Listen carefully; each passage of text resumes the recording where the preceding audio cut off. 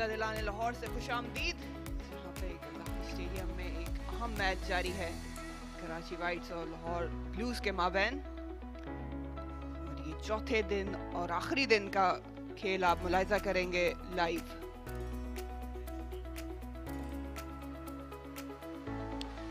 Lahore Blues Karachi Whites के 161 के जवाब में 148 पे 6 खिलाड़ियों को नुकसान कर बैठे। हाशिम इब्राहिम दो ओपनर थे, उन्होंने 51 रन बनाए। उसके बाद ज्यादा खातिर खा बैटिंग कर नहीं पाया लाहौर ब्लूज। हुसैन तलत के 24 रन, कासिम अकरम मौजूद हैं, अभी नॉट आउट हैं 36 पे, और असफंद मेहरान उनका साथ देंगे। मीर हमजा ने अच्छी बॉलिंग की, सेकंड स्पेल में आके 2 विकेटें हासिल की। शाहनवाज दहानी और आफ्ताब इब्राहिम ने नए गेंद से एक कामयाबी हासिल की, और नुमान अली ने 2 विकेटें ली।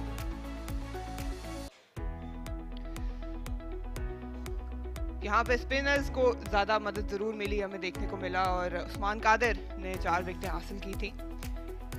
जिस तरह की उनकी परफॉर्मेंस रही फर्स्ट क्लास में, काफी तवील अरसे के बाद उनकी वापसी हुई थी। ये पहली बड़ी विकेट थी, सरफराज अहमद को LBW किया था, और अगली ही गेंद पे इन्होंने मीर हमजा को आउट किया था। तो बहुत अहम विकेट, बहुत ही आला गेंद थी। मीर हमजा को अगली ही गेंद पे चलते किया। उसके बाद अच्छा शार्प कैच इमरान भट्ट की जानिब से स्लिप में। कुछ देर पहले के आसिफ ने गुफ्तगू की थी ऐसी शानदार परफॉर्मेंस और फर्स्ट क्लास की वापसी हुई। आइए सुनते हैं।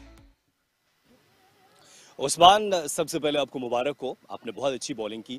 2021 के बाद आपका कमबैक हुआ, सीजन का पहला मैच, एक ऐसा ट्रैक जिसको हम देख रहे थे कि फास्ट बॉलर्स के लिए सूटेबल है, इस पे विकेट्स लेकर कैसा लगा, परफॉर्म करके कैसा लगा? बिस्मिल्लाहिर्रहमानिर्रहीम। जी बिल्कुल, जैसे ट्रैक था, ग्रीन ट्रैक है, और स्पिनर्स के लिए ऑब्वियसली बात है, मुश्किल होता है समटाइम्स बॉलिंग करना है इसके ऊपर, क्योंकि टर्न नहीं मिलता। तो आई वाज एक्सपेक्टिंग कि यहाँ पे जो है वो टर्न मिलेगा, तो और जो मैं सोच रहा था वैसे ही हुआ, क्योंकि गुगली जो था वो काफ़ी टर्न हो रहा था। आई थिंक वहाँ पे एक थोड़ा सा पैच भी है जिसकी वजह से वो आई थिंक वो अच्छी जगह पे हिट कर रहा था, तो इस वजह से टर्न भी मिल रहा था। तो बाकी इस ट्रैक की बात की आपने, तो ऑब्वियसली सी बात है, स्पिनर के लिए मोस्टली मुश्किल होता है ग्रीन ट्रैक पे बॉलिंग करना। और उस्मान, जब आप क्रूशियल मैच में कमबैक करते हैं तो कॉन्फिडेंस को बिल्ड करने के लिए क्या चीज़ आप कर सकते हैं कि एक लंबे अरसे के बाद टीम में आ रहे हैं और मैच भी क्रूशियल है? ऑब्वियसली सी बात है, फर्स्ट क्लास क्रिकेट एक लॉन्गर फॉर्मेट है, और इसके अंदर लंबी बॉलिंग करना एक आसान काम नहीं होता है स्पिनर के लिए। एक जगह पे हिट करना बॉल को आसान काम नहीं है। मैंने काफ़ी मेहनत की है इस चीज़ के लिए पीछे, और जो मेरी गलतियां थी उसको मैंने सुधारने की कोशिश की है, और मैं यही चाहता हूं कि मैं लॉन्गर फॉर्मेट भी खेलूं, शॉर्टर भी, और वनडे भी पाकिस्तान के लिए खेलूं। बट जैसे मुझे मौका मिलेगा तो इंशाल्लाह I will perform well for Pakistan as well. Jai, thank you and good luck. Thank you. बहुत ही अच्छी बॉलिंग की और बहुत अच्छी वापसी हमें इनकी तरफ से नजर आई। इस पिच पे ज्यादातर बॉलर्स का बोलबाला रहा, क्यों रहा ये जानेंगे अली यूनुस से पिच रिपोर्ट में।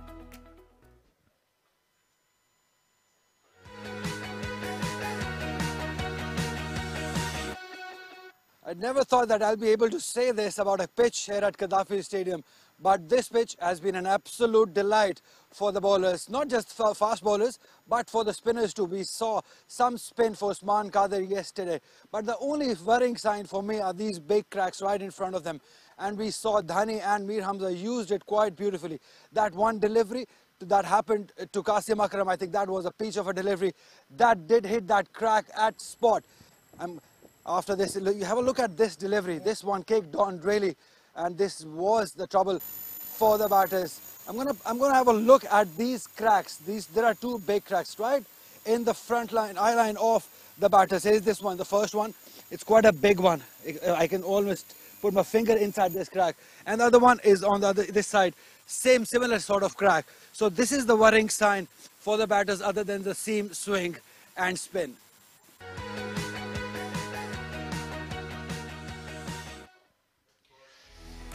बहुत अहम मैच है ये कराची वाइट्स और लाहौर ब्लूज के माबैन। आप देख सकते हैं कि पॉइंट टेबल्स पे कुछ ज़्यादा फर्क है नहीं, 3 पॉइंट्स का डिफरेंस है इन दोनों के दरमियान, और आज नतीजा खेज दिन है।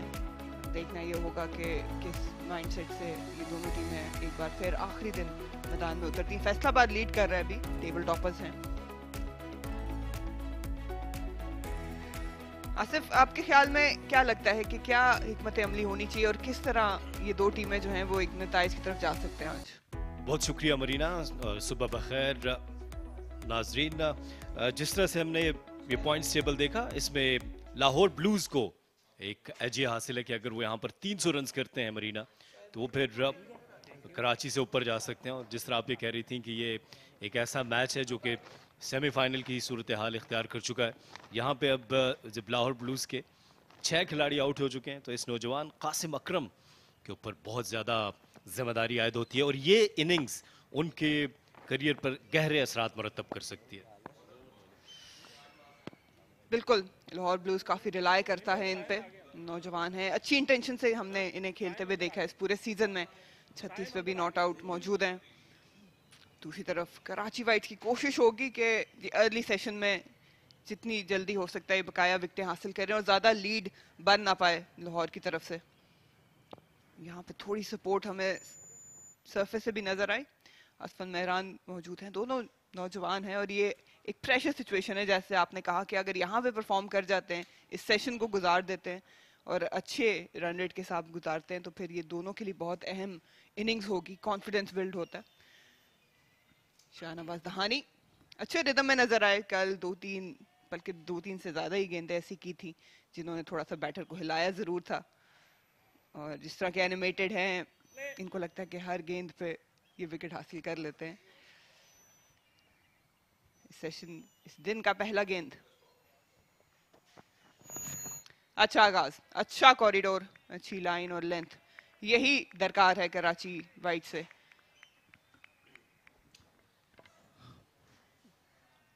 जरूरत ये होगी कि दोनों बल्लेबाज ज्यादा से ज्यादा पिच पर खड़े रहें, क्योंकि अगर कासिम अकरम या असमन यहाँ पर कोई एक विकेट यहाँ पर गिर जाती है, तो फिर कराची ब्लूज जो अब तक, कराची वाइट्स जो अब तक बड़ी ज़बरदस्त बॉलिंग कर रहे हैं और शाहनवाज धानी ने भी एक विकेट हासिल की है, उनके पास मौके हैं। और जिस तरह अली यूनुस अभी पिच रिपोर्ट में बता रहे थे कि इस पिच में बॉलर्स के लिए बहुत कुछ है। आगे गिरा हुआ गेंद, इसको बहुत ही शानदार तरीके से एंगल किया। 4 रन नहीं हासिल हो पाएंगे, लेकिन बासानी 2 रन हासिल कर लेंगे। अच्छी फील्डिंग थी साइम अयूब की जानिब से।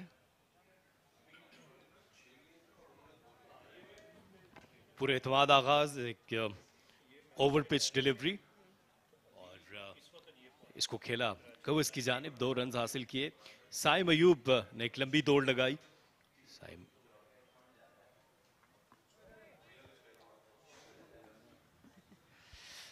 11 रन की ट्रेल बाकी है लाहौर ब्लूज की। इन दोनों की पार्टनरशिप बहुत अहम होगी। इसके बाद उस्मान कादर, अली शफीक, हुनैन शाह बकाया बल्लेबाज हैं।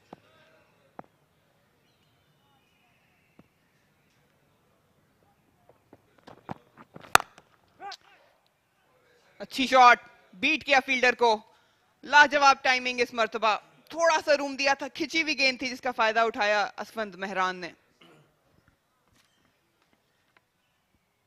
मरीना, ये तो गजब का शॉट था। इसमें लाजवाब टाइमिंग, ओवर पिच डिलीवरी, इसको पंच किया बैकफुट के ऊपर। शाहनवाज धानी लाइन मिस कर गए, उसका भरपूर फायदा उठाया। फील्डर ने कोशिश जरूर की थी और इस शॉट से जो एतमाद मिलेगा वो फिर कराची वाइट्स के लिए खतरनाक हो सकता है। और सबसे अच्छी बात ये थी कि रूम अवेलेबल था, लेकिन असफंद कट के लिए नहीं गए अर्ली ऑन, क्योंकि नया बॉल है, थोड़ा सा मूवमेंट मिल रही है, नया सेशन स्टार्ट हुआ है। बैकफुट पंच के लिए गए और ये बहुत कम देखने को मिलता है, स्पेशली यंगस्टर्स में, क्योंकि रूम देखते साथ ही कट पे ज्यादा अपनाते हैं। ये अभी तक के पॉइंट्स हैं आपके कराची वाइट्स ने। बॉलिंग में 2 हासिल किए, लाहौर ने 6 बॉलिंग में हासिल किए। एंगल चेंज किया शाहनवाज दहानी ने। पहला ही ओवर, अभी 2 ही गेंदें फेंकी और बल्लेबाज की इस इंटेंशन ने शाहनवाज धानी को मजबूर किया कि वो राउंड द स्टंप्स आए। ये अप्रोच कोई अच्छी अप्रोच नहीं है। आपको कंसिस्टेंट रहना है और ये फिक्र नहीं करनी, रन्स मिल जाते हैं कभी कभार, अच्छी गेंद पे भी रन्स बन जाते हैं। बिल्कुल, ये गेंद अच्छी थी, लेकिन उससे भी महारत जो है वो असवंद की थी कि उन्होंने इसको 4 रन के लिए खेला। मेरा ख्याल है कि जो एंगल पहले था वहां पे ज्यादा डिलीवरीज ऐसी हो सकती हैं जो विकेट टेकिंग हो, क्योंकि आपने 2 स्लिप और एक गली रखी हुई है। मुंह पे गेंद था। इस एंगल से बहुत कम चांसेस होते हैं कि आप स्लिप कॉर्डन को ज़्यादा एंगेज कर पाएं, क्योंकि बहुत ज़्यादा लैटरल मूवमेंट हमें देखने में अब आएगी नहीं। तो ये चीज़ बहुत जल्दी हमने, और सिर्फ कराची वाइट्स नहीं बाकी टीम्स में भी देखी है कि एक अच्छी शॉट लगती है या एक बुरी गेंद पे जब रन आते हैं तो फौरन प्लान चेंज हो जाता है।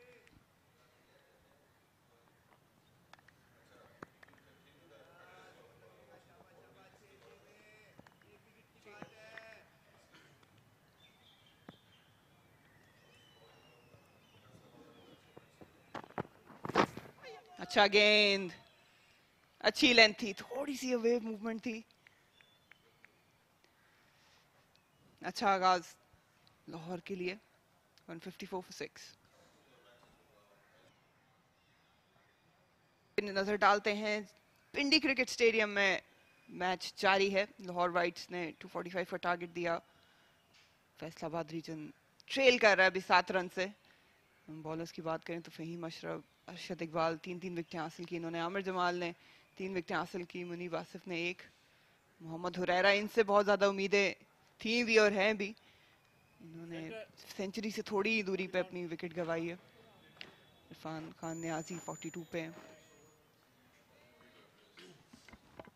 इसमें हमने देखा है कि आमिर जमाल ने भी अच्छी बॉलिंग का मुजाहरा किया। तो पिंडी क्रिकेट स्टेडियम में भी बॉलर्स छाए हुए हैं, वहाँ भी बारिश की वजह से मैच मुतासर हुआ है। मीर हमजा सेकंड स्पेल बहुत अच्छा किया था, 2 विकेटें हासिल की थी। नए बॉल से थोड़ा सा स्ट्रगल किया था, लेकिन ये अच्छी मूव है। ये आपके विकेट टेकिंग बॉलर है, स्ट्राइक बॉलर है। कराची ने दूसरे एंड से इनको आजमाने का फैसला किया। मरीना, हमने कल भी देखा था कि कासिम अकरम जो है वो अटैक कर कर खेल रहे थे, हमलावर हो रहे थे, लेकिन उस वक्त उनके साथ हुसैन तलत बैटिंग कर रहे थे और जुनैद अली फिर जल्दी आउट हो गए, कोई रन ना बना पाए। यहाँ पर उनके ऊपर बहुत बड़ी जिम्मेदारी है।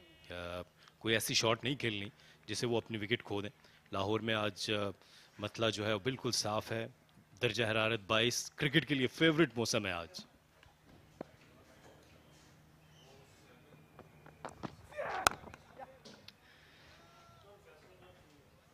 यहाँ पे अब रोल जो है वो चेंज हो जाएगा जैसे आपने कहा, और मैं बिल्कुल एग्री करती हूँ आपकी इस बात से, क्योंकि कासिम के साथ पहले हुसैन तलत मौजूद थे तो वो थोड़ा सा एक सीनियरिटी वाइज डिफरेंट रोल था। यहाँ पे सीनियर जो है वो कासिम अकरम है, इनको यहाँ पे जिम्मेदारी लेनी होगी।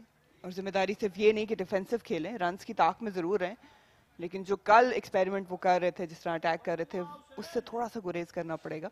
कैलकुलेटेड रिस्क बहुत ज़रूरी होते हैं चाहे कोई भी फॉर्मेट आप खेल रहे हो, लेकिन अर्ली ऑन थोड़ा सा इनको रीडिफाइन करना पड़ेगा, अपनी अप्रोच भी और अपना रोल भी।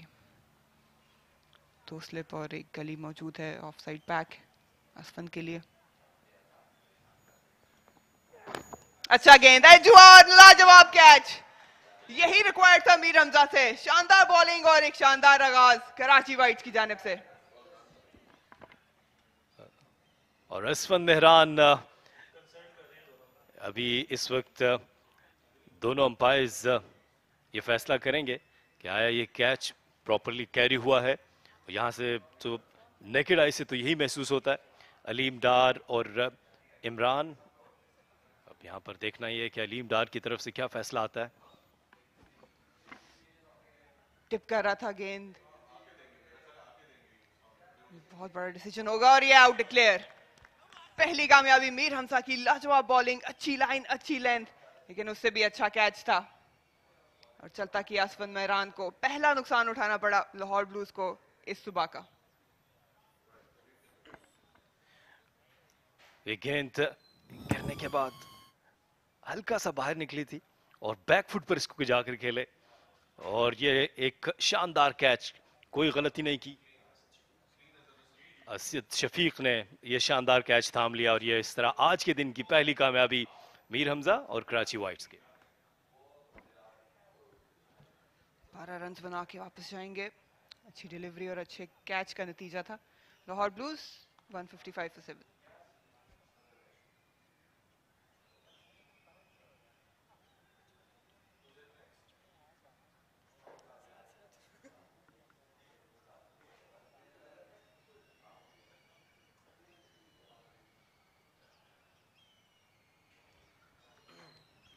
यही बात मैं कह रही थी कि मीर हमजा को यूटिलाइज करना बहुत ज़रूरी है, स्पेशली सुबह के सेशन में जब थोड़ी सी हवा में सपोर्ट हासिल है, क्योंकि कंडीशन के बॉलर्स हैं ये।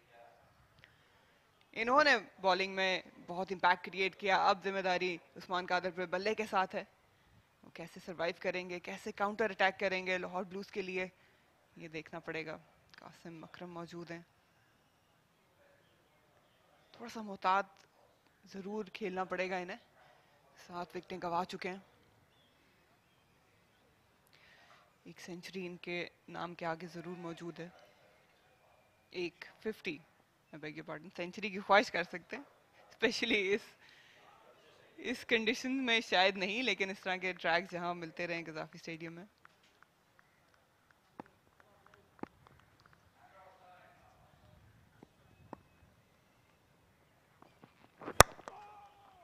स्टंप्स को टारगेट कर रहे थे मीर हमजा, लेकिन लाजवाब गेंद। जब आपके पास स्ट्राइक बॉलर्स हो, उनको अर्ली ऑन गेम में लाना बहुत जरूरी हो जाता है आसिफ।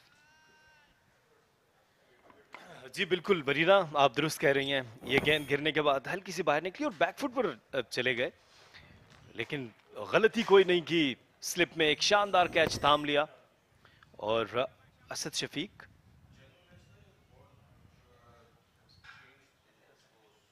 और एक चीज ये देखनी है कि अब स्लिप में फील्डिंग कौन कर रहा है। क्या असद शफीक इस वक्त स्लिप में है?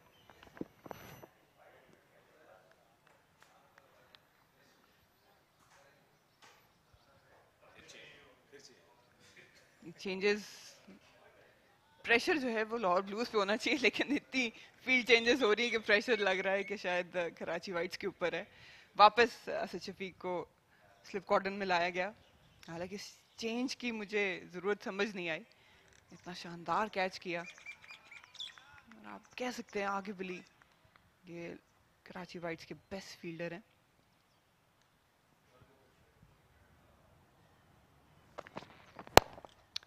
लेग साइड पे खेला, क्लिप किया इसको,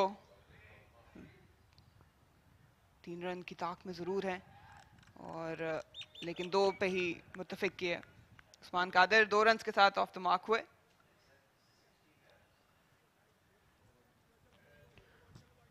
वन 157 for 7।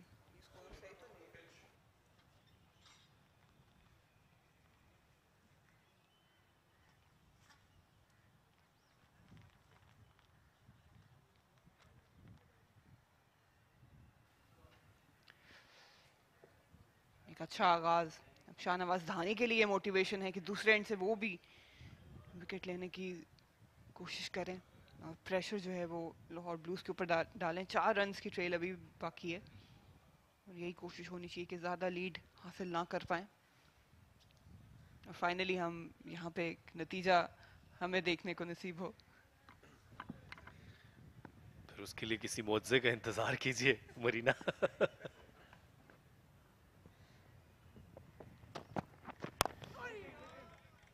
अच्छी लेंथ, हार्ड लेंथ को हिट कर रहे हैं ये बहुत इंपॉर्टेंट है। अर्ली ऑन नर्व्स होते हैं, चाहे आप ने जितना बड़ा स्कोर किया हो या ना किया हो बैटर्स के लिए। जब सेशन का आगाज़ होता है, दिन का आगाज़ होता है, तो अर्ली ऑन हल्की मूवमेंट से आपके नर्व ज़रूर टेस्ट होते हैं। शाह मसूद मुसलसल शाहनवाज धानी के साथ गुफ्तगू में हमें कल भी नज़र आए, आज भी नज़र आए, और यही रोल्स है सीनियर्स जो है वो सर अंजाम देते हैं।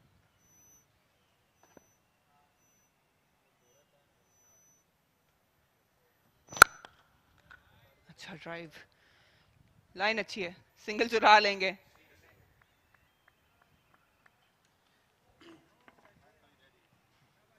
यहाँ पर जो रोल है वो देखना, ये कासिम अकरम जो है वो कितनी ज़्यादा देर तक पिच पर मौजूद रहते हैं। इनके बारे में बहुत बात होती है, इनके टैलेंट के बारे में बहुत बात होती है। इन्होंने परफॉर्म भी बहुत अच्छा किया है, अंडर 19 हो या फिर फर्स्ट क्लास के यहाँ इस सीज़न में भी सेंचुरी की है। मेरे लिए बहुत ज़रूरी है कि ये कितनी जिम्मेदारी का मुजाहरा यहाँ पर करते हैं और कब तक डटे रहते हैं यहाँ पर।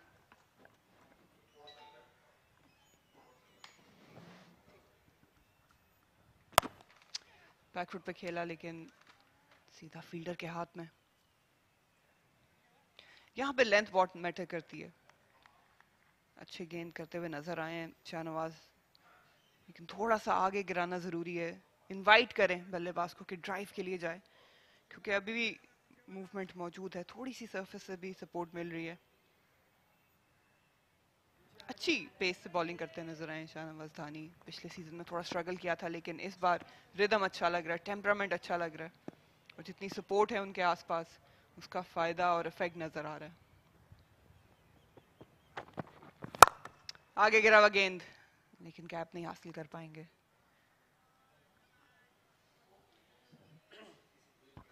आप शान मसूद की बात करी थी कि वो मरीना बहुत साथ देते हैं और बॉलर के पास आकर इनके पास भी बहुत तजर्बा है। यॉर्कशायर से अभी ये खेल के आए हैं, तो वहाँ पर भी जो इन्होंने तजर्बा हासिल किया और वहाँ रन्स भी बहुत किए, इनके ऊपर बड़ी बातचीत हुई है। इनका ये रोल बहुत ज़बरदस्त है, ये कि ये जूनियर्स के साथ बिल्कुल घुल मिल जाते हैं। उनको बताना, उनको मोटिवेट करना, ये इसको दाद देनी चाहिए इस जज्बे को। फील्ड में थोड़ी चेंजिंग, शॉट मिड विकेट को डीप स्क्वायर लेग की जानब धकेल दिया। शॉर्ट बॉल की उम्मीद कर सकते हैं, डबल ब्लफ किया, थोड़ा सा फ्लोटर था ये बॉल, आगे पिच किया। इतनी ज्यादा चेंजेस की अर्ली ऑन जरूरत है नहीं, क्योंकि हमने मीर हमजा की जानिब से देखा एक लेंथ को बार बार हिट कर रहे थे और वहीं उन्हें कामयाबी मिली है। अर्ली ऑन जो थोड़ी सी एयर में सपोर्ट है उसका फायदा उठाना चाहिए।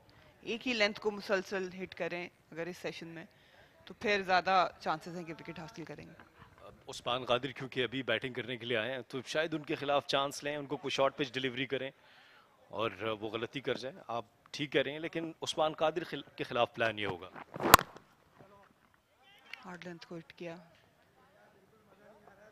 इजी सिंगल्स हैं। एक बार फिर इस पे हम काफी डिस्कशन कर सकते हैं कि नए बैटर को इजी सिंगल देना क्या एक सेंसिबल चीज है। 159 for 7 लाहौर ब्लूज।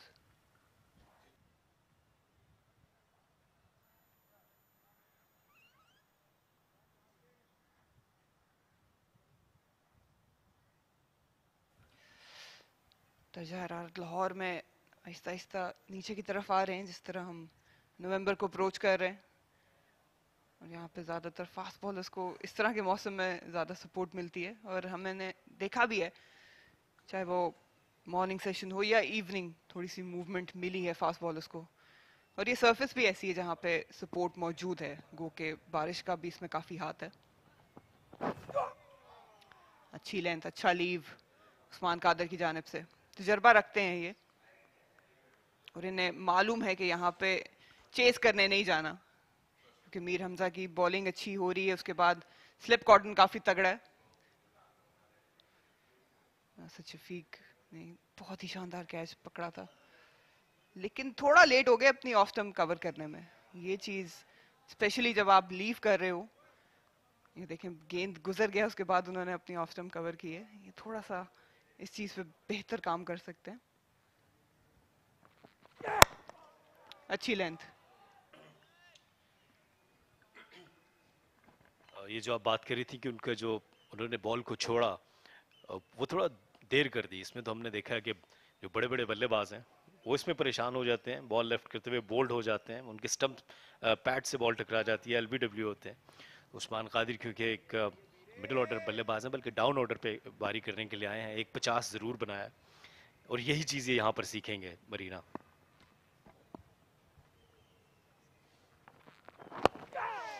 अंदर लाए इस मरतबा गेंद, थोड़ी तेज गेंद की थी, फ्रंट फुट पे ज्यादा कमिट नहीं कर रहे, और इसका आम रीजन जो होता है वो यही होता है कि आप चेस करने जाते नहीं हैं, एज को अवॉइड करते हैं, गेंद को अपने पास आने देते हैं।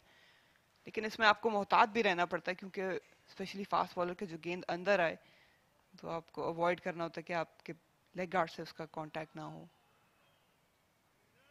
तो भी इरादा यही है उनका कि थोड़ा सा पीछे वेट रख के इस चीज को मैनूवर करें।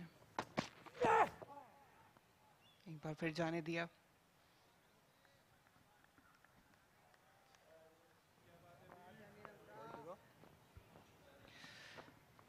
इस मैच में हमें ज़्यादा बॉलर्स हावी नज़र आए। पहला दिन जो था वो सिर्फ 9 ओवर्स का गेम हुआ, उसके बाद उसी में 5 विकेटें हासिल की थी। ये सरफेस यहाँ पे घास काफ़ी मौजूद है, अच्छा कैरी कर रहा है। सीम भी हुआ बॉल हमें नज़र आया, थोड़ा वेरिएबल बाउंस भी नज़र आया। ये मीडिया एंड से अगर इस पिच का हम जायजा लें, शॉर्ट पिच बॉल, लेकिन खुशकिस्मत रहेंगे, स्लिप कॉर्डन के ऊपर से ये निकल जाएगी। वेल डायरेक्टेड बाउंसर था, लेकिन विकेट हासिल करने में नाकाम रहे। जी, इसके साथ ही अब लाहौर ब्लूज की जो लीड है वो 2 रन्स की हो गई है। ये शॉर्ट पिच डिलीवरी थी और प्लान तो था कि एक ये गेंद हवा में रह जाए, लेकिन डीप फाइन लेग और डीप स्क्वायर लेग पर फील्डर तैयार हैं कि कोई भी गलती हो जिस तरह, लेकिन इस दफ़ा खुशकिस्मत रहे उस्मान कादिर और ये गेंद विकेट कीपर सरफराज के सर के ऊपर से चली गई टॉप एज और ये 4 रन हासिल किए।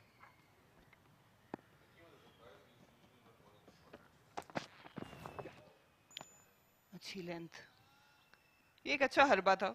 लेंथ बॉलिंग कराई, एक हाथ गेंद आगे कराई, उसके बाद शॉर्ट पिच से सरप्राइज जरूर किया था। तकरीबन कामयाब हो गए थे अपने प्लान में। Lahore blues 163 for 7।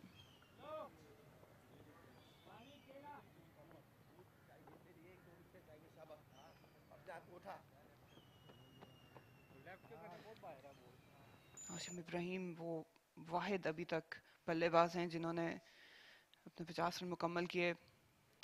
इमरान भट्ट जो कप्तान है वो आउट हुए। शाहनवाज दानी की अच्छी गेंद थी। हमाद भट्ट, तारिक नवाज, हुसैन तलत को स्टार्ट जरूर मिला था, लेकिन अपनी विकेट गवा बैठे नुमान के हाथों। कासिम अकरम और उस्मान पे बहुत भारी जिम्मेदारी। और एक और एज, एक और अच्छी गेंद, इस मरतबा शाहनवाज दानी की बॉलिंग पे, और स्लिप कॉर्डन आज ये कैचेस नहीं छोड़ेगा। कासिम अकरम को भी जल्दी कर गए और यकीनी तौर पर मायूस होंगे अपने इस शॉट से। इसी चीज़ का तस्करा था कि उनको आज एक अच्छी इनिंग्स खेलनी थी यहाँ पर, लेकिन ये एक बहुत ही ज़बरदस्त विकेट हासिल की है यहाँ पर और इस चीज़ का इदराक है। ये गेंद आउटसाइड द ऑफ स्टंप, इसको ड्राइव खेलने गए और गेंद ने बाहरी किनारा लिया। एक दफ़ा फिर असद शफीक ने ये शानदार कैच थाम लिया और ये खुशी का समा। जी हाँ, ये मखसूस अंदाज है शाहनवाज धानी का। एक और अहम विकेट हासिल की। कासिम अकरम 38 रन बनाने के बाद आउट हुए। बड़ी विकेट थी ये, बहुत जिम्मेदारी थी इनकी, और अब कह सकते हैं कि कराची वाइट्स हावी हो चुका है लाहौर ब्लूज के ऊपर। 163 for 8।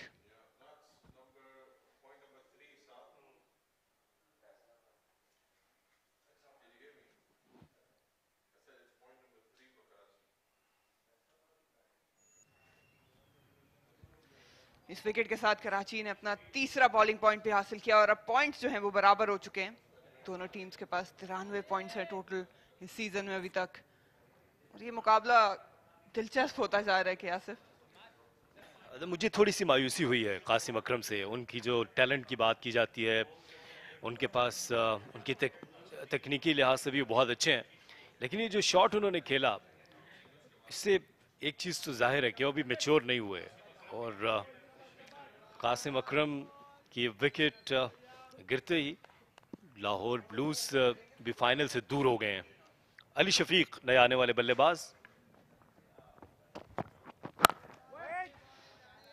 यहाँ पे अब कहते हैं गो फॉर द किल, यही एक हरबा है कराची वाइट्स के पास, क्योंकि अगर ये 200 रन से नीचे लाहौर ब्लूज को ऑल आउट कर देते तो उनको 3 पॉइंट्स मिलेंगे और थ्रू हो जाएंगे ये फाइनल पे। ये बहुत बड़ी विकेट थी और असद शफीक हमें कभी भी मायूस नहीं करते। दूसरा शानदार कैच था, ये देखिए लेंथ थी, इसको हार्ड हैंड के साथ ड्राइव करने चले गए, बिल्कुल भी पिच के पास नहीं थे, और एक जेन्युइन एज। और एक बार फिर असद शफीक, कल भी हमने देखा था लाजवाब कैच, आज सुबह एक शानदार कैच इन्होंने लिया और इस बार दोनों को दाद देनी पड़ेगी। शाहनवाज धानी ने कंसिस्टेंटली अच्छी पे बॉलिंग की, एक और लाजवाब बॉल। अली शफीक के पास इसका कोई जवाब मौजूद नहीं था। इमरान भट्ट, हमाद भट्ट, हाशिम इब्राहिम, कासिम अकरम, इन तमाम बल्लेबाजों के पास ऐसी गेंदों का कोई जवाब नहीं था। ये तो टेल एंडर हैं, ये स्ट्रगल करेंगे। और अब ये देख सकते हैं कि टोटल अब जो पॉइंट्स हैं कराची वाइट्स के, उन्होंने 3 बॉलिंग पॉइंट्स हासिल किए, लाहौर ब्लूज ने 6 पॉइंट्स हासिल किए। और यहाँ पर 93 पॉइंट्स जो हैं वो बराबर हो चुके हैं।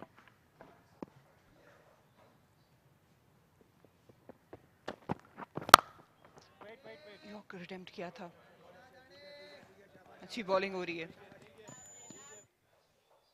अच्छा आगाज, सुबह का फायदा उठाया फास्ट बॉलर्स ने, दोनों ने, मीर हमजा, शाहनवाज धानी, ये स्पेयर हेड्स हैं कराची वाइट्स के विकेट टेकिंग बॉलर्स, और यही इनसे रिक्वायरमेंट थी। दोनों ने अपने अपने एंड से विकेट हासिल की है और प्रेशर बहुत ज्यादा अब लाहौर पे आ गया। काफी सवाल उठते जरूर हैं क्योंकि ज्यादा तजर्बेकार बैटिंग लाइनअप नहीं थी, लेकिन फिर भी जिस तरह हाशिम इब्राहिम को स्टार्ट मिला, इमरान भट्ट पे जिम्मेदारी काफी थी, हमाद भट्ट पूरा ये टैलेंट रखते थे एक लंबी इनिंग्स खेलने में। जाने दिया इस बार, हल्की सी गेंद बाहर की थी। 163 फॉर 8, एक गेंद बाकी है। इस विकेट की पहली विकेट हासिल की थी पहली गेंद पे इस ओवर के।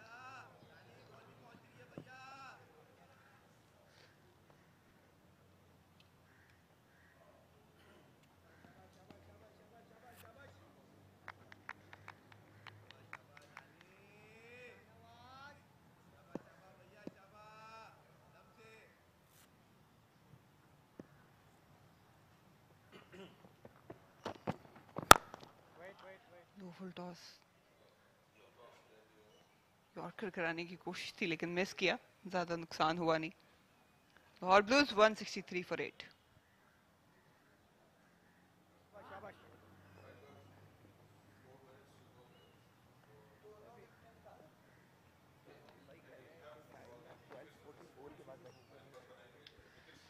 स्पोर्ट जरूर मौजूद है इस सरफेस में, जिस तरह हम पहले दिन से देखते आए हैं, और मॉर्निंग सेशन में भी हवा में थोड़ा सा मूवमेंट मिलती है, लेकिन दाद देनी पड़ेगी इस बार बॉलर्स को भी, क्योंकि कंसिस्टेंटली अच्छी लेंथ पे बॉलिंग करते हैं, अच्छी लाइन पे बॉलिंग करते हैं। कराची वाइट्स के बॉलर्स हम पहले भी बात कर रहे थे कि तजर्बा रखते हैं, 8 रखते हैं विकेट लेने का, और यही चीज़ भारी पड़ी है। लाहौर ब्लूज की बात करें अगर उनसे कंपेयर किया जाए, उनके फास्ट बॉलर्स ने जरूर स्ट्रगल किया कंसिस्टेंट बॉलिंग कराने में, विकेट टेकिंग डिलीवरीज कम नजर आई। अच्छी बॉल, बहुत ही मोहतात अंदाज से खेले उस्मान कादिर।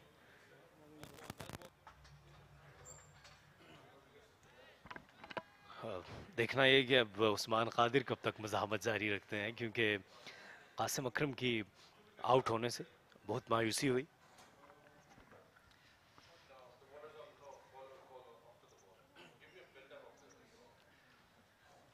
बिल्कुल नए बॉल से भी हमने देखा है दोनों एंड पे अच्छी बॉलिंग होती नजर आई है। अच्छी लेंथ, मीर हमजा ने अर्ली ऑन नए बॉल तो थोड़ा सा स्ट्रगल जरूर किया था, लेकिन आफ्ताब ने उसकी कवर अप किया। शाहनवाज धानी अच्छी लेंथ को हिट करते रहे, और इस तरह की जो लेंथ है जिस पे इन्होंने विकेट हासिल की है, देखें तेज गेंद किया था, हार्ड लेंथ को हिट किया, शानदार एज था, प्लेबल दोनों डिलीवरीज अगर आप देखें तो उस लाइन पे थी जहां पे बल्लेबाज को खेलने जाना पड़ा, हार्ड लेंथ पे। ये भी इतना दूर बॉल था नहीं जितना चेस करने चले गए। ऑब्वियसली इसमें शॉट को आप ज्यादा डाउट देंगे और दोष देंगे, लेकिन जो लेंथ है वो स्पॉट ऑन थी अर्ली ऑन फास्ट बॉलर्स की तरफ से। ये जो कॉरिडोर है ये बहुत इंपॉर्टेंट हो जाता है। जब कासिम अकरम जैसे नौजवानों को इतना बड़ा मौका मिलता है और वो फिर इस किस्म का लूज शॉट खेल के आउट होते हैं, तो ज़रूर मायूसी होती है। उनके लिए भी मायूसी है, उनके चाहने वालों के लिए भी, और जिस तरह का उनके पास टैलेंट है ये उसके साथ भी इंसाफ नहीं है। बहुत दूर खेलने चले गए थे बॉडी से।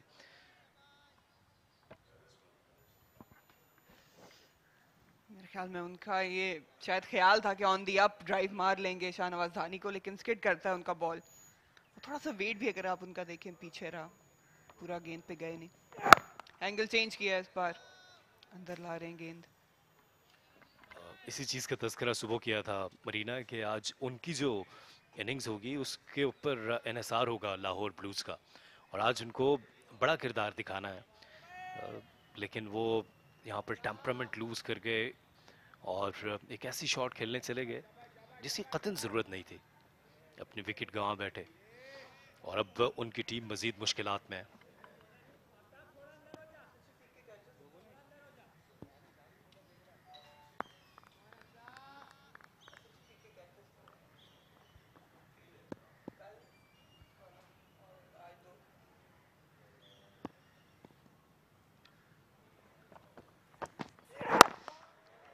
अच्छी बॉलिंग, अच्छी लेंथ, कुछ डिफरेंट करने नहीं चाह रहे, ये बहुत इंपॉर्टेंट है, स्पेशली जब आप टेल एंडर्स को बॉलिंग कर रहे हो। एक सरप्राइज बॉल जरूर रखना चाहिए, लेकिन ज्यादातर कोशिश ये होनी चाहिए कि एक कॉरिडोर पे उनको ट्रैप करने की कोशिश की जाए।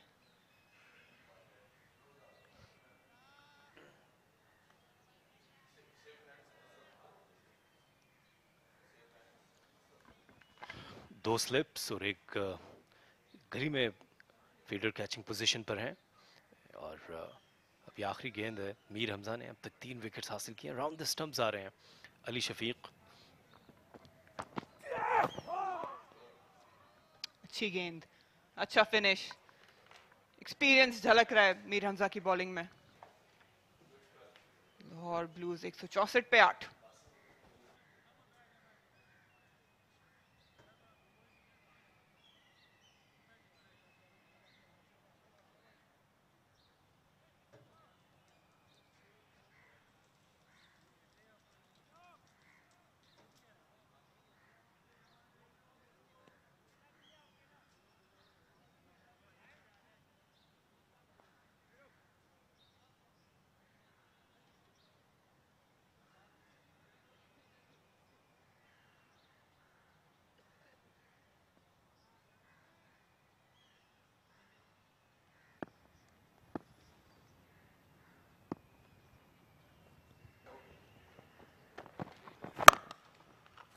Punched off the back foot by Usman Qadir.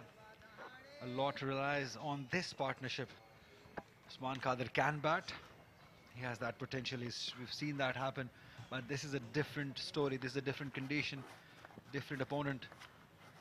And two bowlers who are bowling beautifully well in the right areas. And the pitch which is assisting them both. Time to welcome Salman Butt alongside me.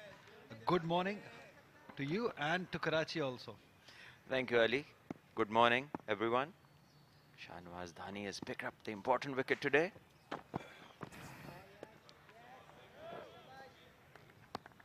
Salman, this is what has happened since morning. 2 wickets have fallen. Yes, this one was well bowled within the stumps and the batter couldn't do much about it and was well taken by Asad Shafiq. He is a specialist in this region. And then this happened, and this was a poor stroke.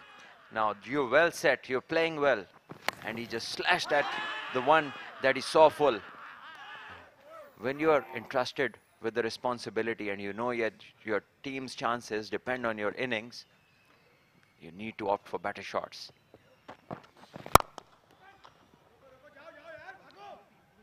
Runs. Looks so pleasing on eyes, Usman Qadir. This will go down. Not really. Shan Masood doing a bit.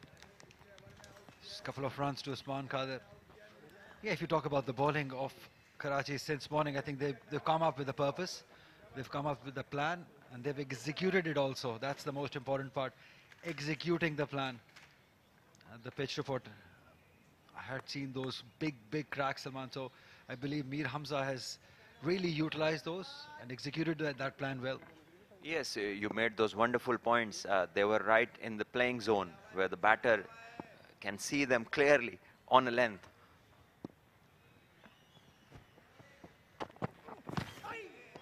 Good aggression from Shahnawaz Dhani. We expect that from happen. Yes, it was important that these bowlers, they make this morning session count, and so far they've been successful. And this one, a short one, well directed. And Usman, he needs to cover the line, needs to cover his stumps. Cannot afford to go away. This pitch, Ali, has been a bit too paced since the start of the game. Some have really kicked on from a length, and and others have at times just died off the pitch.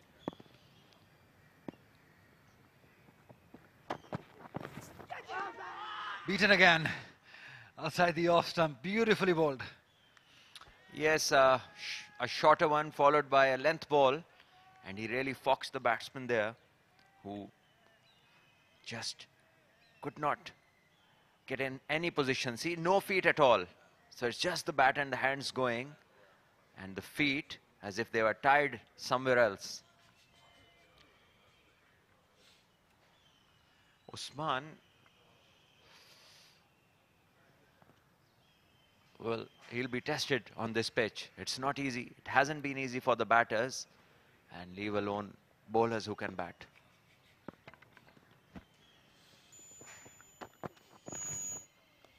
Absolutely, you make a good point. And I never thought that I'll be able to say that. I said that in the pitch report. We'll get back on that. 47 gone, 166 for 8.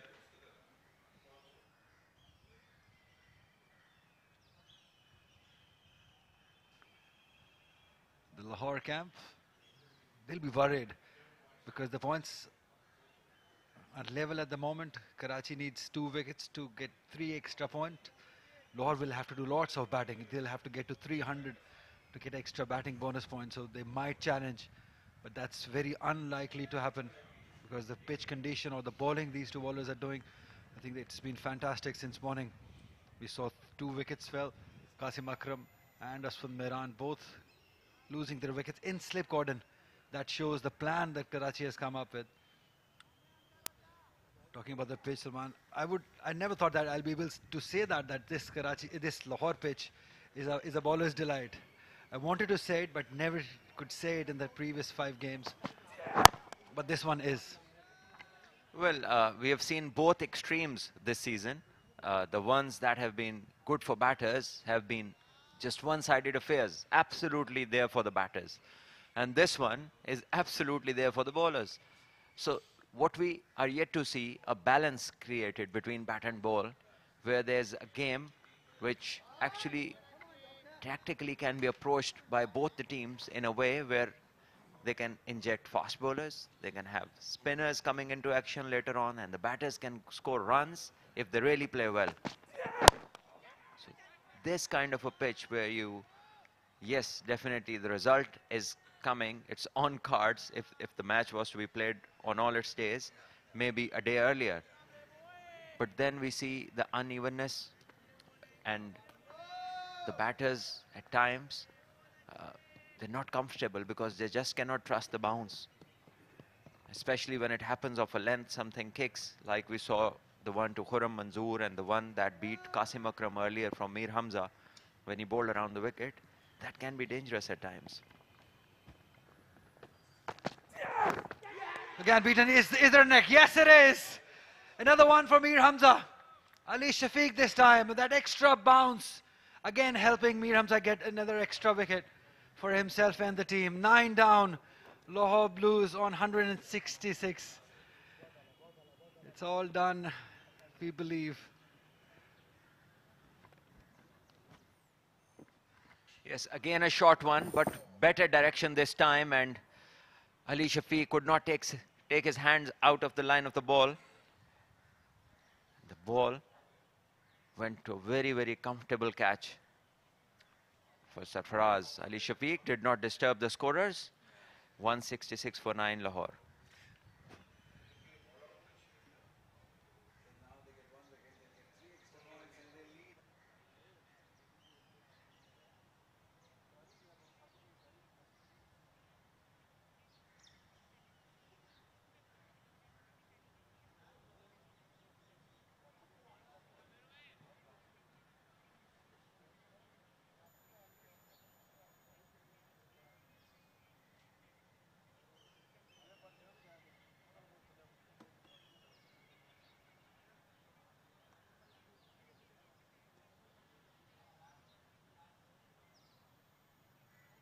Hunain Shah, the last man in. What can he do?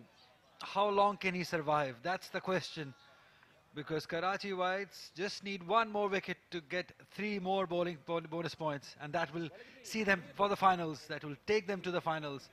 Just 3 runs. Yes, of course, if the match ends in a draw, but the result is highly unlikely at the moment because we're just ending the first innings. We're just 2 sessions away from the end of this game. But what a spell from Mir Hamza.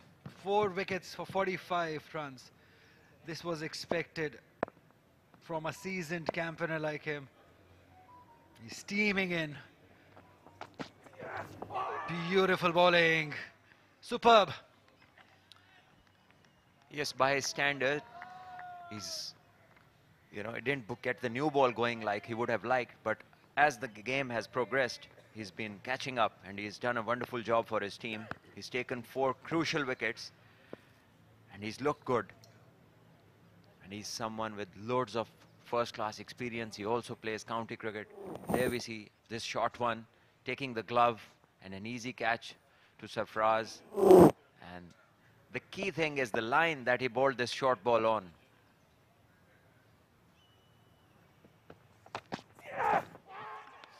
Another one. Again, short one. Brilliant line, brilliant direction. And the batter lucky not to have edged it. Just amazing. Simply amazing by Mir Hamza. Coming into this game after taking 10 wickets. And he's shown that he's carried on that form, that rhythm that he got in the last game. And he's been lucky that he's found the right conditions for himself also. The pitch suited him in the last game also, and here also. It's not only about suiting him, he's executed it. He's executed his plans right on this pitch. He's been rewarded with wickets. Simply amazing. Round the wicket. Onensha, who does well. Doesn't want to take a single. He'll come to the end of the over. It's 66 for 9.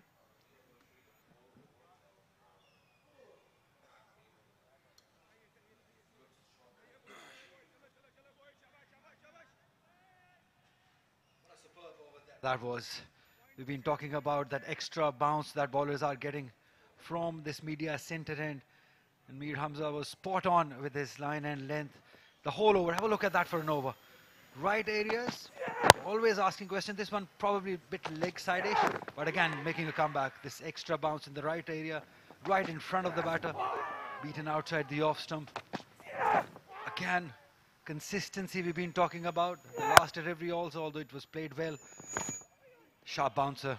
So this is a great combination. Dhani from one end, Mir Hamza from the other.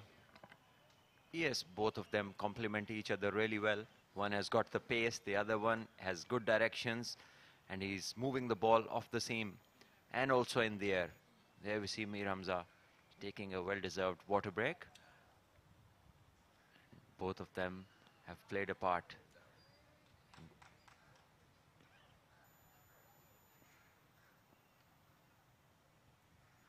Meanwhile, Usman Qadir, what is he thinking?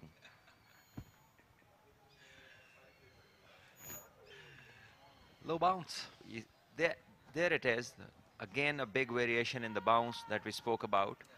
But speaking from the point of view of Lahore Blues at the moment, why are they wasting time? They need to get out and then try to get Karachi out if they're even thinking about doing something in this game. So by sticking around, leaving balls, it means nothing at this time. So sense needs to prevail. Tactically, what you ought to do in this situation. This is the last day and you're just spending overs, which you might need in the end.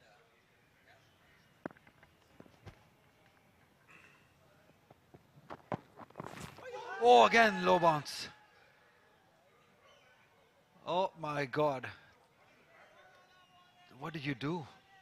As a batter, it gets so difficult with these invariable bounce. Yes, watching this Hunansha on the other end, he shouldn't get disappointed because they are going to be bowling very soon. And what they need is somehow to win this game. Then they will have a chance to get into the finals. Otherwise, Karachi are home into the finals. So there's no point Lahore Blues wasting time. There's so visible variations. See, it just nearly touched the bails. Yeah, you make an excellent point, Salman. Why waste time? Why hanging in there? I would want them to go big. Just go out for They shots. can even declare, why go for the shots? They all, they need to just get Karachi out and then see if they can chase anything. Yeah, that was an attempt. Salman Qadar thinking enough is enough. And I wonder what the coaching staff and the analysts are thinking, because their points, there are, even if they get the point, there is no point unless they get Karachi out and win this game.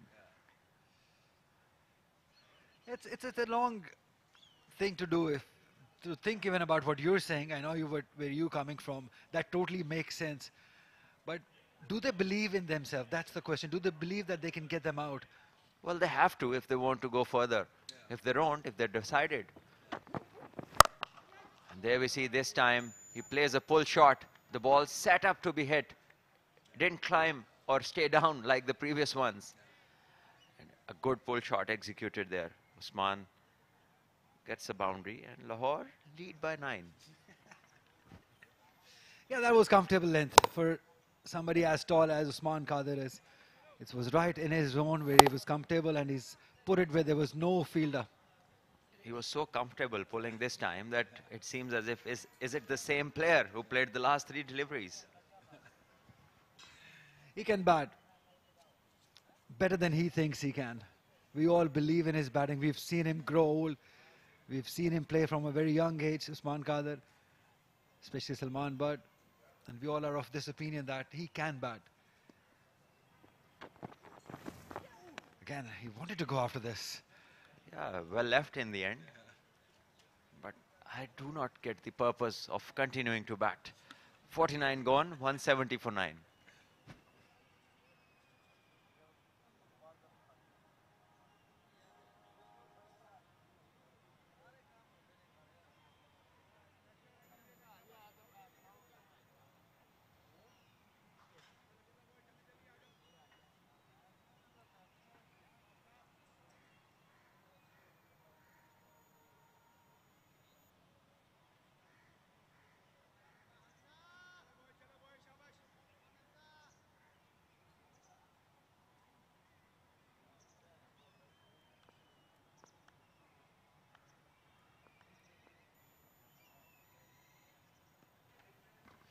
Good opportunity for Mir Hamza to bowl 6 deliveries to Hunain Shah.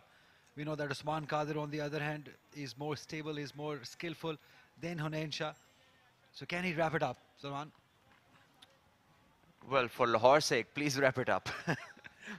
Because we were talking, yes, just a couple of minutes ago, and it was about whether they have the firepower to get Karachi out. But it's worth trying.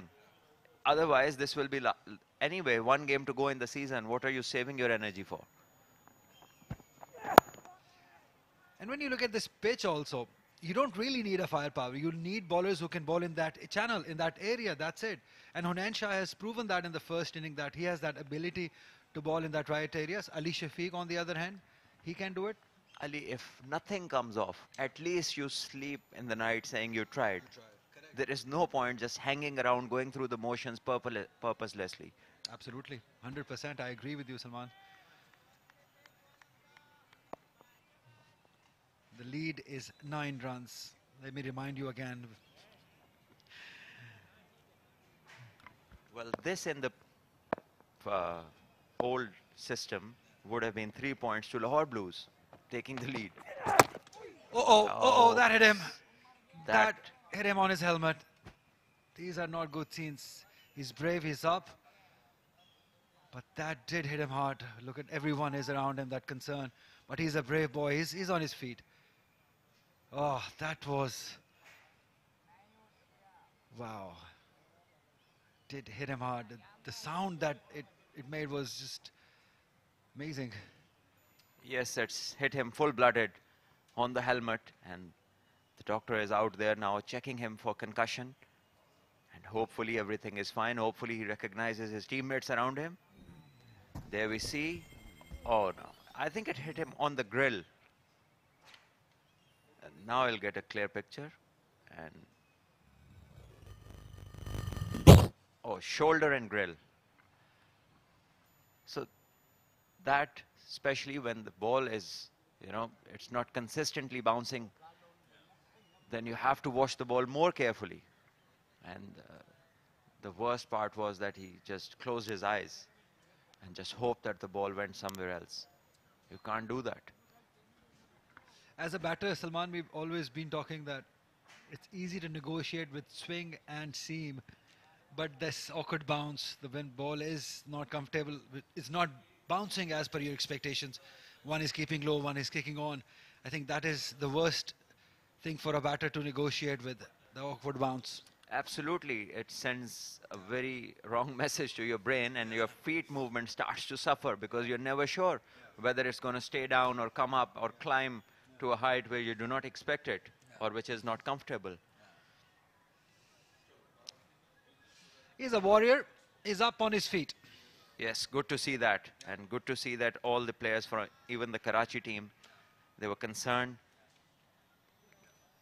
Hopefully everything is fine, and hopefully throughout the day we do not see someone else get hit. How can he reply? Edged and between the fielders for 4. Some luck for Nensha. So this valuable lead now goes to 13.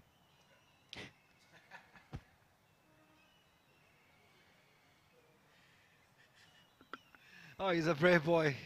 He went after him. He went for that push. Mir Hamza was in the right area, right channel. Why not to have another slip? I wonder what the deep square leg is doing, because it doesn't seem like that he's going to play a full shot. And leave alone if you don't give him one. What can he do? This is the channel, the ideal line and length. And if he continues to bowl there, then time is near.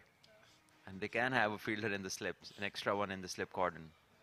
Instead, what they've done is, Salman, they've widened up the slips. Rather than having an extra fielder. Just if you can have a look at the slip cordon. Look at that, the slips have widened up. They've got almost 2 gullies. Yes, almost as if they believe that the range will increase automatically. But we have seen balls go through them. Last delivery of the over. Mir Hamza to Nensha. Well left. Very well left. 50 overs gone. 174 for 9.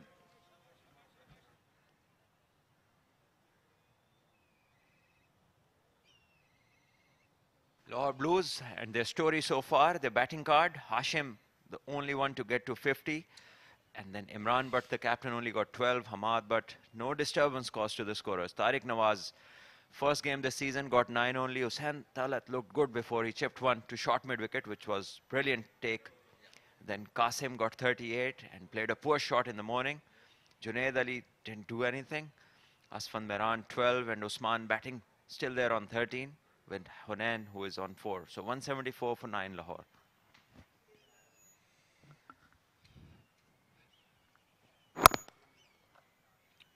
Good run. It's almost that they've gifted him that run just to rotate the strike. Maybe they want Hunain Shah to face Shanwaz Dhani. Usman Qadar quickly going on to Hunain Shah, just telling him what can he do, what can he expect. That is good cricket. That is sensible from Usman Qadar, being the senior member in this partnership.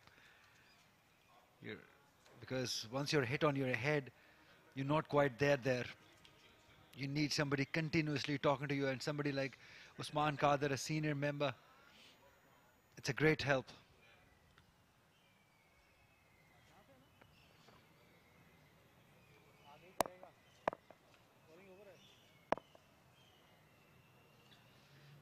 Shanwaz Dhani. Well played. Yeah, that was good, getting behind the line and comfortably playing off the back foot. And thanks to the pitch, not to misbehave on this occasion. Ali, there's talking about these guys getting hit on the helmet, and in most helmets, there's a sticker placed inside which says, once hit, you have to change the helmet. So you cannot rely it till you get hit the second time or till you see something breaking up. So I wonder if that's the case nowadays with these helmets.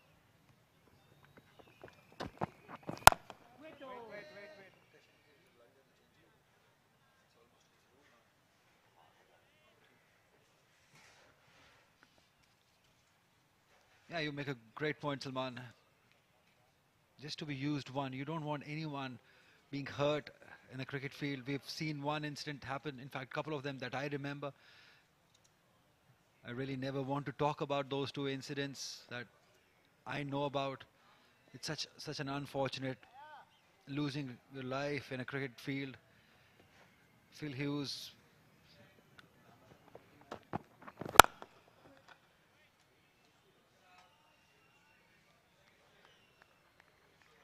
So you just never want something like that happen on a cricket field. Hunain Shah was lucky. Just for once when he hit, the voice that came, the noise that made was terrifying. Have a look at Sarfraz, the way he ran up to him. I think that is amazing sportsman spirit. Mir Hamza went up to him. Everyone was around him because you don't want anything happening like that. Yes, the way he fell down, it obviously everyone would have got concerned. Thankfully that he got up and nothing wrong happened. Thank God for that. And Karachi boys showing great sportsman spirit, showing the concern, and it's good. These days, boys, they look after each other and they're much more closer to each other when it comes to the sportsman spirit. It's very natural, Salman, because we all know, we all play the same sport. I wanted to cut it, wanted to flash it, getting comfortable, huh? Showing some aggression, I don't know if that's a good sign for Lahore. 175 for 9.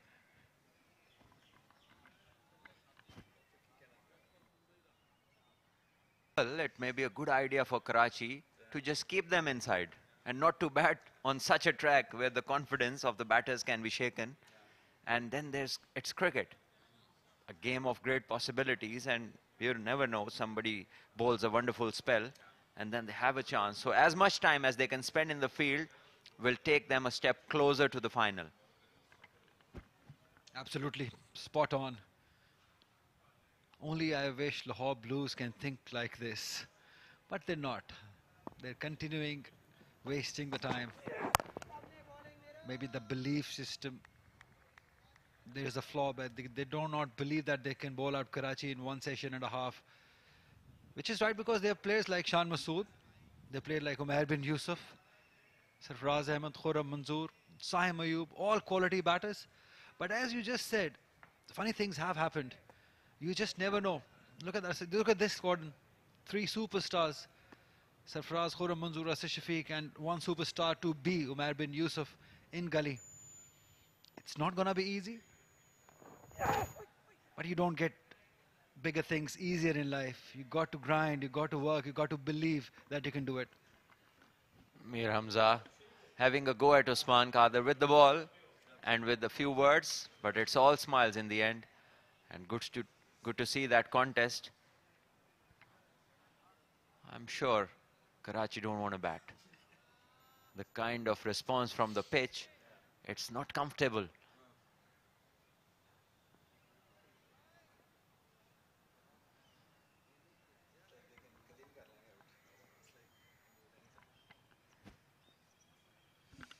Mir Hamza bowls a good delivery.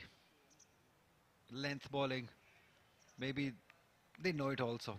Like Salman knows it, because Salman has been in such situations for numerous times. Not with this points table, but yeah, the previous system. Well, first innings lead has got to have a meaning. You just cannot, if it's a draw, And if the pitch does not allow you to get to 400 or 300 even, a pitch like this, then how you get your points is only by taking wickets. And it will be hard for any team in the whole season on a pitch like this to get to that kind of runs. So it has to be evolving according to the pitch, according to the environment that the guys are playing in. And first innings lead has to relate to something. I think the think tank needs to think about it. Because there are natural things that go around, like we've had rain, like other teams have had rain.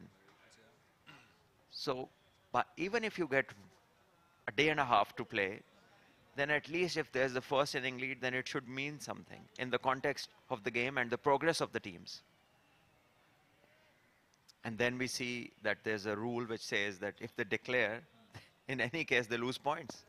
So that means that tactically, there's not much to think about. It's a given thing. So where do we go from here in terms of game awareness, in terms of tactics, in terms of being shrewd and sharp as a captain, but no decisions to make? Absolutely. And there is Qasim Akram sitting with Haji, the throwdown specialist. And I think he's thrown down a lot. He's eating grapes.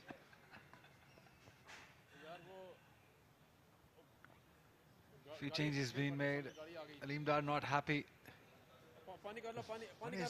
What may be the case here? Because Sarfraz is signaling towards the Lahore Blues dugout, and now they're all gathering around.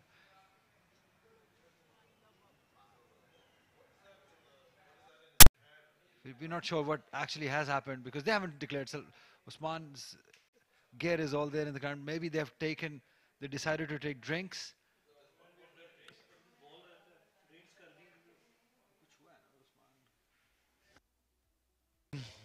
It's that simple. With one ball to go.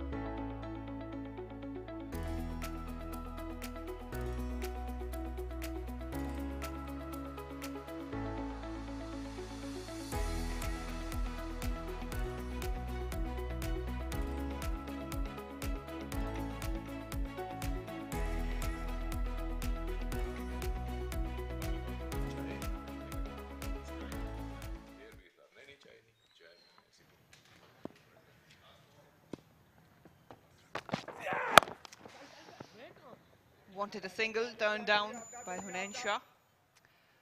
That's the over. A maiden from Mir Hamza. 52 gone, Lahore Blues 175 for 9.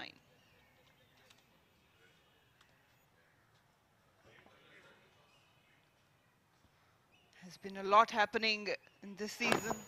This was the first one to go down. Superb catch by Asad Shafiq.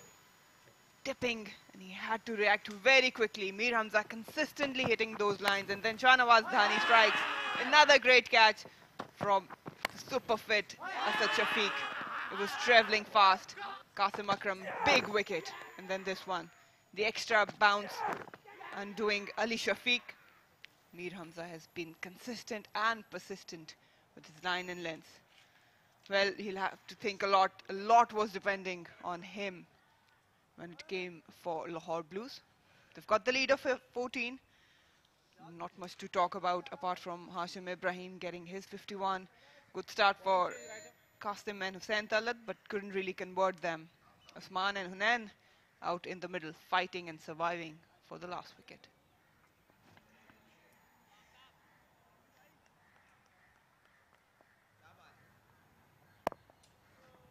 Aftab Ibrahim brought back into the attack.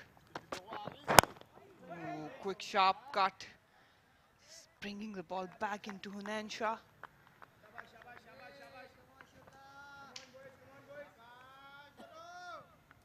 Lead now by 14. Just one more wicket to take, and then Karachi can be on their way to come out and bat for the second time. Things have settled down to a certain extent from what we saw on day one, which is just about 9 overs of play. Square cuts that, no protection, width on offer, and that's a boundary. When you still see that number 10 can hit the ball that way, it has a good true bounce. And it's not just the length, it's also the width that's allowed him to slash his bat on it. That was literally hammered with given, and you will get punished here on any surface in that regard. Just need to stay within the stumps.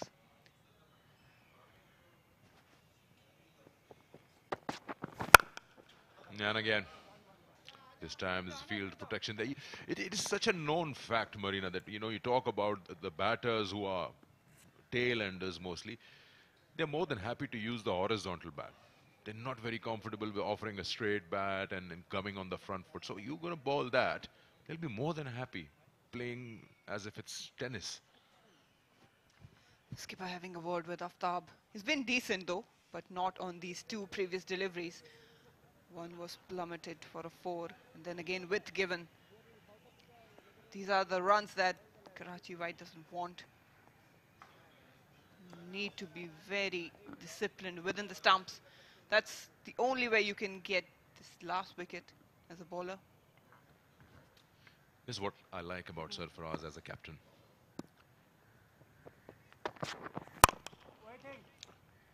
He's vocal, and he goes down and has a chat with his bowlers, whether it's a senior or a junior member. This probably, I feel, lacks in Lahore Blues and their captain, Imran Butt. It's so essential that you need to have a word with your bowlers. If you're not having it as a captain and you're a wicketkeeper, then have a senior member next to him.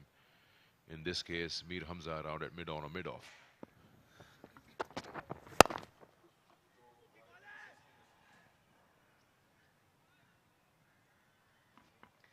Yeah, we've seen that on a couple of occasions. Shan Masood having word with Shahnawaz Dhani, even Mir Hamza. They've got plenty of experience in their lineup. Test cricketers. There he is, Shan Masood. We saw even yesterday, after every delivery, he was having a chat with Shahnawaz Dhani just to remind him what line and length are required on the surface.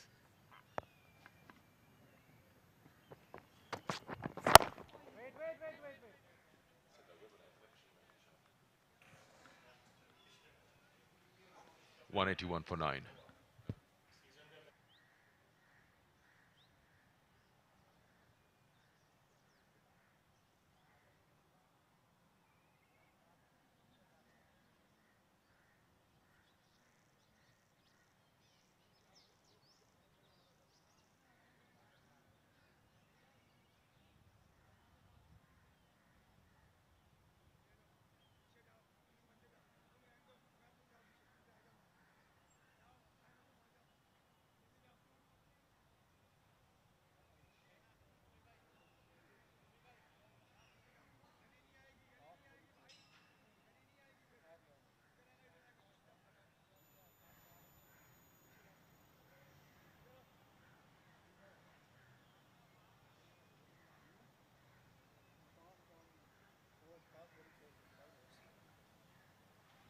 this match.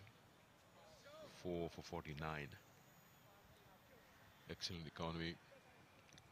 Bowlers have had a say in this match here in Gaddafi Stadium, which is why we've seen 19 wickets fall in a span of a day and what, 9 overs on day one, and whatever cricket has been played today.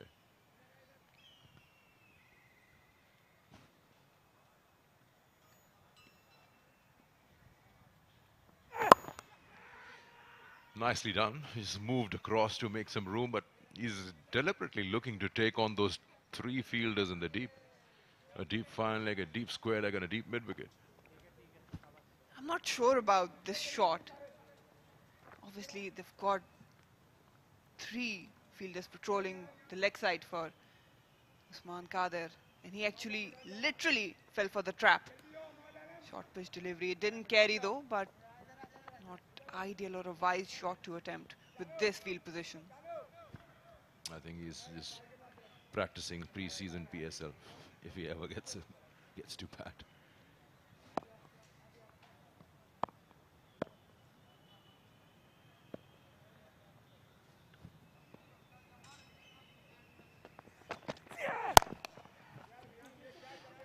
Again worked towards the offside. He moved away, sighting a shorter length, and then was able to put bat on it on end.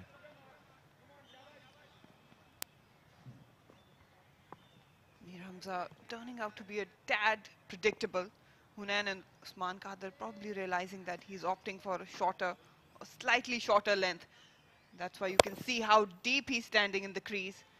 It just gave him enough room to pick these couple of runs.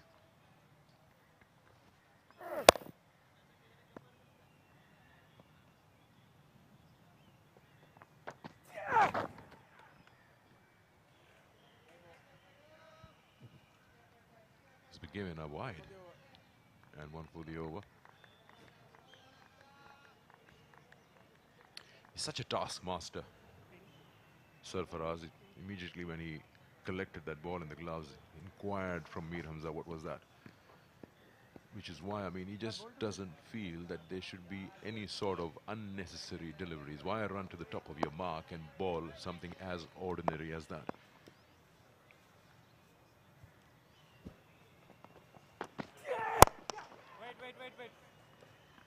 Especially when you just need 1 wicket and you are aware that if you bowl Lahore Blues out under 200, you will get 3 extra runs.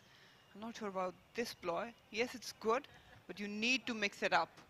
Cannot be predictable, even with the tail-enders. I think what he's trying to do is set him up. He's already got him deep in the crease. Now he can bowl a fuller one into his pads.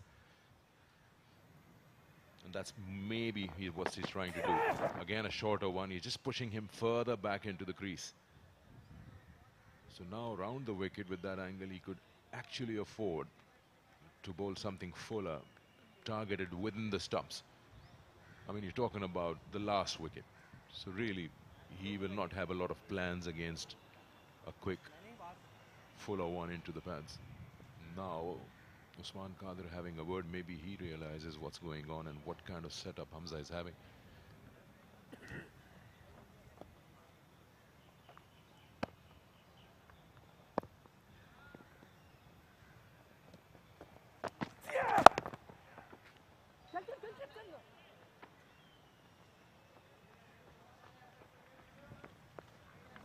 Hasn't attempted the Yorker in this over, just 1 more delivery to go. But now the strike has rotated. Munaz is off the mark.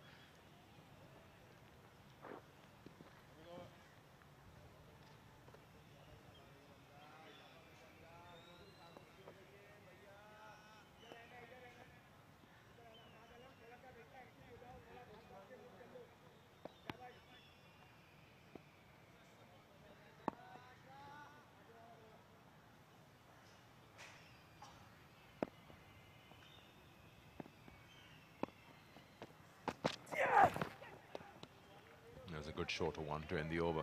188 for 9.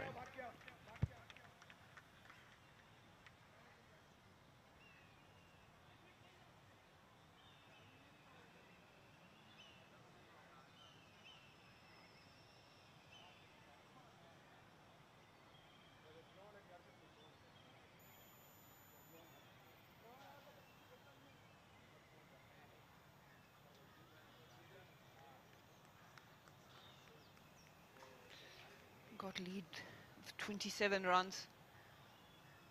Probably they'll bat an hour or so. The question is, are they brave enough to declare, and then do they have the resources? At least they should try, but do they have the resources to get those wickets? If you compare both lineups as far as the bowling is concerned, Karachi Whites have been brilliant in their bowling, in their lines and lengths and plans as well. They've outshone the Lahore Blues. They've got the resources, they've got the pacers. Oman Ali now in attack.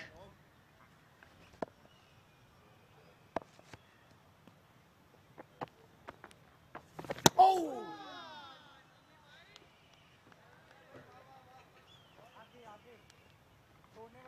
That was pretty close. I think Usman reminded Hunain of something, but have a look at that. Wasn't a good leave, arguably. Yes, the arm ball doesn't turn away, goes with the angle. And he was hoping that the ball would spin away a little bit.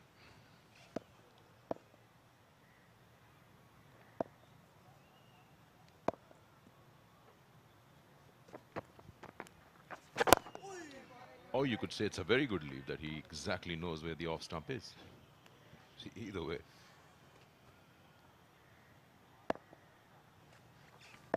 Just a matter of few inches.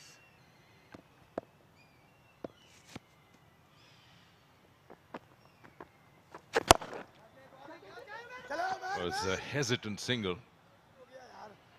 It's just the eye contact which helped Usman realize that he wants to come across. A slight no from here from Usman would have put Hunain into trouble. There was no way he's going to be able to turn around and go back.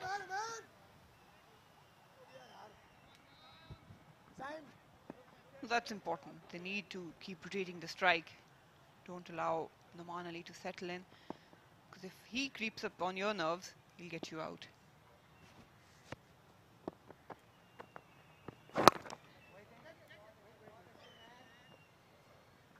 चलो शाबाश शाबाश कोई बात नहीं शाबाश चलो boy शाबाश come on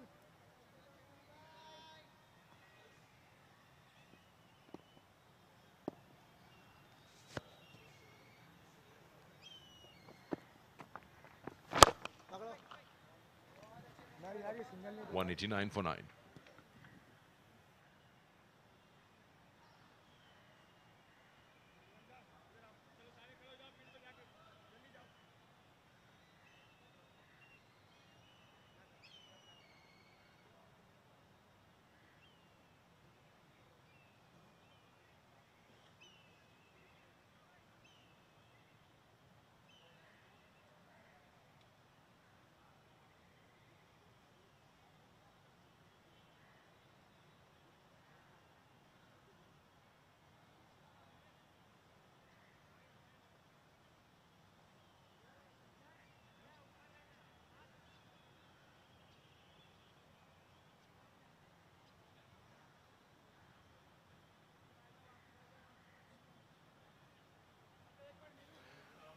Lahore Blues leading by 28, but that's a bit irrelevant at this stage. It's the last and final day of this match.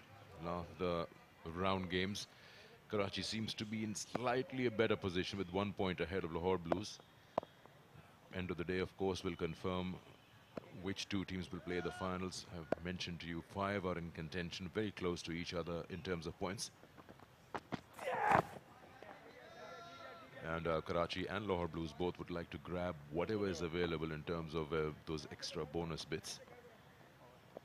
As we've been talking about this, that if Karachi bowls them out under 200, then they get those 3 points. And that's not far away. You're talking about only 10 runs to play with. Once it touches 200, you lose out on those points.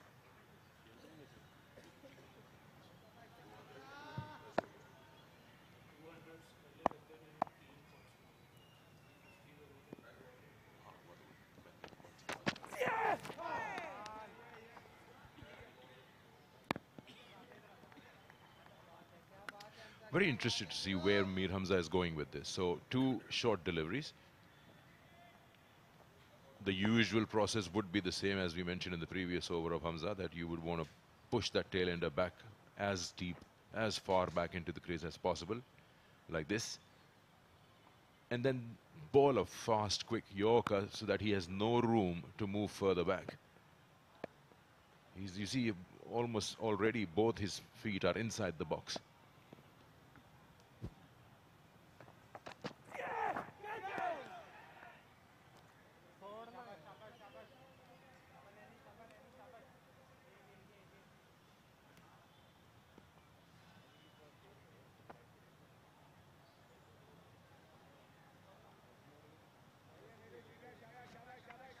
Has been a fiery spell from Mir Hamza. Good consistent line and lengths early on that actually managed him to get the rewards, and now he's having a battle with Hunain Shah and even Usman Qadir, just testing them on a shorter stuff. But again, will there be a bluff? That's a big question.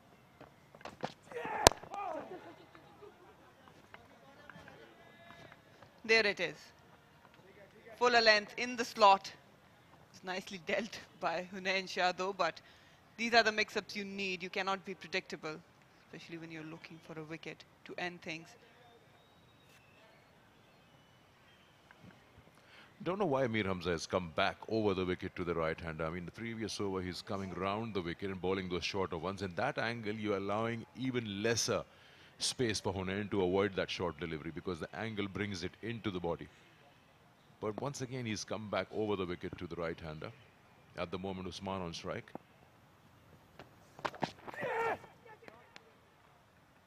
He's putting in a lot of effort there.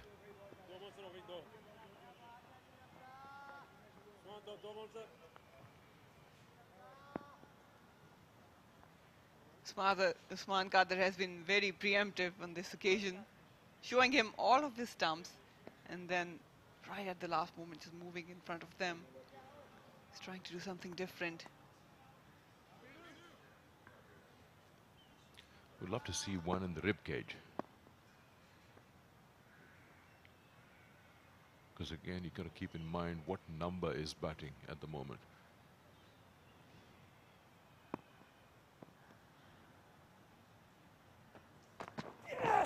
There.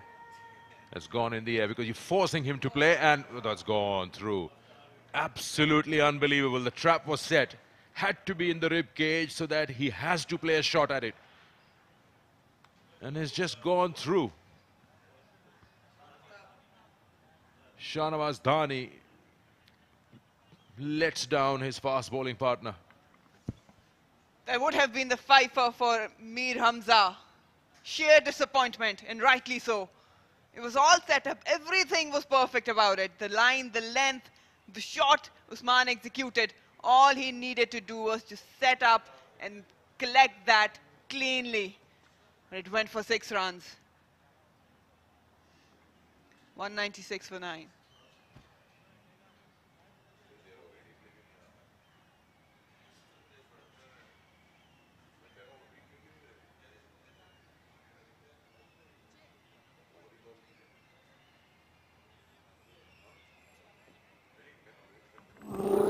There you go. The perfect line, pace, length. He picked it up. Shahnawaz Dhani casually approaches it. And he was on the move when he tried to attempt that. And you can see the disappointment. It would have been a fifer against his name. Not only that, Marina, it went on to be a 6, which means only 3 runs. Karachi could lose an extra point if they don't bowl them out. They could have got 3 points. So there's a lot that has been dropped. Not just a catch, not just a fifer moment, but also 3 valuable points to the team.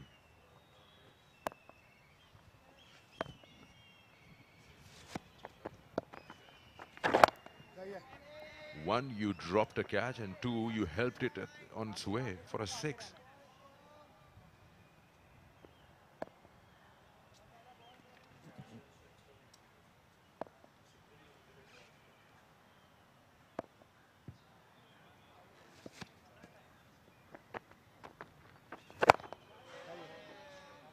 Ball पे चढ़ो ball पे चढ़ो ball पे चढ़ा कर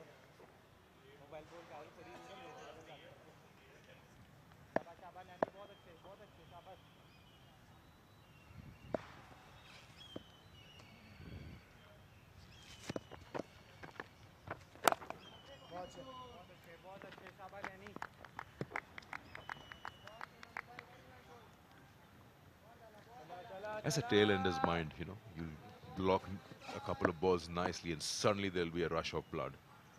You'll feel I can swing my bat through the line. So he's blocked 3. He'll probably take the onus of saying, listen, I got to score those 3 runs quickly to avoid conceding any extra points to the side. It's very difficult for a tail ender and a fast bowler to block all 6.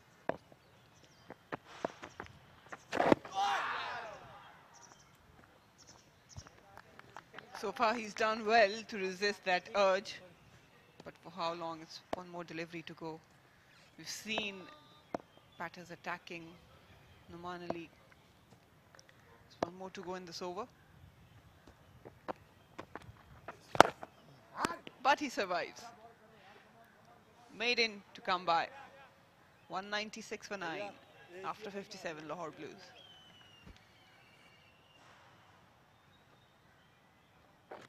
वहाँ खड़े हो जाओ और आप कमर पे हाथ नहीं रखना हेलो वहाँ खड़े हो जाओ कमर पे हाथ नहीं रखना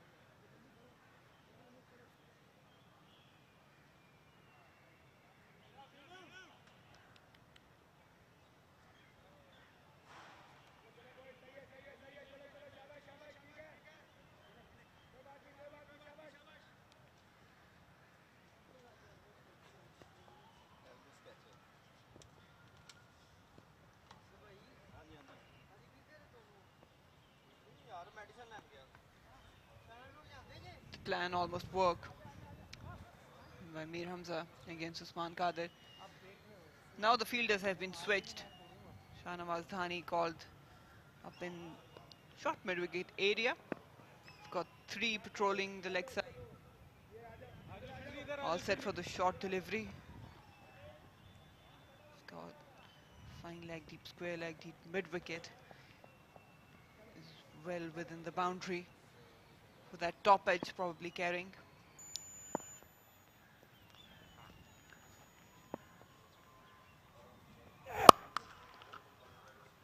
Off the back foot, on the top of the bounce, will not reach the boundary, but Usman Qadir will pick up a couple. 2 more runs to beat that 200 mark. Lahore Blues, Karachi White, they'll be urging and itching to get those points.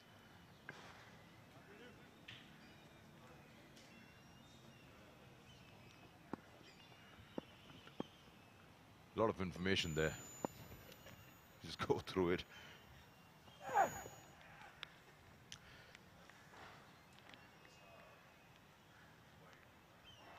Let's put a mid-wicket now in place for Usman Qadir. He's still going to set him up because he's got a good, strong 5 field on the onside. You can see that on your screen. A couple of catching positions, and he's bowling that length so that Usman goes for that pull, and he did fall in the trap. The only thing is, when he's bowling over that off stump, Marina, every time Usman is trying to make room and play it somewhere around third, when he bowls in that rib cage, that forces Usman to just move across and play to that trap that is set, which you can see on your screen. So if you want to bring those fielders into play, you've got to bowl in the rib cage somewhere just around the armpit, because that is the angle he won't be able to avoid. He'll be forced to play a shot.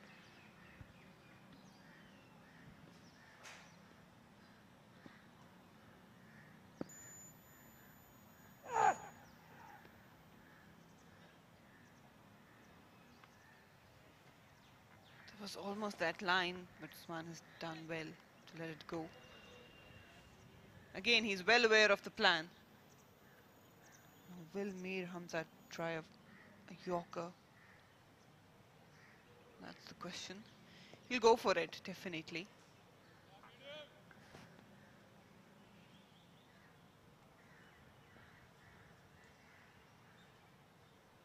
He's standing at mid-on, so there's no way Hamza is going to bowl a fuller length. He doesn't want the ball to go to him. And I thought there was a bit of a sound there somewhere. I think there's a lot of movement from Usman Qadir, so it's something else, not the bat and ball. Yeah, there was a definite sound. But it missed it. Wild swing. He's going for it. He's not shying away, Usman Qadir. He's going after everything. Has to be a fuller length this time. Just one more delivery. Or he might not, because he doesn't want him to take strike in the next over. It's the last ball. Keep Hunain around. It's in the air, but just over. And that brings the 200. So that takes away that opportunity for Karachi to get those 3 points. Had they got all the 10 wickets before they reached 200. 202 for 9.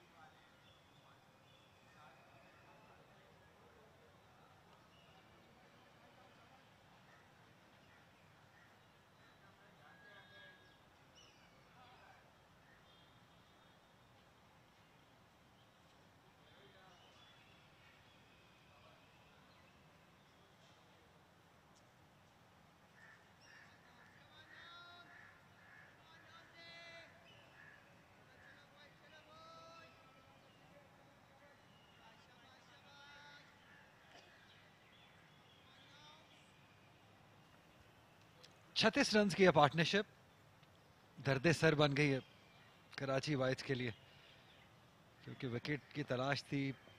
तो 1 point अब Lahore blues का ज्यादा हो गया है कराची से।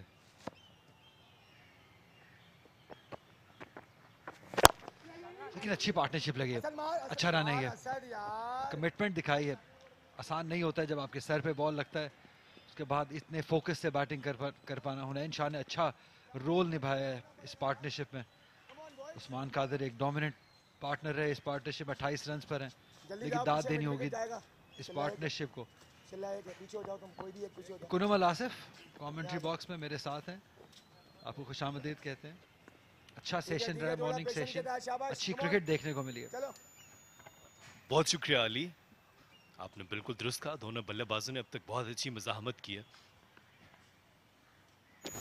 Ball कर दिया, इसके साथ ही इनिंग का भी इख्तिताम हुआ। उस्मान कादिर एक बड़ा शॉट खेले गए, बॉल थोड़ा नीचे रहा और वो जो लड़ाई थी शॉट के साथ खत्म हुई और कराची ने 95 पॉइंट्स हासिल करनी ओवरऑल अगर बात करें।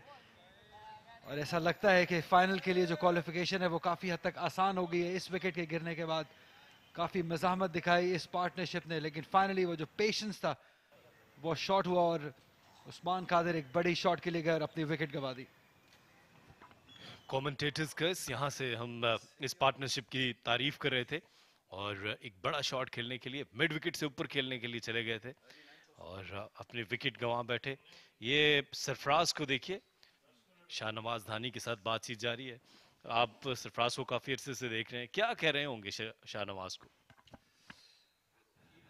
देखें वो बात हम करते रहेंगे, लेकिन इस वक्त जो है वो खुश होंगे सरफराज, क्योंकि 10 विकेट्स हासिल कर लिए, बॉल आउट कर दिए। धानी के साथ उनका काफ़ी पुराना ताल्लुक है, काफ़ी अरसे से धानी उनके अंडर खेल रहे हैं, क्योंकि मसला सिर्फ फोकस का होता है अक्सर। तो जैसा कैच छोड़ा उसके बाद 6 रन करा दिए, क्योंकि मीर हमजा के लिए बहुत इंपॉर्टेंट विकेट थी। एक और 5 हो जाता इस इनिंग के अंदर, बहुत इंपॉर्टेंट होता है ये उनके लिए। लेकिन अच्छी फाइट शो की है उस्मान कादिर ने और हुनैन शाह ने। एक वाहिद चीज़ जो इस दिन में जो लाहौर की फेवर में गई वो ये पार्टनरशिप थी। दूसरी जानिब सरफराज अहमद एंड कंपनी बहुत खुश होंगे इस परफॉर्मेंस पे। 21 पे जब 5 खिलाड़ी आउट हो गए थे, उससे इस पोजीशन तक पहुंचने के लिए जो सफ़र था वो बहुत ही इंप्रेसिव रहा है और उसका ज़्यादा रोल रहा है इस बॉलिंग में। बहुत ही कॉम्पैक्ट बॉलिंग की गई, मीर हमजा की जानिब से 4 विकेट्स हासिल किए। लेकिन जो बैटिंग गार्ड की अगर बात करें तो एक वॉरियर इनिंग थी हाशिम की जानिब से, और वो वाहिद ऐसी इनिंग थी जिसने थोड़ी तसल्ली दिलाई होगी। उसके बाद उस्मान ने एंड पे 28 रन बनाए, 38 रन कासिम अकरम ने बनाए। उसके अलावा कोई ज़्यादातर बैटर रुक के ना खेल सके और अपने विकेट्स गवाते रहे वक्तन फ़वक्तन। कैचेस भी बहुत शानदार पकड़े कराची साइड ने और ऑल आउट कर दिया 203 रन पर। ये जो बैटिंग कार्ड है ये कभी हरा भरा रहता था, इसमें सेंचुरीज आपको नजर आती थी, डबल सेंचुरीज नजर आती थी, लेकिन हालात तब्दील हुए। कर्टसी ये जबरदस्त बॉलिंग, मीर हमजा ने 4 विकेट्स हासिल की, शाहनवाज धानी ने अच्छा साथ दिया, 2 विकेट्स हासिल की, और नोमान अली ने तजर्बे का जबरदस्त मुजाहरा किया, 3 विकेट्स हासिल की, 203 रन बना सकी। कराची वाइट्स के बॉलर्स ने जबरदस्त बॉलिंग का मुजाहरा किया। जहाँ विकेट्स का सिलसिला जारी रहा, इस तरीके से विकेट्स गिरते रहे, अच्छी लाइन और लेंथ पे बॉलिंग करते रहे, और ये अनलकी रहे, थोड़ा नीचे रह गया। हमाद भट्ट की विकेट हासिल की अंडर 21 बॉलर ने। और उसके बाद मीर हमजा का शो शुरू हुआ, बेहतरीन कैचिंग, सबसे इंप्रेसिव बात कराची की इनिंग की रही जो कैचिंग थी। थोड़ा अनलकी रहे आशिम इब्राहिम, इनसाइड एज हुआ, लेकिन कंसिस्टेंट बॉलिंग दाद देनी होगी मीर हमजा को। यहाँ पे एक और शानदार कैच, ये विकेट असद शफीक के नाम रहेगी जिस एफर्ट से कैच पकड़ा। तो अब यहाँ पे शायद थोड़ा डाउटफुल डिसीजन था, लेकिन जो फेवर में गया बॉलर की, Mir Hamza consistent bowling outside the off stump. आज सुबह की पहली गिरने वाली विकेट थी, उसके बाद ड्राइव करते गए, ये बहुत खराब शॉट था कासिम अकरम की जानिब से। ऐसे सिचुएशन में एक्स्ट्रा बाउंस एक बार फिर मीर हमजा ने बहुत अच्छे तरीके से एक्सप्लॉइट किया। ये गिरने वाली आखिरी विकेट, थोड़ा नीचे रहा, थोड़ा स्लो किया, थोड़ा दूर किया, ट्रैप में आ गए उस्मान कादिर, बड़ा शॉट खेलने गए और अपनी विकेट गवा दी।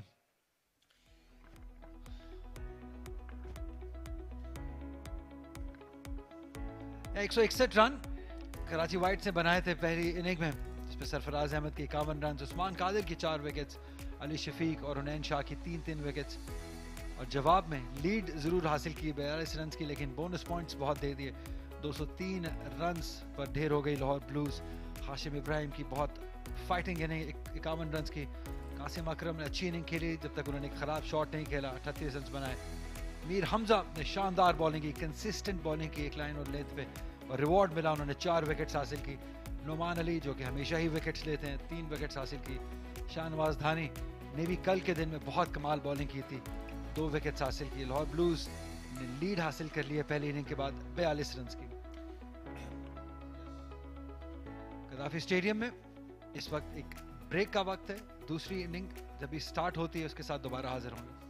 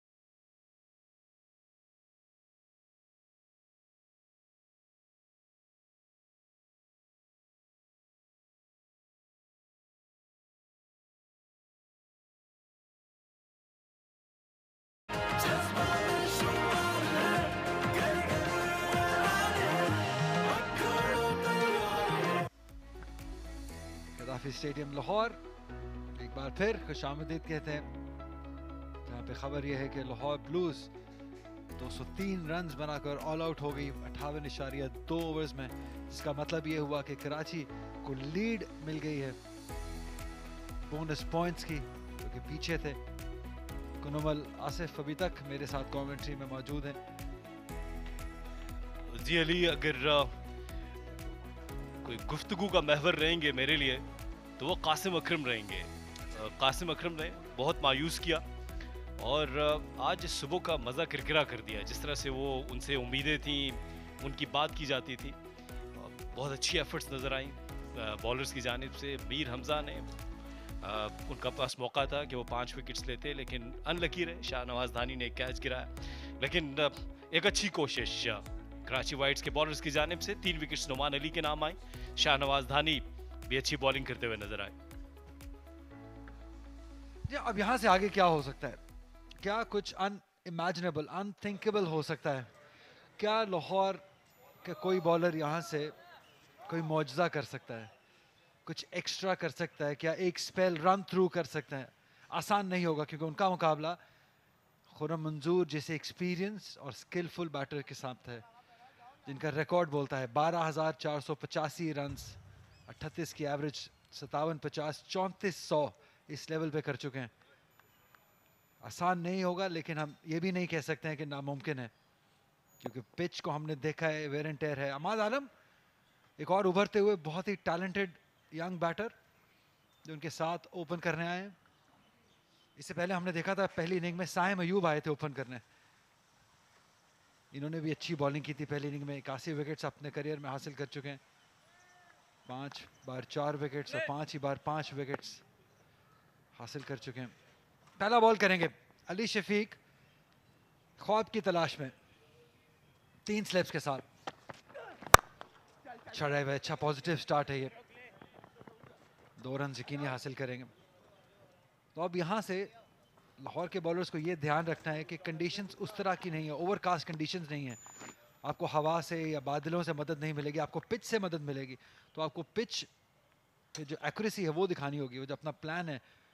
जैसे हम बात कर रहे थे सुबह क्रैक्स की, जिसको मीर हमजा ने और धानी ने शानदार तरीके से एक्सट्रैक्ट किया, कंडीशंस वो नहीं है, पिच को इस्तेमाल करना पड़ेगा। ये एक इम्तिहान होगा इन दोनों नए बॉल बॉलर्स के लिए, अली शफीक और हुनैन शाह दोनों के लिए ही।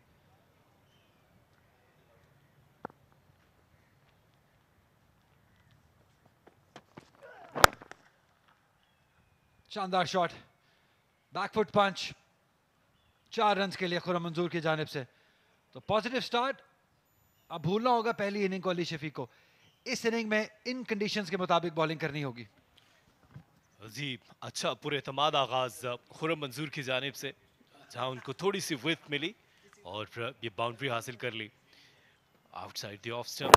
और इसको अच्छा खेले बैकफुट पे जाकर, और ये 4 रन हासिल कर लिए। जिस तरह आप कह रहे हैं कि अली शफीक को इस पिच पर अब पिच में मदद मौजूद है, दो के उस तरह की कंडीशंस नहीं है जो पहले दिन थी। यहाँ पर लाइन और लेंथ को खासा ख्याल रखना होगा, और जो आप तस्करा कर रहे थे जिन पैचेस का, आपने पिच रिपोर्ट में भी बताया,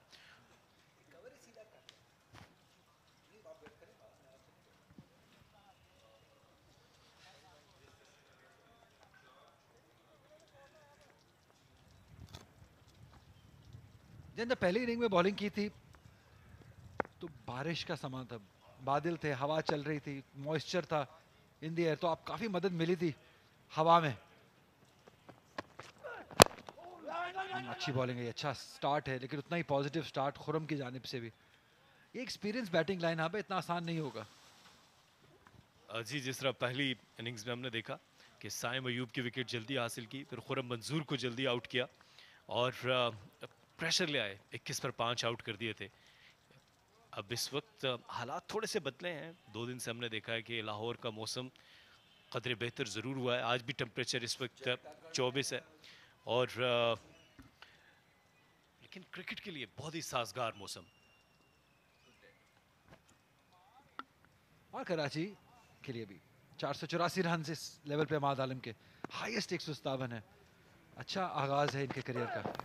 एज लेकिन कैरी नहीं किया और फील्डर के हाथों से निकलता हुआ बॉल, सैन तलत के हाथों से निकल के बॉल ऑलमोस्ट 4 रन हो चले थे, लेकिन ज्यादा पेस नहीं थी बॉल पे, इसलिए 2 रन ही बने। अहमद आलम लकी रहे इस दफा, ऑफ द मार्क हुए। ये गेंद गिरने के बाद थोड़ा सा नीचे रहा, और अब ये भी, इस पे भी ये सवाल होगा कि क्या अनइवन बाउंस भी देखने को मिलेगा। अली, आप पिच रिपोर्ट में थे, या बॉलर को बात हो रही थी इमरान भट्ट और उनकी कप्तानी की, जैसे उन्होंने पहली इनिंग के अंदर कप्तानी की, स्पॉट ऑन रहे उनके डिसीजंस। आज भी जब इस इनिंग में आए होंगे, आई एम श्योर उनकी बहुत ज़रूरत होगी कप्तानी की भी, ना सिर्फ उनकी डिसीजन मेकिंग की, बट उठा के रखने की टीम को। और ये हुआ था जब इस इनिंग का आगाज़ होने लगा था। एक कप्तान से आप यही एक्सपेक्ट करते हैं, स्ट्रॉन्ग वर्ड्स, मोटिवेट करने के लिए सबको, बॉलर्स को भी, फील्डर्स को भी, अपने आप को भी मोटिवेटेड रखने के लिए, क्योंकि आपको मालूम है कि ये इंपॉर्टेंट है, आपने जो भी है इस इनिंग में करना है, क्योंकि ये आखिरी इनिंग है, इसके बाद मौका नहीं मिलेगा, क्योंकि फाइनल की क्वालिफिकेशन है। कुछ अनइमेजिनेबल, अनथिंकेबल, बैकवर्ड पंच, ज़्यादा पेस नहीं है, लेकिन 2 रन यकीनी हासिल करेंगे खुर्रम मंजूर। लीडरशिप की आपने बात की, तो एक कप्तान जो है वो अपनी टीम को लड़ाता है, और जो प्लेयर्स जिनकी एतमाद गिरा हुआ होता है, उनको उठाने का भी काम जो है वो सिर्फ कप्तान के पास है, कि वो किसी प्लेयर को जो है किसी भी जगह पर डिसअपॉइंट ना होने दे। आपसे गलतियां भी होंगी, उन गलतियों पे बातचीत भी होगी, लेकिन ये किस तरीके से आप अपने प्लेयर को पॉजिटिविटी की तरफ लेकर आएंगे, ये बहुत ज़रूरी है। और इमरान भट्ट इस मैच में थोड़ा सा मुख्तलिफ नज़र आए, और ये अच्छी चीज़ है। यार एक और चीज़ भी है कि और कोई सीनियर प्लेयर है भी नहीं ज़्यादा इस टीम में, उस्मान कादिर हैं, तो तमाम तर जो जिम्मेदारी है मोटिवेट करने की, डिसीजन मेकिंग की, वो इमरान भट्ट के अपने कंधों पे ही है। इनएक्सपीरियंस है उनके लाइनअप में। अली, कुछ माजी में की अगर बात की जाए, तो कुछ ऐसे कप्तान, ज़्यादा दूर की बात नहीं है, महेंद्र सिंह धोनी बहुत ही काम एंड कलेक्टेड नज़र आते थे, मुस्कुराते हुए नज़र आते थे, कभी शाउट करते हुए नहीं दिखे। अभी अगर आप केन विलियमसन को देख लीजिए, तो वो भी, उनका भी जो कैरेक्टर है वो बहुत ही पॉजिटिव रहता है, वो कभी उनके चेहरे के ऊपर मुस्कुराहट रहती है। तो कप्तान का पॉजिटिव होना बहुत ज़रूरी है।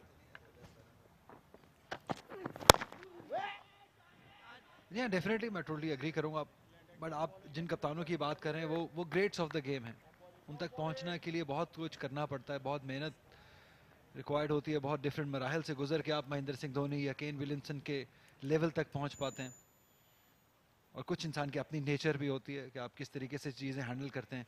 सरफराज एक डिफरेंट कैरेक्टर के हैं, अच्छे कप्तान सभी हैं, बट आप डील कैसे करते हैं और आपकी टीम रिस्पॉन्ड कैसे करती है, ये आपको देखना है। मुझे सरफराज की कप्तानी का अंदाज पसंद है, अग्रेसिव हैं, ड्राइव बीट हुए आउटसाइड द ऑफ स्टंप, अच्छी बॉलिंग हुनैन शाह की जानिब से। 2 ओवर्स का खेल मुकम्मल हुआ, 12 पर 1।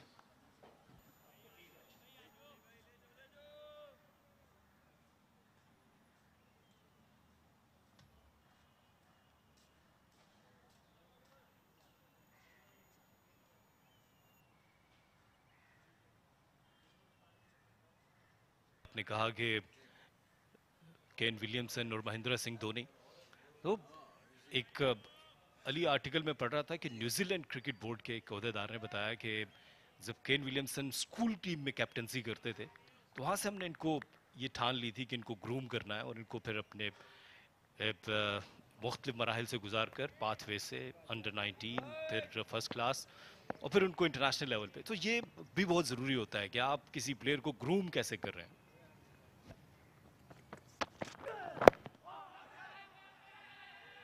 अच्छा रन, थोड़ा जल्दी करनी पड़ी थी एंड पे।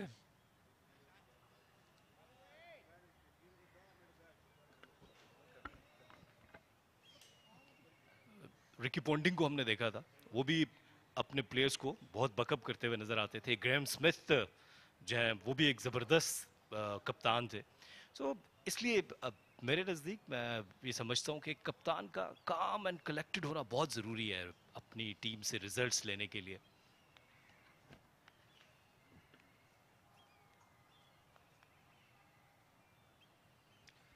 3 स्लिप्स, 1 गली, मिड विकेट पे भी फील्डर रखा है, दोनों स्विंग्स कैटर करने के लिए। देखिए लेग साइड पे बॉल, एक ही रन बनेगा।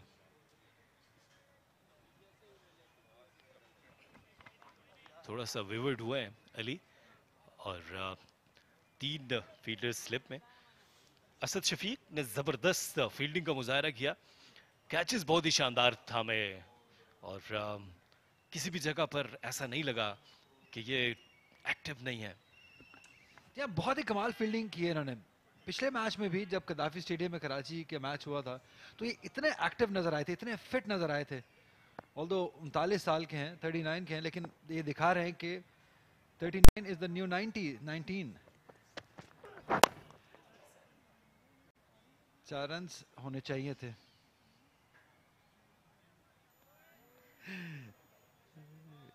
लाइन में चूक रहे हैं, आउटसाइड द ऑफ स्टंप।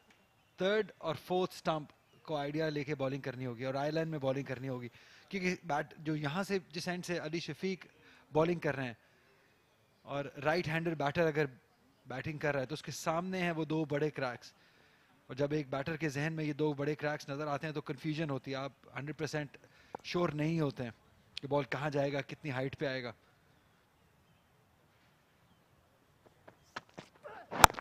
उसके लिए जरूरी है उन क्रैक्स को बार बार हिट किया जाए, जो कि मीर हमजा और शानवाज धानी ने किया। जी बिल्कुल दुरुस्त कहा आपने, दोनों बहुत ही अच्छी बॉलिंग का मुजाहरा किया था मीर हमजा और शाहनवाज धानी ने, और बल्लेबाजों से मुसलसल सवाल पूछते रहे थे, और हमने देखा कि आखिरी विकेट पे एक अच्छी पार्टनरशिप ज़रूर हुई, लेकिन उससे पहले तमाम बल्लेबाजों को उन्होंने मुश्किल में डाले रखा।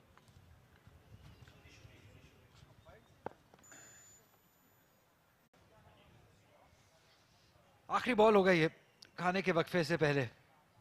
क्या कुछ मैजिकल हो सकता है इस आखिरी बॉल पे? अली शफीक कुछ अलग कर सकते हैं क्या? लंच एंजॉय कर सकते हैं एक विकेट के साथ। अच्छी बॉल थी ये। डॉट बॉल के साथ ओवर का हुआ इख्तिताम और इस सेशन का भी इख्तिताम हुआ, क्योंकि बहुत ही मजेदार सेशन रहा क्रिकेट को लेके। अच्छी क्रिकेट देखने को मिली है, बैट और बॉल का अच्छा मुकाबला, कड़ा मुकाबला, जहां पे बैटर्स को थोड़ी मुश्किलात जरूर हैं, लेकिन इन्हीं मुश्किलात से निकलकर आपको अपना स्किल दिखाना है और अपनी टीम के लिए कुछ करना है। खुरम मंजूर, शान मसूद, 2 बहुत एक्सपीरियंस्ड बैटर्स क्रीज पर मौजूद हैं। हासिल की उस्मान कादिर की और इनिंग को समेटा। उसके बाद इनिंग शुरू हुई कराची वाइट्स की।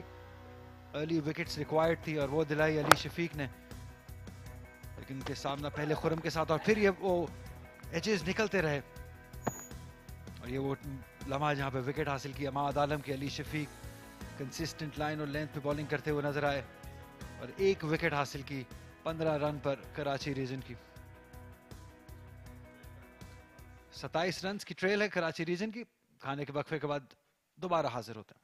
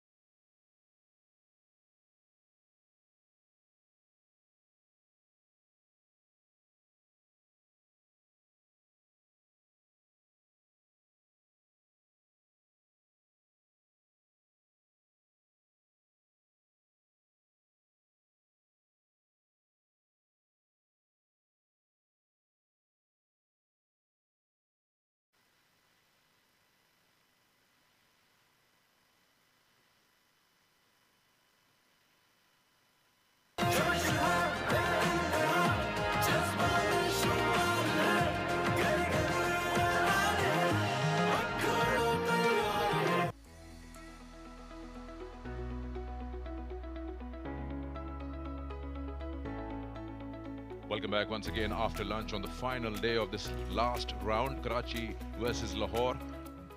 And let's have a quick look at the batting card. Karachi Whites into their second innings. And they lost Ahmad-Alam.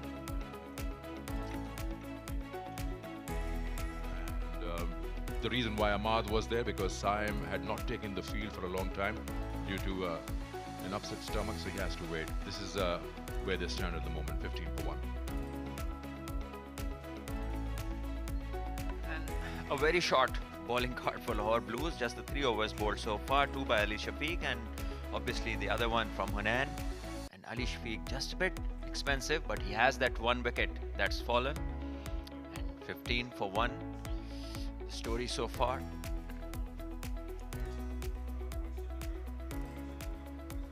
So it's been a season which has been sort of a mixed bag. Lahore not producing any results, but other stations have.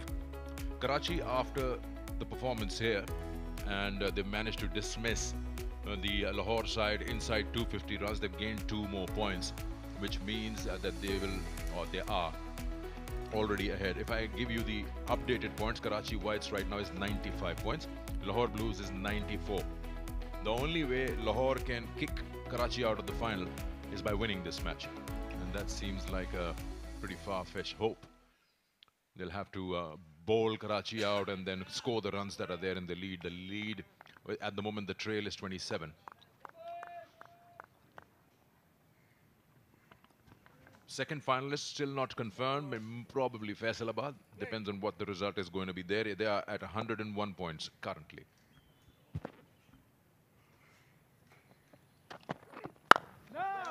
I think we have our 2 finalists, unless we see a miracle here today. And that would be Karachi and Faisalabad. And definitely these 2 teams have played outstanding cricket this season. And especially if you talk about Karachi and Faisalabad, they both have plenty of international stars playing in their teams who've done really well. So it has the makings of a star-studded final.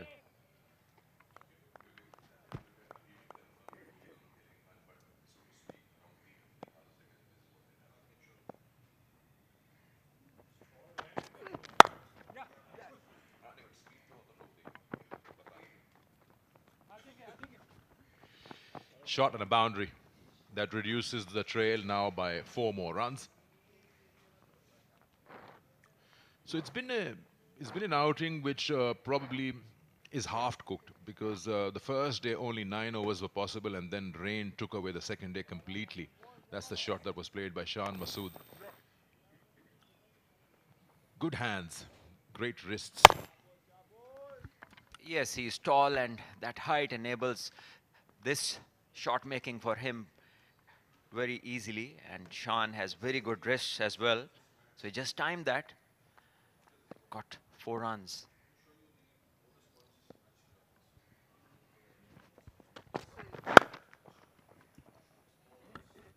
Yeah, easy runs here again. This looked very effortless. The way, the timing on that ball at the speed at which it's reached the ropes just tells you how good that shot was. Yes, whipped off the back foot and placed it perfectly between mid-on and mid-wicket and stood tall. And Shah on the shorter side, and this will give Shan opportunities to score, who is definitely one of the best players of the strokes on the back foot, using his wrists to perfection. He scored a 90 odd at the Shoaib Akhtar Cricket Stadium before this. That's the only match he played in this season, and now here. Edges and gone. Commentator's curse. We just saw 2 brilliant shots from Shan, and then quite similar in the manner that he got out in the first innings. The same bowlers, same end, maybe a different slip fielder.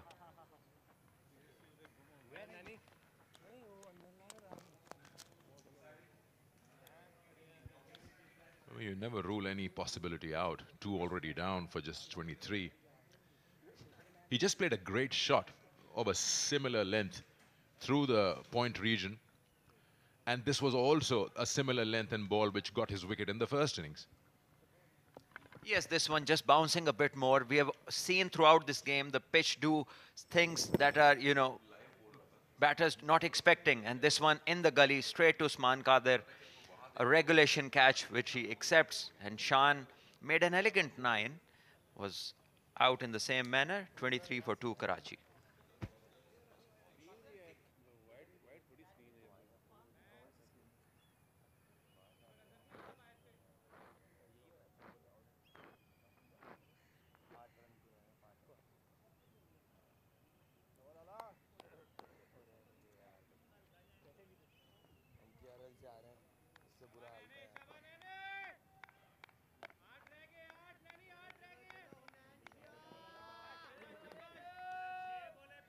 The new man in is Sam Ayub, and he's certainly someone who I like to watch personally.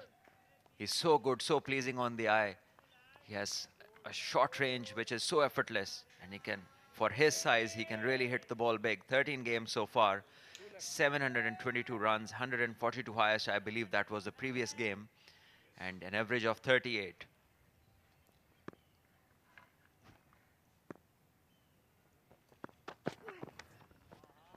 He's one of those players who I believe has had a major transformation in the past couple of years, where he was regarded more of a red ball player. I remember him being picked up by Quetta Gladiators for PSL a couple of seasons ago during COVID times, and he was majorly struggling. This is the wicket of Shan Masood. And we can't say much from this angle, but a good clean catch. Yes, once again, just hanging the bat away from the body and not in control of the shot. So you expect better from a person like Shan, who is so experienced, and he is just coming off a very good county season in England. And the ball just did a bit, just bounced a bit extra. Right areas from Hunain Shah.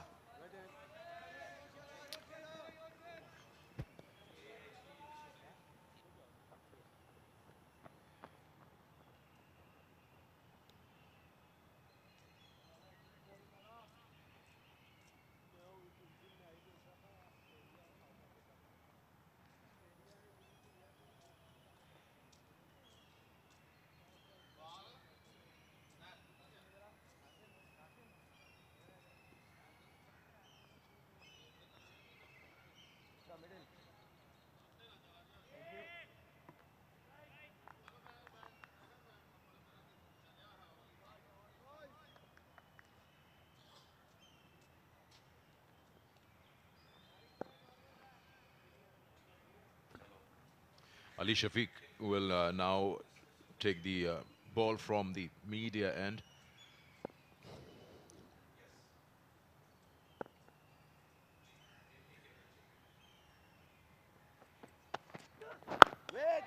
Just quickly coming back to Saim Ayub, so the kind of transformation we've seen a couple of seasons back, he was struggling a bit to score heavily in the T20 format, of course a bigger stage, the PSL. But come the next season, National T20, and I saw him a completely transformed player, the way he had developed certain shots. He was using the box more, quick on his feet, the no-look shots and everything, and again some good bowling. And to his luck, then he changed franchises and played under Quaid-e-Azam for Zalmi and opened with him. That also helped him a lot. So setup changes also enhance your capabilities, and sort of you get more to explore yourself as a player under certain managements. Yes, you explained a lot of good qualities that Sam Ayub possesses. Just one thing I want to rename over here, that no-look shot that you mentioned. So the youngsters watching, it's not as if he doesn't look at the shot that he plays. I think it should be called a shot which is eye on the impact stroke, because the eyes are still, the head is still, and they're looking at where the bat and the ball meet. So it's basically eye on the impact rather than a no-look shot.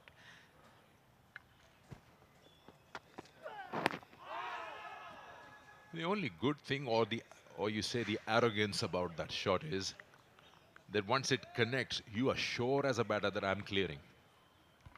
Yes, absolutely. You can get that feel once you've middled it perfectly. You know where it's going, and you know the amount of distance the ball will cover, and where you actually, the no look comes in, that you don't bother looking where it's going, how far it is going.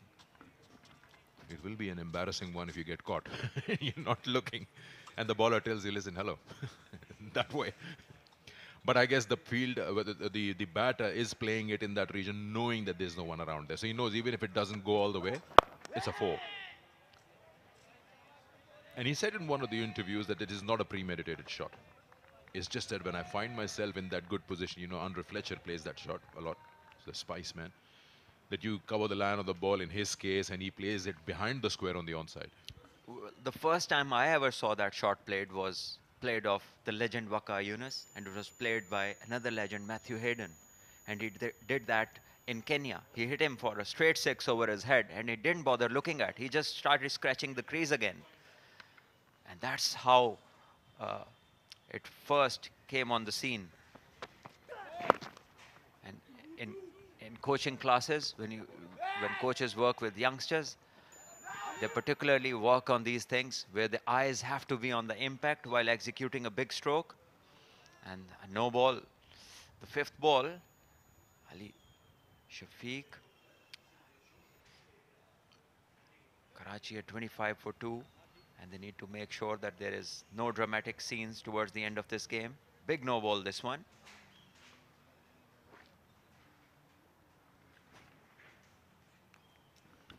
Another transformation I can recall and remember, I don't know if we discussed this earlier, was Pakistan playing England back in the UAE when Pakistan used to play home series. And there, the test matches took place before the white ball. And Kevin Peterson was majorly struggling against Saeed Ajmal and spin, so to speak. I think it was Abdur Rahman that time or Babar. And he was completely out of sorts. Abu Dhabi.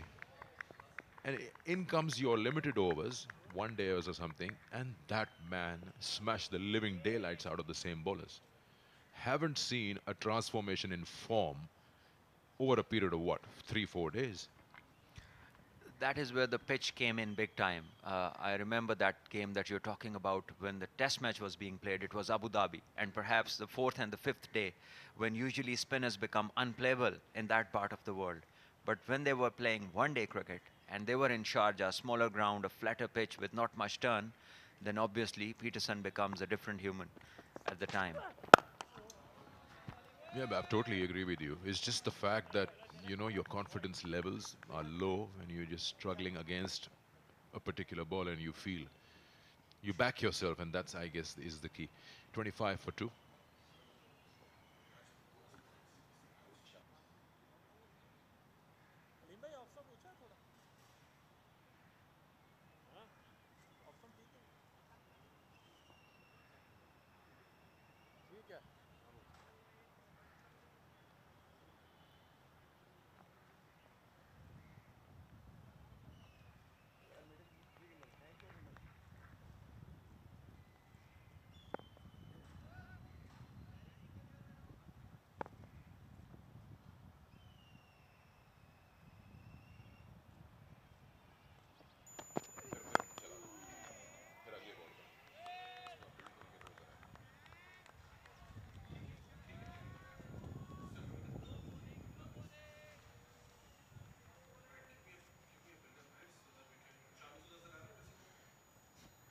They lost 2 wickets now, Karachi region. One of them, the last one, being Shan Masood. And you look out his 2 dismissals, one from the first innings. Of course, conditions were very testing at that time. Cloud cover, rain had been on for the whole night and the pitch was under covers and was misbehaving a bit as well. Now things have settled down considerably, but some very strict and disciplined lines from Hunain has worked for him. And I think you were talking about something about the comparisons of the 2 dismissals. Yes, there we see this is the first innings, and playing away from the body, not being on the front foot, neither on the back foot, just standing and, you know, going with the hands only. And there we see, again, see the feet. So basically, both times, the similarity between what happened was that his feet were in no position to play either off the back foot or off the front foot. So he just stood his ground, and the bat was away from the body, and that resulting in edging the ball twice to the slip cordon. This is also to do with the length that Hunain bowled on both the occasions. They were not short pitched.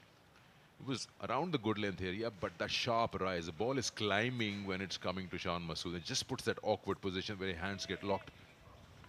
And that is where it becomes more important to play closer to the body unless you're offered a short and wide ball. It's understood on a pitch like this because you have to score as well. But back foot punching on a pitch where it's moving around, where the bounce is uneven, we have seen a couple of guys get out edging the ball inside edges onto the stumps. And we have also seen twice the same guy, Shan Masood, who is a top-class player, but unfortunately for him, both times early on in the innings, he just was poking at something outside the off stump and not in a good position with his feet, had to pay the price.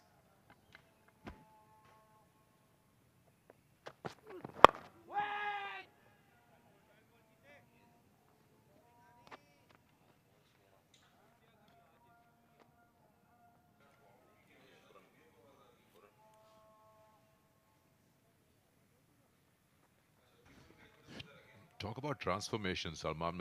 Another transformation I've seen over a period of longer period of time is Mohammad Rizwan. You go back, I'm talking about white ball T20s and white ball one days. I remember he was picked up in the PSL for Karachi Kings and used to bat at 6. And even in that position, he wasn't easily finding his way into the 11 in a PSL. I'm not even talking about Pakistan. It's the end of the over. It's a maiden 25 for 2. And in comes an opportunity in New Zealand, where if I'm not wrong, Misbah being the coach pushes him up as an opener, and then there's no looking back. It's surprising why this wasn't identified earlier, or he never said that I'm more comfortable with the new ball or playing the circle. How a batting position can bring you a brand new player. Yes, and that has to be the eye of the coach. Maybe somebody just guided him to do it in that way and maybe look for another position where he can be more effective because he is not a big hitter of the ball. So being at number 6 is asking him to come out and just start from ball 1, bang, bang. But that doesn't happen with his kind of technique and his kind of player. So yes, he's got brilliant reflexes, good arm speed. His bat speed is also very good. But definitely playing in the power play has done wonders to his game. Which is why there was another suggestion made, I remember, last year during the PSL. We're talking about white ball, that's why I'm mentioning this. Matches were happening in Pindi and Quetta Gladiators was majorly struggling. The problem was that the captain, Sarfaraz, wasn't really performing at the number he bats on. He's also not a big hitter of the ball, but he is more of a person who likes to work things around. To adjust a power hitter there, you can't leave the captain out of the 11. So where does he play? And a suggestion came in, why not make him open with Jason Roy? You don't lose anything. He can use the circle, play his shots, cheeky shots, and Jason can be the one who will be the aggressor. Yes, that's a huge luxury to have if Jason Roy is at the other end. You don't need to do much, just put him back on strike every time you get a chance. Because he goes at a rate of knots. When he gets going, any total is possible. And Sarfraz, yes, he's a good worker of the ball. We saw him score 100 in Australia when he opened against Scotland at Adelaide Cricket Ground. And there again, he worked his way.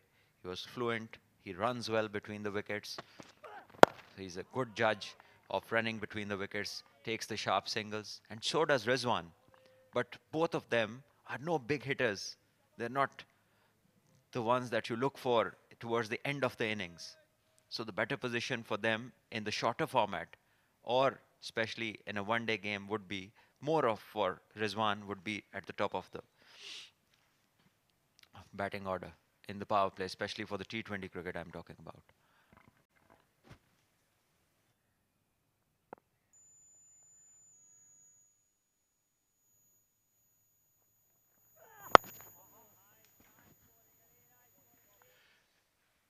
In no context to the discussion we are having, just something that comes up to my mind, maybe the people who are listening, who are probably playing cricket at certain level. When you're talking about red ball cricket happening 4-day or test matches, when you go to the nets, who are the batters who are trained to play the new ball apart from the openers? I think the second new ball comes, so 6 and 5 need to have that capability. In fact, all the batters should have that capability because you can have a collapse like we did, 5 for 21 it was on a pitch like this. So I think every now and then it is pretty useful to bat with the new balls because no matter what the surface is like, the new ball has this capability to do something which you do not expect. And especially the bowlers who are specialists with the new ball, they come back and bowl spells when the ball is new. They have this ability to move it around or maybe do something off the seam.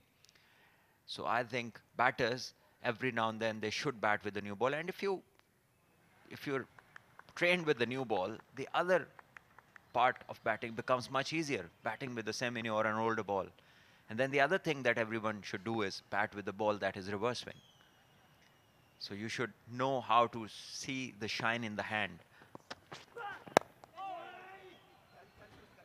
There's a bit of a loose shot, you could say, away from the body. He wasn't completely in control of that. Just past that backward point fielder for a boundary. Yes, a good thing there was that he did not try to hit it really hard and was lucky that ball went in the gap. There we see. Just wanted to time it, opened the face of the bat. But he needs to get more closer. 7 overs gone, 31 for 2 Karachi.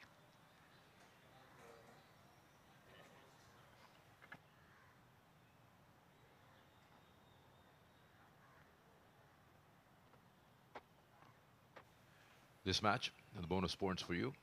6 for Karachi, 7 for Blues, and still Karachi have managed to go 1 point up at this stage than their opponents. Since we're talking about Karachi almost making it to the finals, and unless they lose this match, I don't see why they should, because there's hardly much time left. We're in the second last session.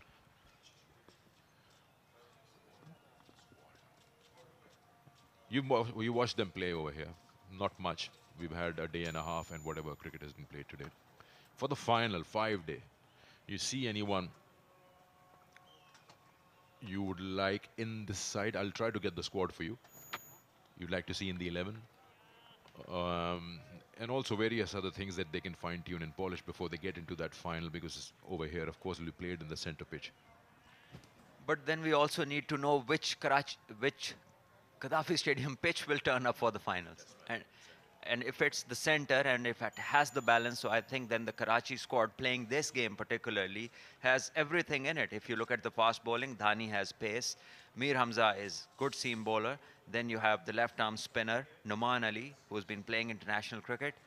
And then the batters, top-notch batting, loads of experience. Captain himself, Khurram Manzoor, Sam Ayub, the young man, Umar bin Yusuf. Ahmad Alam has been scoring runs. Asad Shafiq's experience is there. So Karachi have a top-notch side and pretty much for all conditions kind of a thing. Since it's a 5-day final and the center pitch, would you like to get one more spinner, a frontline spinner? They're only playing with Noman. Maybe Danish Aziz is not really frontline, but in that option, I don't see anyone. Well, then you can also have Ramiz who's sitting out. He can bowl off-spin. He used to bowl a lot of off-spin for Habib Bank. And he scored 100 in the last game that they played here. So he's in good form with the bat as well. We'll offer them something in terms of bowling, the off-spinner. And then, yeah, Alian is another off-spinner. But if you go with someone who can bat and bowl, then Ramiz is the option. So the 5-day final, you go with those 3 fast bowlers, which they have. And then you have Noman Ali, and the 5th could be that. But if you're bringing Alian or someone, then who do you sacrifice? Who do you leave out from this 11? I think if Ahmad Alam is wonderful player, young player, good technique, but if he's not playing at his position, which is to open the innings, then there is no point having him around. Because Sam Ayub is an opener, Shan Masood is another opener, Khurram Manzoor is an opener, so why have 4 or 5 openers playing in the 11? So you can have Ramiz, who's a middle order specialist, plays the spin as well, and can also be very useful with the ball in hand. And they already do have Umar bin Yusuf in the support in the middle, in the top 4 who can be used. will also try to bring in Faisalabad if they, you know, confirm their position somewhere around T, and we'll go through them also. And just jags a bit off the surface. Bit of a late deviation, but safe. 31 for 2.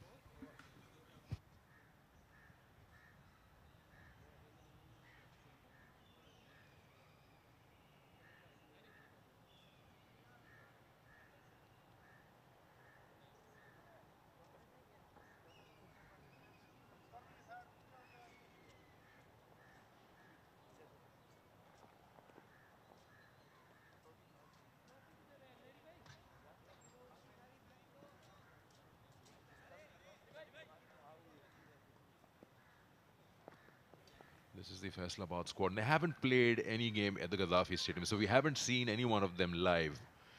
You can only go through what the match summaries say. Yes, seeing the Faisalabad squad, you can see Mohammad Herrera and Ali Waqas, the two mainstays of batting. The rest are a bit of dashers when you see Asif Ali over there. And people like Taimur Sultan, they just go after the bowling. Even Ali Shan, the keeper, he likes to go after the bowling. So it would be interesting to see what tempo they play at. Fahim Ashraf is leading them. So we all know that he's one of the best all-rounders in the country. Overthrows, meanwhile, will give a couple more to Karachi team. I see a couple of usual suspects who will do well for Faisalabad. Arshad Iqbal was there. Khurram Shahzad is doing very well. I saw a couple of performances of his on the match summary. Then Fahim himself is the third option. With that, if you talk about pace bowlers. Muhammad Ali also, who played Test cricket against England recently, is also playing for Faisalabad, and he has taken 2 fivers in the previous game. So he is the man in form, along with Khurram Shahzad and Fahim. So that would be a pretty much a good bowling attack when you talk about the faster man. And then they have Abdullah Shafi, the left-arm spinner, who's been taking wickets. Ahmad Abdullah Shafi. Ahmad. Or Ahmad Safi Abdullah. So we are just trying to correct his name, what we have on records.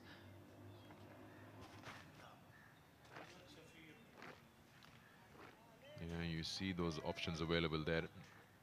Arshad Iqbal, Khurram in the Faza, and Ahmad Safi.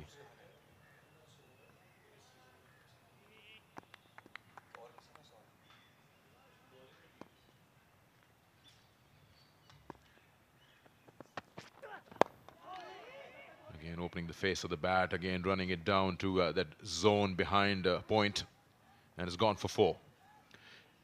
It makes one feel that he's not in control of that shot, but it's very deliberate. He's using his wrist to open the face of the bat and keeping it down. Well, ball is coming across him. The bowler is using the angle to go across, and the good thing that the batter has done is played close to his body. He hasn't gone far away like other players have gone during this game and have managed to edge it to the slips. So this is something which Sam Ayub is doing well. He's keeping his bat close to his body.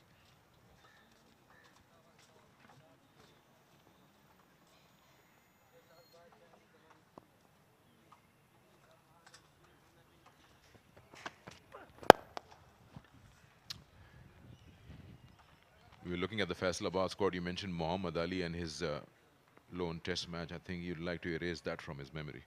It was not the ideal pitch in an ideal match to come in and represent the side when you got England scoring 500 on day 1. And that too not in 90 overs. But the point is that Muhammad Ali was pretty decent, knowing that it was his first game. The pitch had nothing to offer him, and the batting was just top-notch. So I think he was pretty decent. It's just that he wasn't given a chance when the conditions are really there for that kind of bowling. Well left.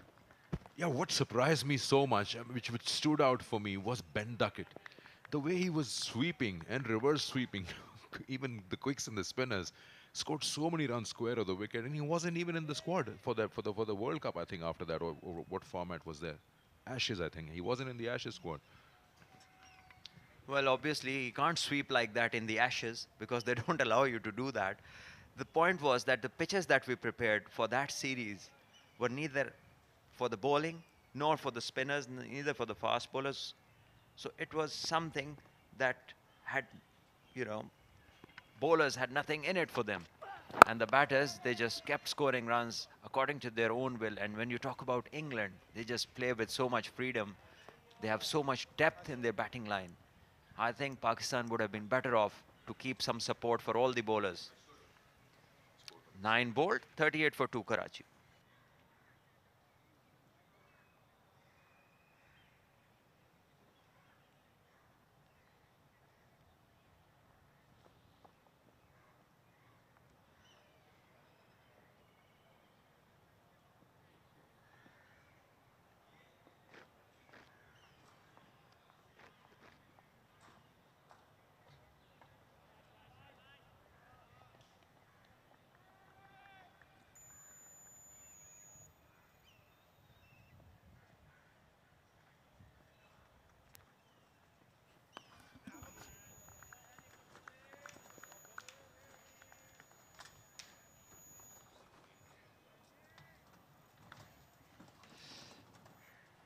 खाने के वक्फे के बाद एक धचका ज़रूर मिला था जब शान मसूद की विकेट गिरी थी कराची वाइट्स के लिए, लेकिन उसके बाद से लेके अभी तक दोनों साइम अयूब और खुरम मंजूर एक अच्छी पार्टनरशिप बिल्डअप की है। 15 रन की पार्टनरशिप, 33 बॉलों पे डिसअपॉइंटेड होंगे शान मसूद क्योंकि काफ़ी कुछ एक्सपेक्टेड है इनसे।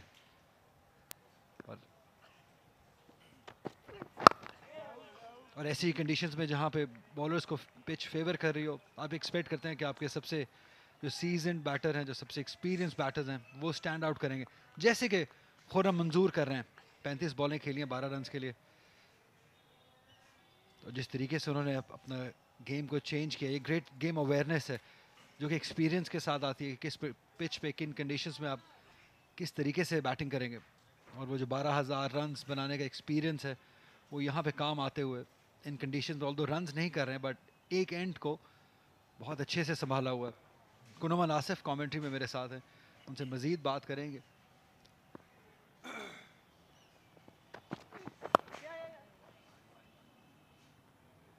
तो कुनुमान एक आइडियल प्लेयर हैं खुरम मंजूर ऐसी सिचुएशन में कराची के लिए, जो कि एक एंड को बहुत मजबूती से थामे हुए हैं।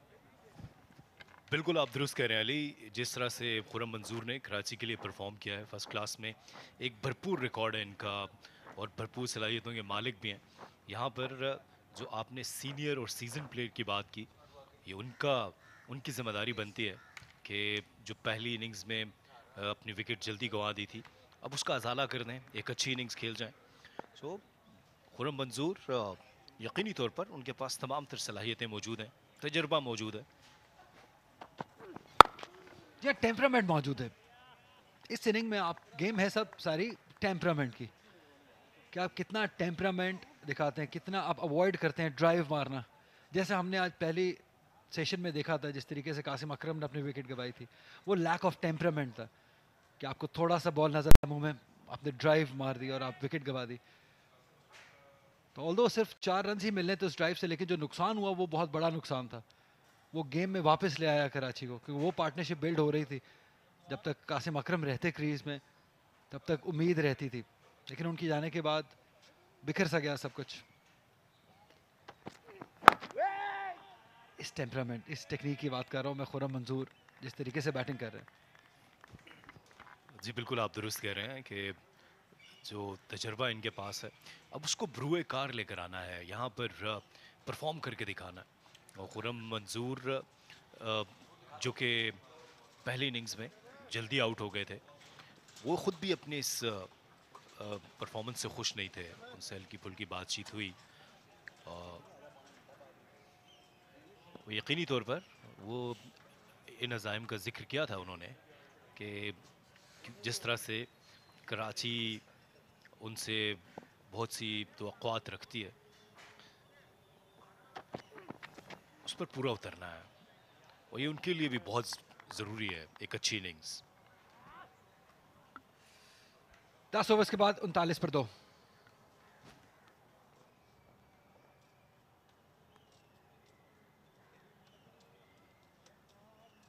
ये टेम्परामेंट का हमने जिक्र किया था, अभी तक हमने कोई फॉल्स शॉट खुर्रम मंजूर से अटेम्प्ट भी नहीं होते हुए देखिए, क्योंकि बहुत सेंसिबल। और ये वो मोमेंट था, ये इस चीज़ की ज़रूरत नहीं थी, ड्राइव मारने चले गए और ज़्यादा टेक्निक भी सही नहीं थी, छोटी टांग से ड्राइव मारने चले गए दूर से ही।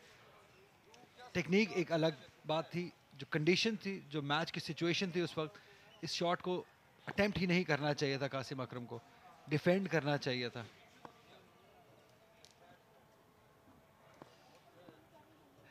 सरफराज चाहेंगे कि उनकी बैटिंग ना ही आए।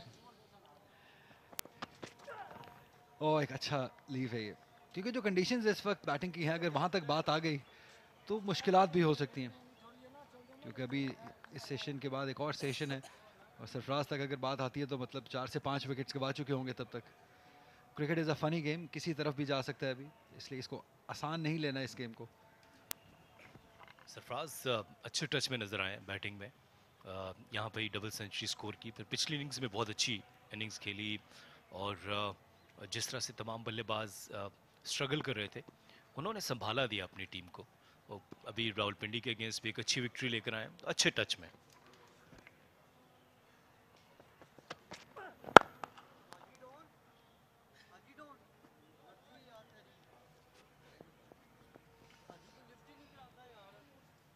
आज अपने यूजुअल नंबर पे बैटिंग करने नहीं आए साइम अयूब, नंबर 4 पे बैटिंग करने आए।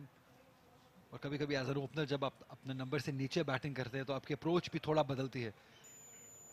एज एन ओपनर आपकी इंस्टिंक्ट होती है, आप बॉल के पीछे जाते हैं, ड्राइव मारने जाते हैं, अटैक करने जाते हैं, लेकिन जब आप वही ओपनर नंबर 4-5 पे खेलते हैं तो कहीं ना कहीं अप्रोच में डिफरेंस आता है, सोच में डिफरेंस आता है, तो आप शॉट्स को रोकते हैं, पूरे बॉल का वेट करते हैं। अच्छा रन है ये, अच्छी पॉजिटिव क्रिकेट है। जी हाँ, खेलते ही तेजी से रन के लिए दौड़ पड़े और साइम अयूब भी एक ऐसे नौजवान हैं जिनसे बहुत सी तवक्कुआत वाबस्ता हैं, बेपनाह टैलेंट के मालिक हैं। वाइट बॉल क्रिकेट में इन्होंने बहुत इम्प्रेस भी किया, अभी कैरेबियन प्रीमियर लीग में भी बहुत अच्छी क्रिकेट खेल गया है। अब देखना यह है कि ये जो 4 दिन की क्रिकेट है, जहाँ से आपको टेम्परामेंट सीखने का मौका मिलेगा, शॉट सिलेक्शन सीखने का मौका मिलेगा, इसमें अब इनको कुछ बेहतर कारकर्दगी दिखानी है।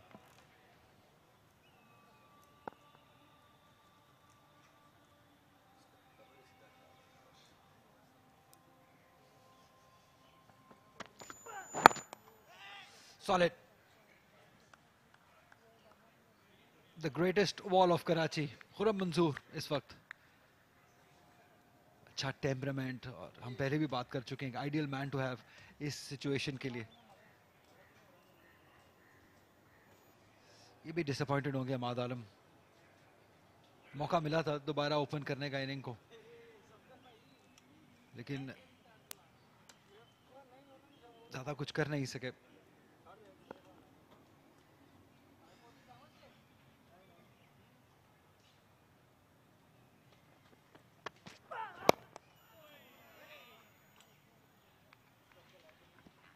जी, दोनों दफ़ा अली शफीक ने उनका शिकार किया और बहुत अच्छी लाइनो लेंथ से बॉलिंग की। पहले मैच में एक तेज इन स्विंगर, बैट एंड पैड के दरमियान से वो गेंद निकला था, और आज भी एक बहुत अच्छी गेंद की।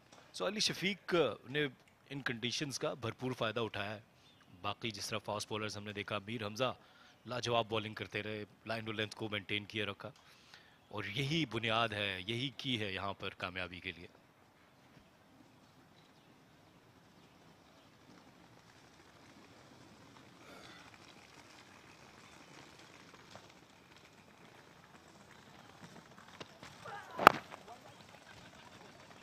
अच्छा रन है ये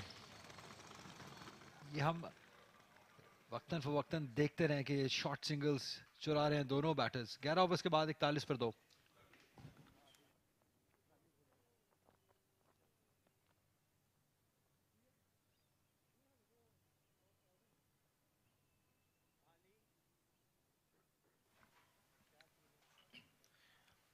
अली, आपने पूरा सीज़न कवर किया और उसमें लाहौर ब्लूज़ की कारकर्दगी की अगर बात की जाए तो कोई ऐसे मौके थे जहां हमने देखा कि कप्तान जो है वो थोड़ा सा डिफेंसिव नज़र आए, ठीक है, वो वक्त के साथ उन्होंने अग्रेसिव अप्रोच भी लाई, लेकिन कुछ ऐसे मैचेस थे जिसमें उनकी डिफेंसिव अप्रोच भी एक वजह बनी जिसमें कोई रिजल्ट नहीं आ सका। सो लाहौर ब्लूज की ओवरऑल कारकर्दगी को कैसे देख रहे हैं सीजन में? देखिए, सबसे पहले तो मैं उनको दाद इस बात की दूंगा कि उन लोगों ने इंटर डिस्ट्रिक्ट के परफॉर्मर्स को मौका दिया है। सबसे इंपॉर्टेंट बात मेरे लिए इस सीज़न की ये रही।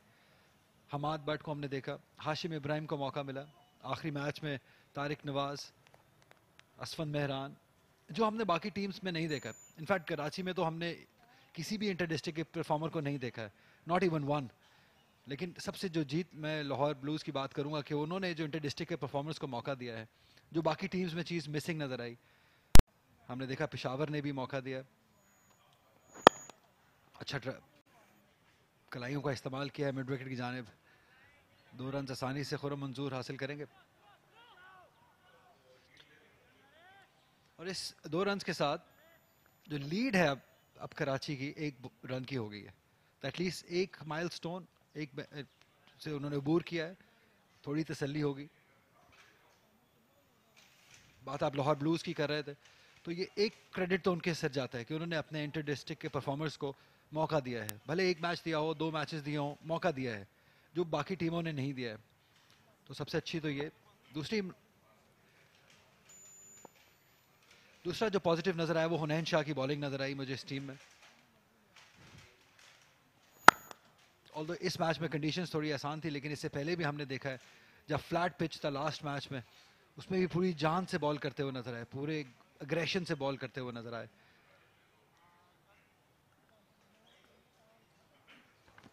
जी बिल्कुल दुरुस्त कह रहे हैं आप, और अच्छा तज्जिया किया आपने ओवरऑल लाहौर ब्लूज का। और हुनैन शाह ने जिस तरह पिछले मैच में जान मारी थी, एक बेजान पिच, एक ऐसी पिच जिस पे बल्लेबाजों के लिए बहुत सी आसानियां थी, उसमें थोड़ी बदकिस्मत भी रहे, कुछ कैचेस ड्रॉप हुए इनके।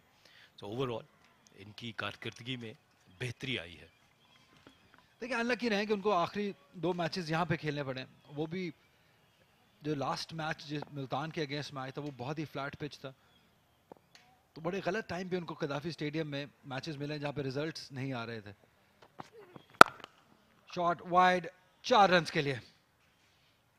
इस लेंथ पे खुरम मंजूर को बॉल नहीं करना है, ये बात जितनी जल्दी आप जान लेंगे उतना ही एक बॉलर के लिए बेहतर है। जी हाँ, खुरम मंजूर शॉर्ट पिच थोड़ा सा आउटसाइड द ऑफ स्टंप और इसको बैकफुट पर कट किया। खुरम मंजूर इस एरिया में बहुत अच्छा खेलते हैं, बहुत स्ट्रांग हैं। तो जिस तरह आपने कहा कि इस लाइन से अवॉइड करना होगा हसनैन को, और अगर आपने विकेट हासिल करनी है तो कोशिश यही करनी है बल्लेबाज को ड्राइव पर लेकर जाएं। 3 स्लिप्स, 2 स्लिप्स, एक गली आपका इंतजार कर रही है, जहां से बल्लेबाज थोड़ी सी गलती करेगा ये विकेट हासिल हो सकती है। लेकिन खुरम मंजूर इस वक्त बहुत मुस्तनद तरीके से बल्लेबाजी कर रहे हैं।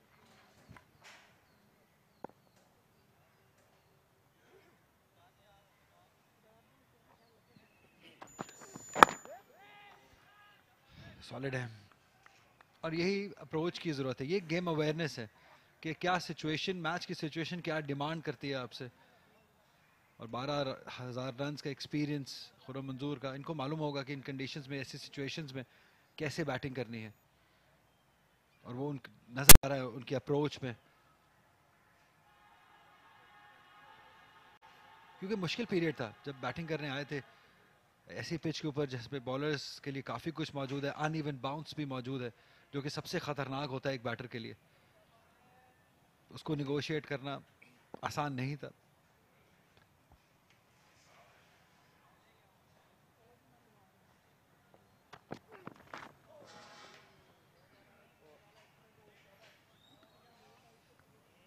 बारह ओवर्स के बाद 47 पर 2 कराची वाइट्स।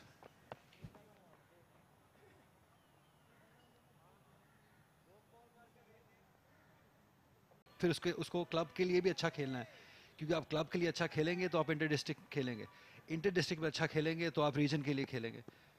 तो उसके लिए होप होना बहुत ज़रूरी है। अगर हमें खुद भी तोड़ने होते हैं, आप जो ये कह रहे हैं कि इसको लाजमी कर दिया जाए, और ये आप इसलिए कह रहे हैं क्योंकि रीत वही है, वो जो कहते हैं ना, रीत इस नगर की है और जाने कब से है। तो कैप्टन और टीम मैनेजमेंट की भी दूंगा इस मैच में कि गुलाम मुदस्सर बाहर बैठे हुए हैं, वो सबसे इनफॉर्म बॉलर थे शाहनवाज धानी के आने से पहले। अब वो बाहर बैठे हैं क्योंकि अंडर 21 प्लेयर खेलना है। अब यहाँ पे टीम को भी नुकसान हुआ है। गुलाम मुदस्सर यहाँ होते तो एक डिफरेंट सिचुएशन होती, उनके लिए भी अच्छा होता है, टीम के लिए भी अच्छा होता। अच्छा ड्राइव है लेकिन उतनी ही शानदार फील्डिंग। हमाद भट्ट हैं इस बार। कोई अंडर 21 लड़का खिलाना है। जैसे जैसे क्रिकेट खेलेंगे, बड़ी क्रिकेट खेलेंगे, बड़े प्लेयर्स के साथ खेलेंगे, और इन्होंने भी इंप्रेस किया है। उन्हें इंशान है, नसीम शाह के छोटे भाई। अच्छा एटीट्यूड है टुवर्ड्स क्रिकेट, एंजॉय।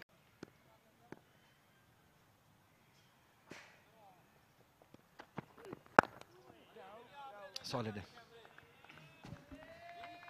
बिल्कुल दुरुस्त कहा आपने अली कि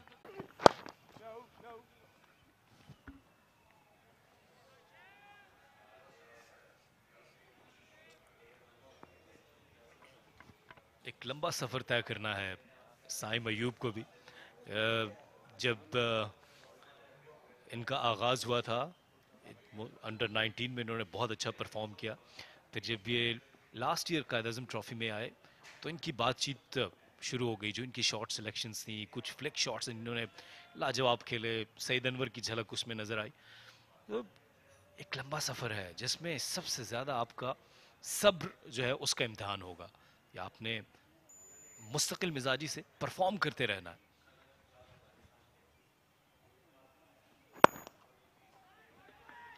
जल्दी करना होगी और जल्दी की। रन मुकम्मल किया साइम अयूब ने। इस सिंगल के साथ ओवर का भी हुआ इख्तिताम। 14 के बाद 52 पर 2।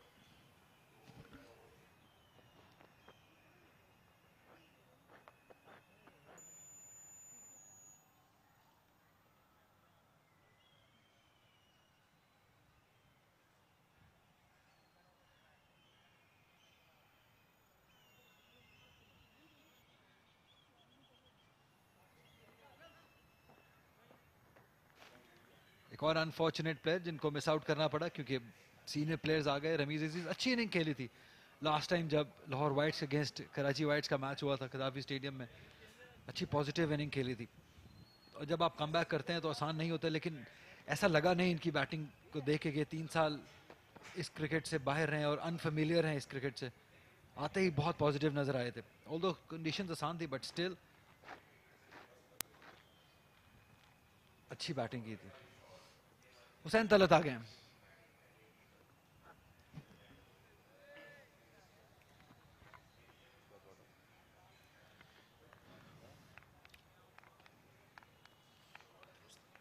पचपन विकेट्स हैं इनके फर्स्ट क्लास करियर में, 67 मैचेस में, और अब तक 5 विकेट्स हासिल नहीं कर पाए। अच्छे ऑलराउंडर हैं।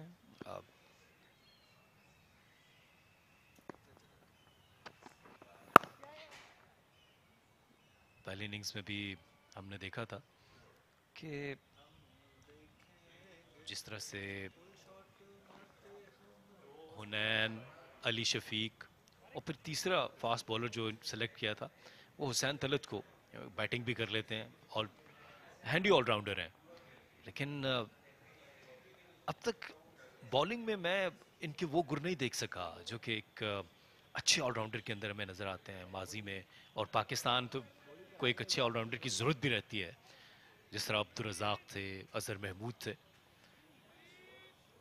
इनको भी अपनी जो सलाहियतें हैं उनको बढ़ाना होगा, परफॉर्मेंसेस अच्छी देनी होंगी। या मिस आउट किया इन्होंने क्योंकि बैटिंग तो इनका स्ट्रांग पॉइंट था, बॉलिंग भी अच्छी कर लेते थे, लेकिन ऐसा लगता है कि जैसे उन्होंने खुद से ही बॉलिंग पे इतना काम नहीं किया अपने, क्योंकि ये इंडिविजुअल की अपनी एफर्ट होती है कि वो अपने आप को कहाँ किस तरीके से अपना करियर को परसू करना चाहते हैं। खुश नहीं है खुर्रम मंजूर सामने साइड स्क्रीन से, क्योंकि थोड़ा गैप है 2 साइड स्क्रीन के दरमियान, शायद यही उनको थोड़ा बॉदर कर रहा है। अब यहाँ से तो कवर्ड हो गया वो गैप दोनों साइड स्क्रीन के दरमियान में, लेकिन स्टिल 100% वो कंफर्टेबल नहीं है।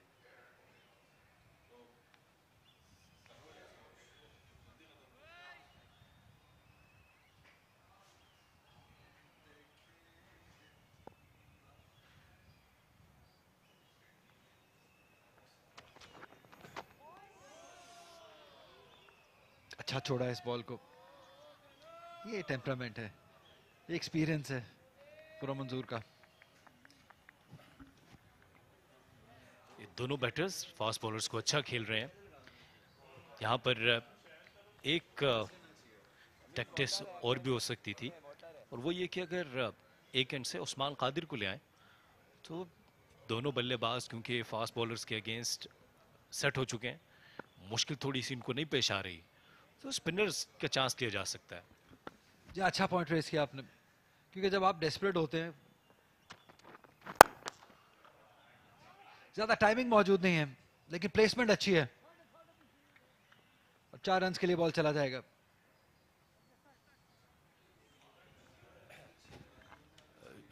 विविड लेंथ लाइन, इस गेंद में सब कुछ आसानी थी बल्लेबाज खुरम मंजूर के लिए, और भरपूर ताकत से शॉट खेला, एक्स्ट्रा कवर्स की जानिब 4 रन हासिल किए। और इसी चीज का तस्करा हो रहा था कि हुसैन तलत उस तरह मेहनत करते नजर नहीं आए जो इनफरादी आपकी मेहनत होती है किसी भी शोबे में।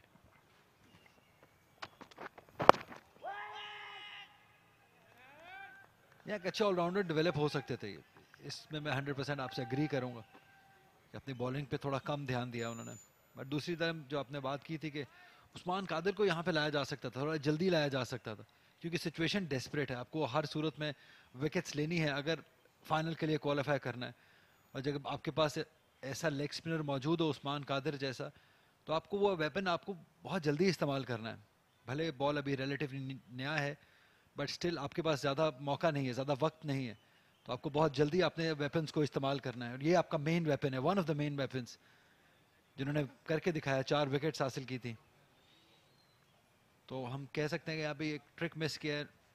मैं ये नहीं कह रहा हूँ कि उन्होंने आते ही बहुत विकेट्स लेनी थी, लेकिन एक इम्पैक्ट छोड़ना था उन्होंने।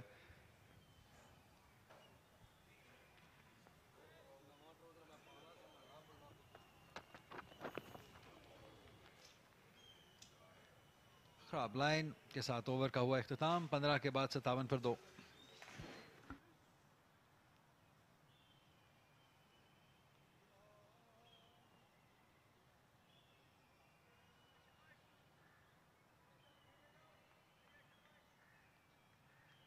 वक्त है पानी के वक्फे का, इस ब्रेक के बाद वापस आते हैं।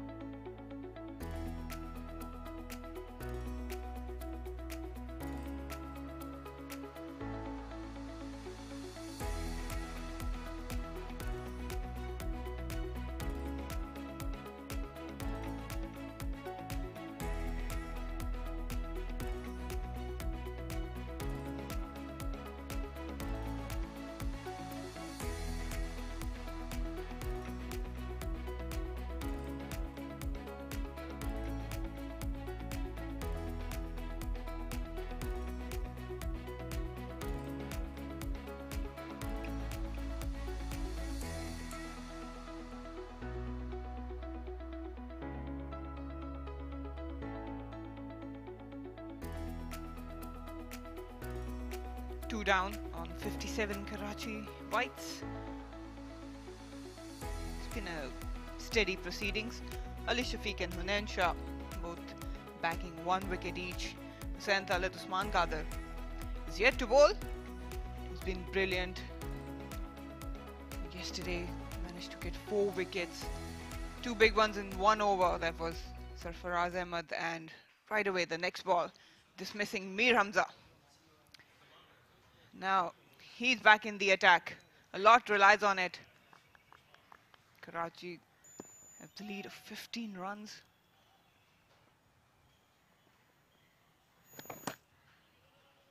Way outside off stump, starts off with it.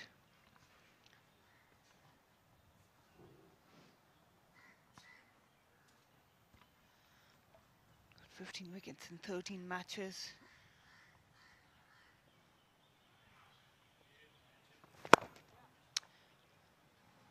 Slide there, it's played towards cover.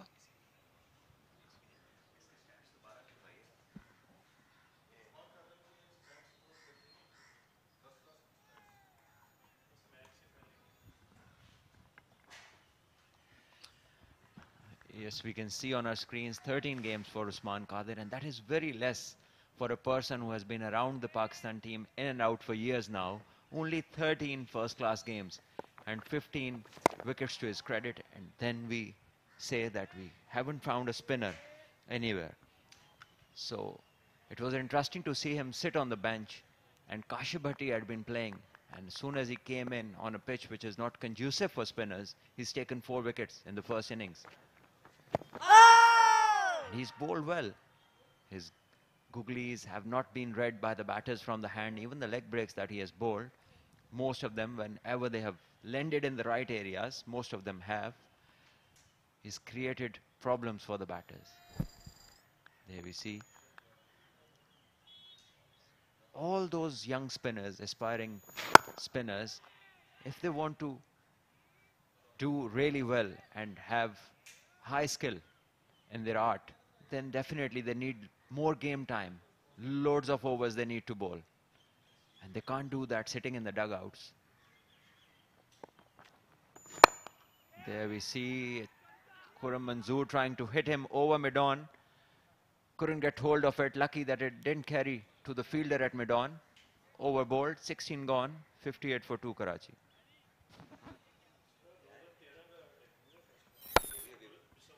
It's the wild slog. Just trying to dominate him. Doesn't want him to settle down, because Usman Qadir, well, a leg spinner is always a trump card for any team in any format. 2 wickets down on 58 for Karachi Whites.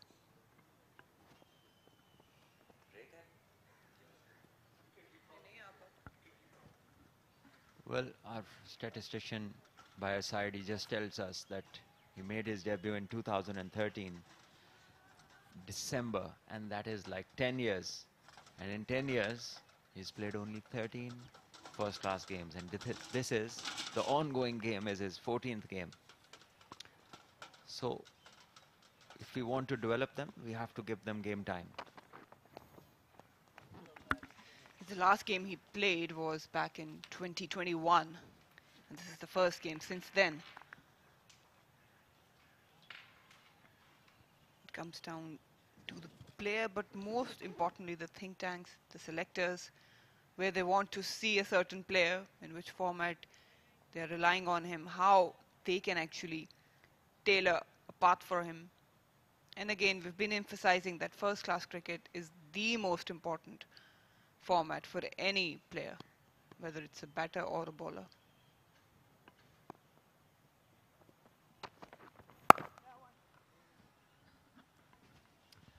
That's well played, placed through the point region for a single. Playing late has been the key for Sam Ayub. He's taking his time. He looks good. Whatever he does at the crease has elegance about it. Very skillful batter.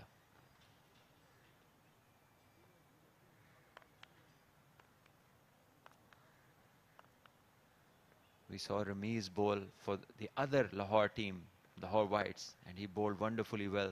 60 plus overs he bowled. He took 6 wickets and 3 chances dropped. A apart from those 6 wickets. So leg spinners, the more they play, the perfect they get, like any other person in the cricket field. But this is a difficult art and needs more game time.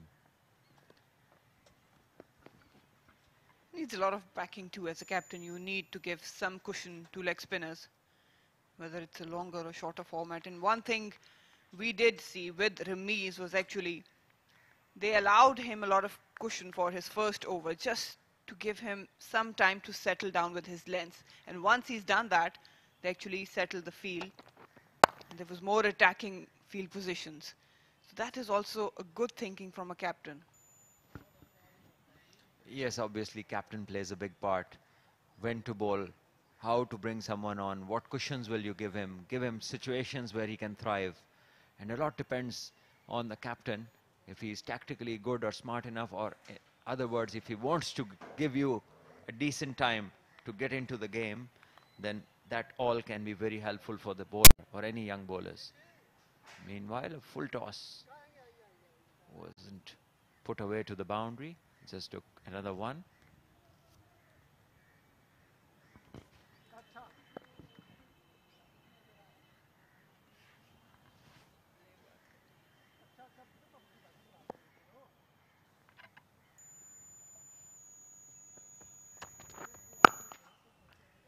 Good line, good length. Hussain Talat, he's been around for a while too.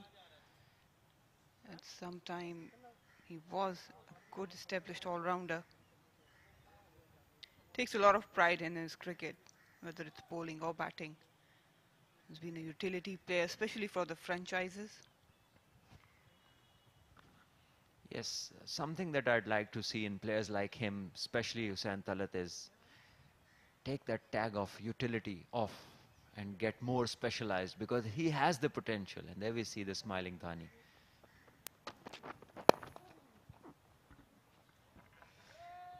Well, there are a lot of different individuals in your team.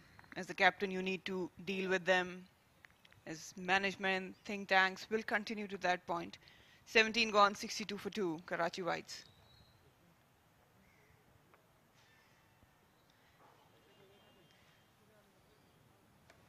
And we've seen that at international level, there have been some individuals who have been hard to handle. At times, it's more about the attitude. This is the drop early on. I'm talking about Shahnawaz Dahani, a bit casual. And it did cost Karachi a lot of things.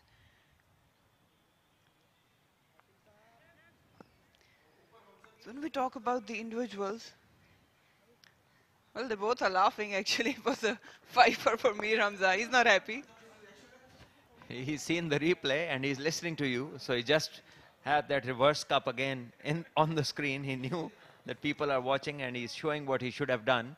There we see Mir Hamza also, both having a good laugh. And there we see the replay again.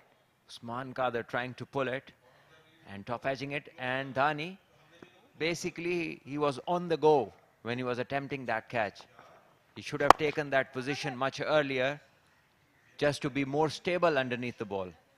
But he was just running along with the ball, which made it more difficult. Meanwhile, 2 runs over mid-on, or 1. So they just go through for 1. Could have been an easy 2. The ball went close to the boundary, and surprisingly, the batters, they only took 1. It's good bowling. Good pace for Usman Kader. Coming back to that point, you do realize in your playing level there are some match winners, but they do carry some baggage. At times it's different kind of problems. It's more about the punctuality, the attitude, the arrogance, the carelessness. And at times it's their own way they want to adapt. So my question to you is, as a captain or even as a think tank, how much cushion should you be giving to those who are actually your match players? Well, man management varies from individual to individual. There's certain behaviors that you come across as a leader. And then there are people who love to be criticized, not love to be, who prefer to be criticized in person. not publicly. And then there are individuals, no matter what you say, when you say, where you say, they take their time. And there we see Khurram Manzoor taking full advantage of this full toss from Usman, who was bowling really well until he decided to start to bowl a bit quicker, which is something that he shouldn't do. Should carry on bowling on his good line and good length. This one is fine, slower in pace. Over bowled, 18 gone, 68 for 2.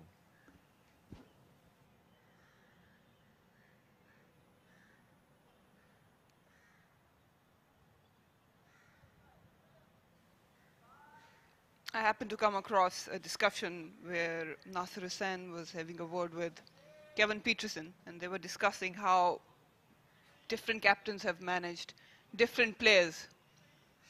And Nasser Hussain, as a captain, mentioned that when he captained England, there were two players who were hard to handle, Andrew Flintoff and Kevin Peterson. But he said that in order to get the best out of them, because he knew that they were the match winners, he had to let go a few things, not in terms of discipline, but in terms of how they actually plan their own practice. It's driven that they've got protection there.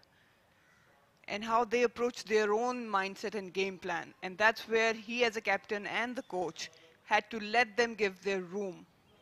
But at the end, what he said was, because we trusted them with their own process, the results we were asking from them were delivered.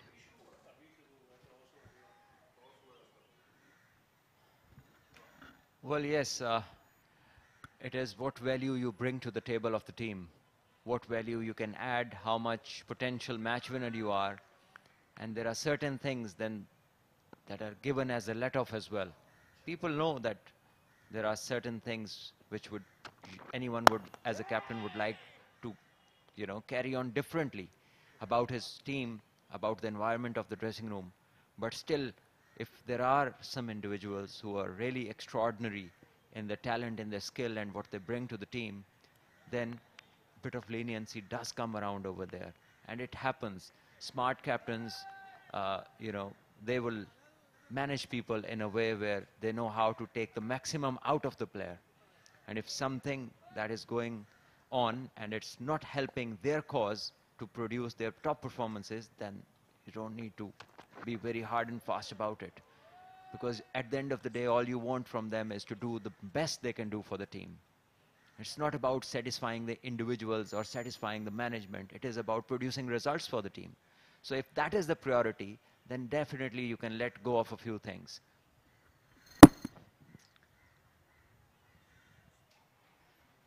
But do you think that it actually can affect the other players in that environment, where they can question that why some player has been cutting some slack off, and whereas others have been grinded through the captain and even the coach?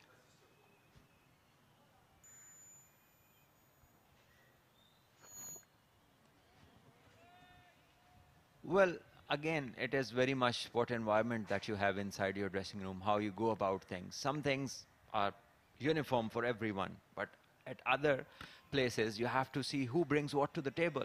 You can't be a person who is hard to get into the 11, cannot be a Ben Stokes for England. So players need to understand that. And it's end of the day, it's international sport, it's a high performing place. And with your performances, yes, certain things you can get off, but not for everyone. That's not what you do for everyone.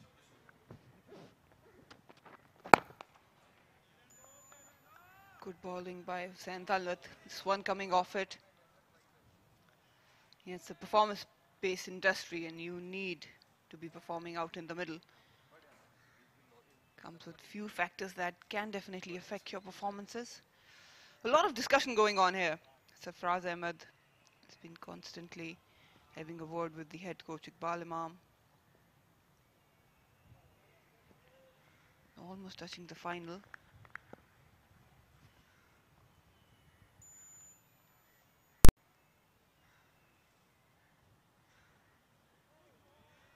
Has been testing Khurram with the shorter one. You You don't want to do that consistently because he can cut and pull. 19 gone, 69 for 2 Karachi Whites.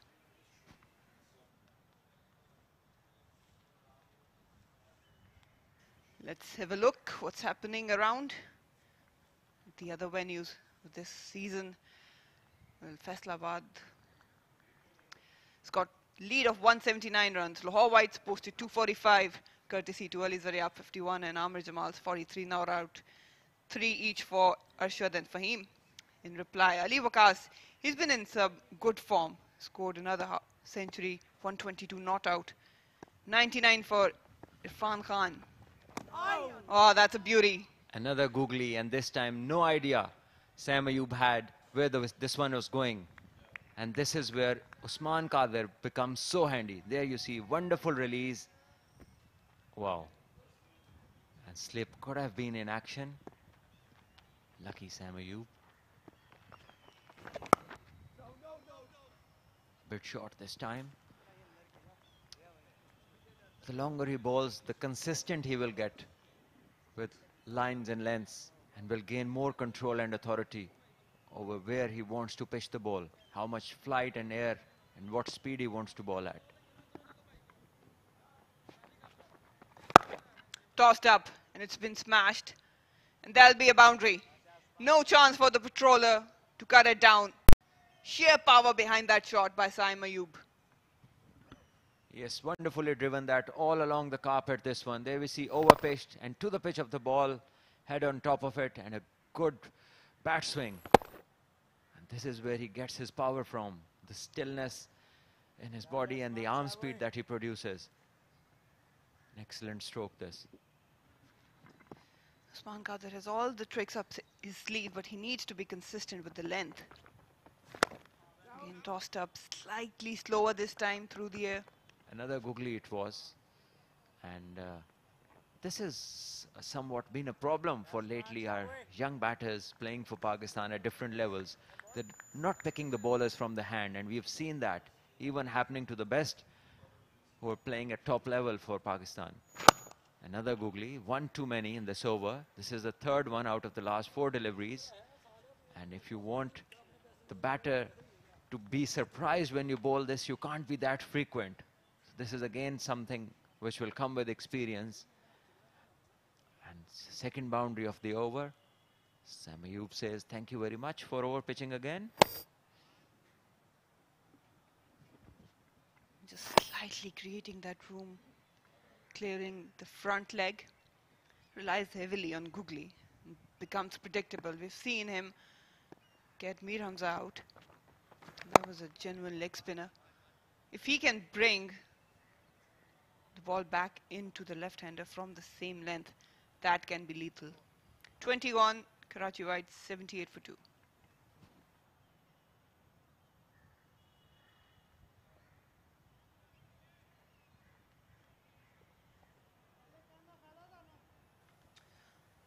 .34 Khurram Manzoor is not out. Saim Ayub on 33. Nothing much from Ahmad and Shan Masood. 2 and 9 respectively. We've got Umar bin Yusuf, Asad, Sarfaraz. Long batting lineup. Numan Ali included, and Mir Hamza can bat too. So can Aftab Ibrahim.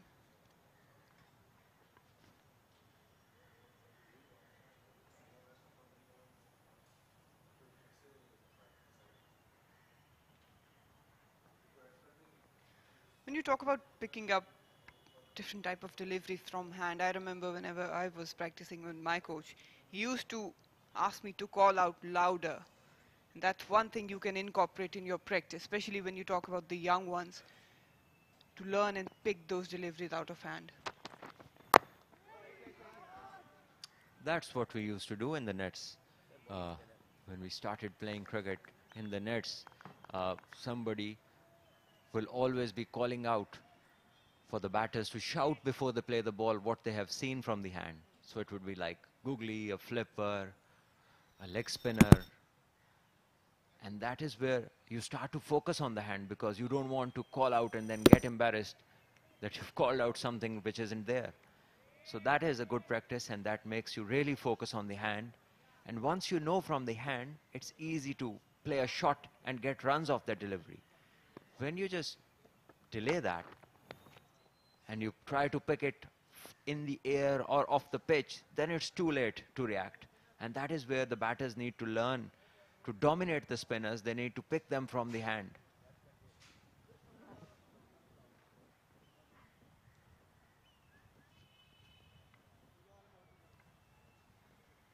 And at times, whenever there was reverse swing, we've seen at international level, especially for the non-striker, because he or she is closer to the bowler, they could slightly see which way the shine is. And I've seen some batters on non-striker end to hold the bat in either hand to indicate that to the striker. It's a good run. Well, I do remember once we were batting for Wabda and one of my teammates, he told me the same thing, that I'll hold the bat in the hand where the shine would be, and I said to him, excuse me, just keep it to yourself, because that wasn't comfortable for me, because the bowler could change in the last moment and I cannot depend on information which I've received when he started running. It has to be the latest in the delivery stride. So I tried my best to pick it there, because the bowler cannot have two hands together in the delivery stride. In the run-up, he can have that. So batters should try to watch it just before the release, and it gives you a fair idea where the ball is going. And the best thing to do if you cannot pick up is to play the in-swing. And you will be better off rather than depending on somebody else's information, which can be changed at the time of gathering at the crease.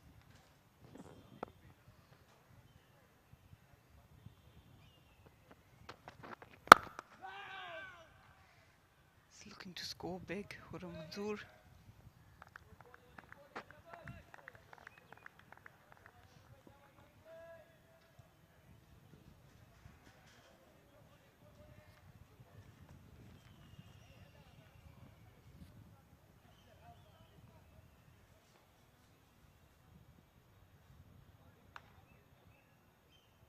Is the lead by Karachi Whites. Got early blows, but now this partnership is brewing. 56 so far.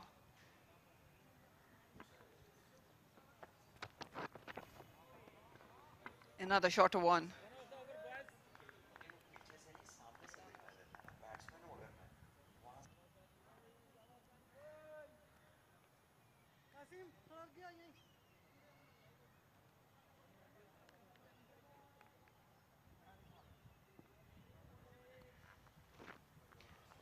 Talk about reverse swing. I think Hunain Shah probably the best possibility can get some reverse swing. Santala not that express. Even Ali Shafiq. Yeah, we saw very clearly you could pick up where the shine is, and it was so much evident over there. And I'm sure Khurram Manzoor knows where it's going. He's so experienced. 21 gone, 80 for 2, Karachi Whites.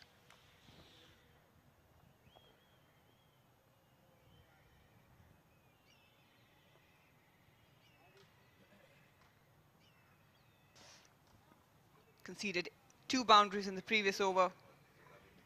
And Saim Ayub just exploiting that length, the fuller length offered by Usman Qadir.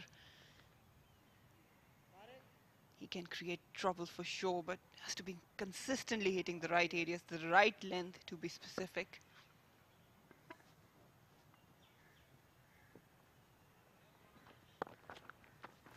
Quicker, picked up nicely. The fielder is there. Oh, probably short of it. Never carried. Yes, I think he was looking in the sun, and he did not pick it up earlier, but then he did well to stop it from going to the boundary. This is a good angle, and there we see him going through it. He could have run towards the ball, but maybe when he saw the ball, it was too late. He is a keeper, actually, so if there's anybody you fancy diving and taking it, it's going to be him.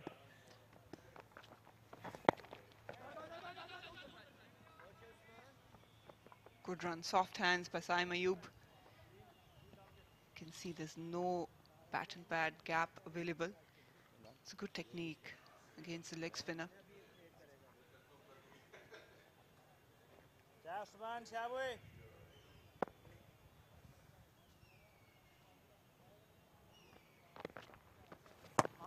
Nicely tossed up. That is a rare sighting. Even yesterday, especially for the left-handers, he was bowling very quick through the air.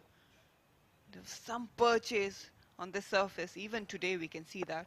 But he's a bit reluctant to give it air in flight on certain occasions. That's a good one.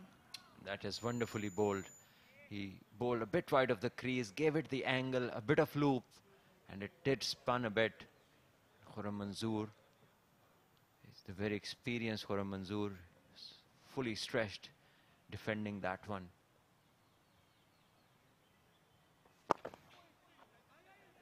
And this one overpitched, and an easy single for Khurram. So the more he bowls, the more frequency of his good balls would increase.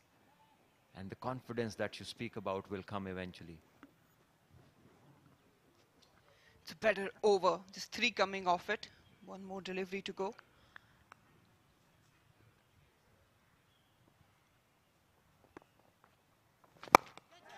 Oh, again, never picked up the googly. And it's taken. Usman Qadir strikes finally. Saim Ayub again trying to attack him. And that's a good catch by Hussain Talat, and Usman Qadir bowling a flighted googly, coming around the wicket, changing the angle. And once again, Saim Ayub being unable to pick it from the hand. He went to play a stroke which was across the line and going against the spin. There we see. Although his head was still, and he tried to play that so-called no-look shot, but could not, because he didn't know which way the ball was going to spin. And this is why he's so handy, and Lahore missed the trick by not playing him in the earlier games. Saim Ayub is gone 35. He scored 83 for 3 Karachi.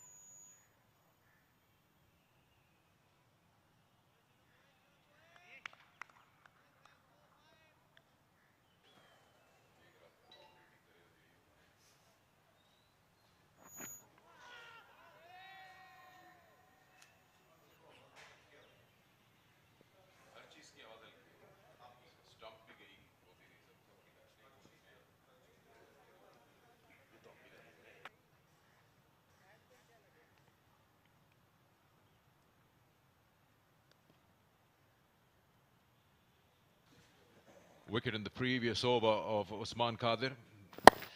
Slicing it, trying to play it on the onside, gets the outer part of the bat. Good catch this, running backwards. And the third wicket went down, making it 83 for 3. Karachi region leading by 41 at the moment.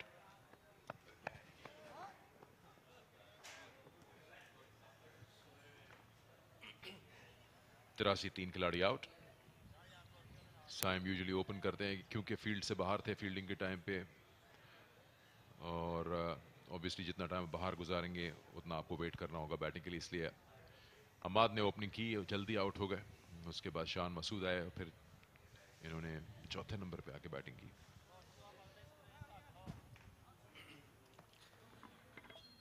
Saim Ayub एक दफ़ा फिर अपना temperament खो बैठे और flighted delivery थी, wicket हासिल की। यहाँ पर खुरम मंजूर साइड स्क्रीन को दुरुस्त करवाते हुए।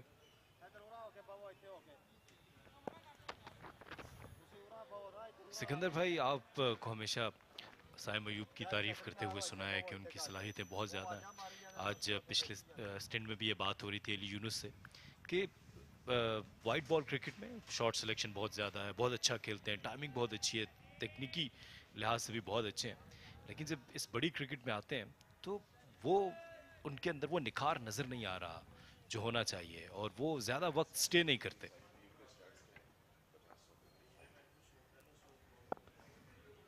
साइम अयूब के बारे में जिक्र किया था मैंने अपने पिछले स्टेंड में करीबन 1 घंटे पहले जब आए थे बैटिंग के लिए, कि जो ट्रांसफॉर्मेशन इनकी देखी गई है पिछले 2 सालों में वो बड़ी मेंशनेबल है। पहले इनको रेड बॉल के लिए ही रिगार्ड किया जाता था ज़्यादा, ये थोड़े अग्रेसिव हैं। मॉडर्न डे क्रिकेट में जो खिलाड़ी होते हैं वो फॉर्मेट को थोड़ा सा साइडलाइन करते हैं और अपने आप को बैक करते हैं। डेविड वार्नर ऐसे हैं जो कि रन बॉल ऑलमोस्ट खेलते हैं टेस्ट मैच। तो ऐसे आपको फैक्टर्स, सर्टेन एलिमेंट्स चाहिए होते हैं अपने फ्यूचर के लिए, क्रिकेट के लिए, जो आपको एक ऐसा एक्स्ट्रा बूस्ट दें। और अगर कोई बैटर अपने आप को इतना बैक करता है, बड़ी यंग एज में है, तो इनको यहाँ फाइन ट्यून और ग्रूम किया जा सकता है इसी अंदाज में जो खेलते हैं। रैश शॉट्स इनके होते नहीं ऐसे, इनकी इनोवेशन ज़्यादा हैं। ये बॉक्स का इस्तेमाल, क्रीज का इस्तेमाल बड़ा अच्छा करते हैं। क्विक ऑन द लेग्स हैं, जल्दी अच्छी पोजीशंस में आने की कोशिश करते हैं। मैं ओवरऑल बात कर रहा हूँ, चाहे वो कोई भी फॉर्मेट हो। अच्छा हैंड आई कोऑर्डिनेशन है इनका, यंग है। बैक जो आपने अभी इनकी रिसेंट सीपीएल की परफॉर्मेंस का सुना होगा या देखा होगा, हम कभी कभार बहुत ज़्यादा लेबलिंग पे चले जाते हैं कि ये तो T20 का प्लेयर है, ये तो टेस्ट मैच का प्लेयर है, ये तो लॉन्गर वर्जन का प्लेयर है। प्लेयर किसी वर्जन का नहीं होता। अगर आपको एक्सपेक्टेशन अपने किसी बैटर से लॉन्गर फॉर्मेट में कि वो 100 करे या बड़ा 100 करे, तो वो कर सकता है at a brisk pace. Sorry, totally ripe नहीं है, थोड़ा सा रॉ है अभी, बट अगेन वही वाली बात है कि यंग है। और ये आप ज़रूर जहन में रखिएगा कि पूरे साल में ये एक कायद-ए-आज़म ट्रॉफी होती है जहाँ रेड बॉल इन ऑपरेशन होती है। अगर ये नहीं हो रहा और आप टेस्ट टीम का हिस्सा नहीं है, तो आप तो खेलते ही नहीं है red ball as a player, white ball ही खेलते हैं। उस वाइट बॉल में भी अगर आप पाकिस्तान नहीं खेल रहे हैं तो आप T20 ही खेल रहे हैं, लीग्स। जी बिल्कुल दुरुस्त कहा आपने। और इसी तरह के नौजवान हैं कासिम अकरम, आज वो भी अपना टेम्परामेंट लूज़ करके अपनी विकेट गंवा दी। सो ये जो 4 रोज़ा क्रिकेट है, यही हमारे नौजवानों के पास सीखने का मौका है। और जब जब इनको मौका मिले, इन नौजवानों को, अगर वो यहाँ पर परफॉर्म करेंगे तो अपना लोहा मनवाएंगे।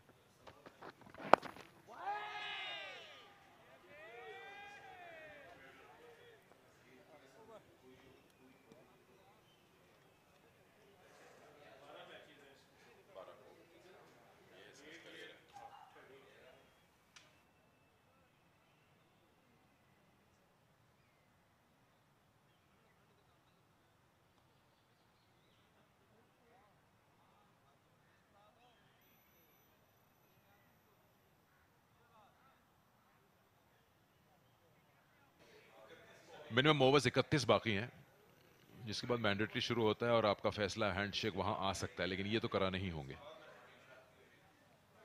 उस्मान कादिर एक बार फिर आ गए फार एंड से। उमैर बिन यूसुफ अभी तक गेंद का सामना किया नहीं है। इनकी भी अच्छा करियर रहा है, 50 ओवर वर्जन में काफ़ी अच्छे इनका नाम रहा। और इससे पहले जो सिस्टम था सिंध, उसमें काफ़ी रेगुलर मेंबर रहे हैं। काफ़ी हाई रिगार्ड करते हैं इनको Sarfaraz as a batter, top 4 में। रिसेंटली पाकिस्तान की ए टीम शाहीन जिसे आप कहते हैं, उसमें गए थे, ये अच्छा परफॉर्म करके आए थे अफ्रीका में, जिम्बाब्वे में। इमर्जिंग एशिया कप में ये गए थे, श्रीलंका में परफॉर्मेंस की थी, जिम्बाब्वे में प्लेयर ऑफ द टूर्नामेंट बने थे विद द बैट।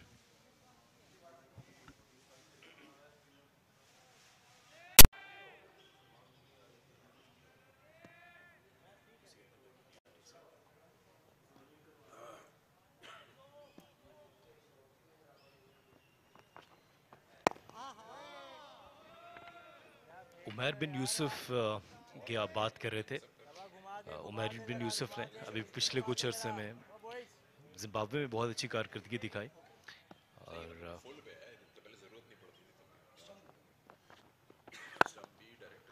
और इस दफ़ा इसको एक्स्ट्रा कवर की जानिब खेल दिया है। 4 रन्स के लिए फ्लाइटेड डिलीवरी थी, इसको ड्राइव किया।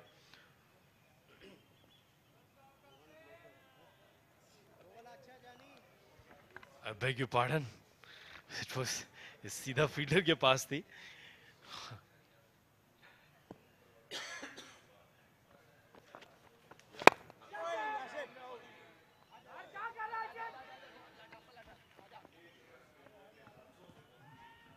बहुत ही ऑर्डिनरी एफर्ट, और उसके बाद उसका चेज भी बिल्कुल ऐसे ही है। अगर आपसे मिस्टेक हुई है तो फौरन रिकवरी करनी चाहिए। ऑलमोस्ट जॉग करते हुए बॉल के पीछे गए, ये हाथों में थी बॉल। पहला कैजुअल एफर्ट, और उसके बाद अब टर्न अराउंड करके आप देखें कि ये फुल नहीं लगा रहे रेस बॉल के पीछे।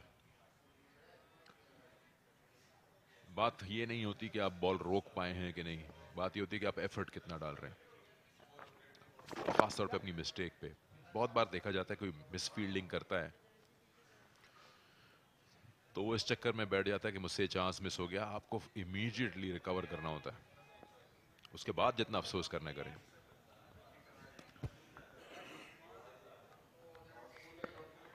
हाशिम इब्राहिम फील्डर थे, गेंद को रोक नहीं पाए।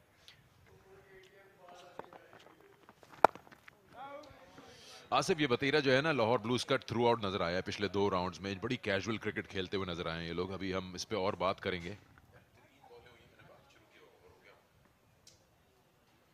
83 पे 3।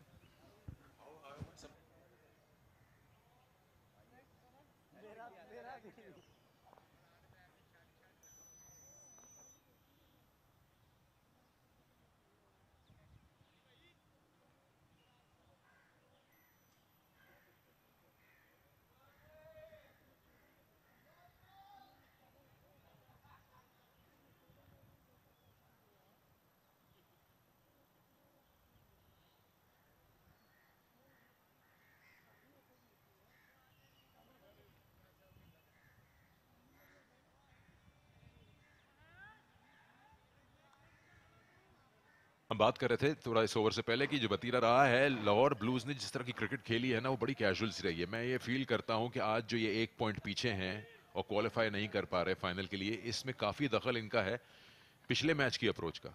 पिछले मैच में जब आपने देखा कि कोई करीबन 1300 रन बन गए थे, बहुत अपॉर्चुनिटी थी, ये टॉप कर रहे थे उस वक्त टेबल को, ये डिक्लेयर कर सकते थे, कुछ रिजल्ट ओरिएंटेड क्रिकेट पे जा सकते थे अपने फायदे के लिए, ताकि फाइनल राउंड में, क्योंकि आपको पता था बारिशें भी आ रही हैं, 2-3 दिन आपके खराब हो सकते हैं, बट इन्होंने प्रेफर किया कि हम 6 सेंचुरियां लगाएंगे इन नो पर्पस। ये देखिए ओवरऑल इनकी फील्डिंग ऐसी रही, अपॉर्चुनिटीज उस इतनी अच्छी बैटिंग विकेट पे आई, कैचेस छोड़े इन्होंने। सो पॉइंट बीइंग के किसी भी मैच में किसी भी लम्हे में जब आप होते हैं ना, जैसे आजकल बात हो रही होती है वर्ल्ड कप में कि नेट रन रेट इंपॉर्टेंट है, आप कहते हैं कि जी 6 मैच बाकी हैं, ये आपको बाद में तंग करता है। तो इस तरह आपके पास कहीं अपॉर्चुनिटी आती है कोई पॉइंट स्कोरिंग की, तो आपको हमेशा अवेल करनी चाहिए, सिचुएशंस को क्रिएट करना चाहिए अपने फायदे के लिए, बजाय इसके कि आप वेट कर रहे हो कि हालात आपके फेवर में खुद ब खुद आ जाएं। जी सिकंदर भाई, ये आपने अहम बात की है, और इससे पहले अली यूनुस साहब से भी इस बात का तस्करा हुआ था कि इमरान भट्ट की लीडरशिप में लाहौर ब्लूज की मस्बत चीजें क्या हैं।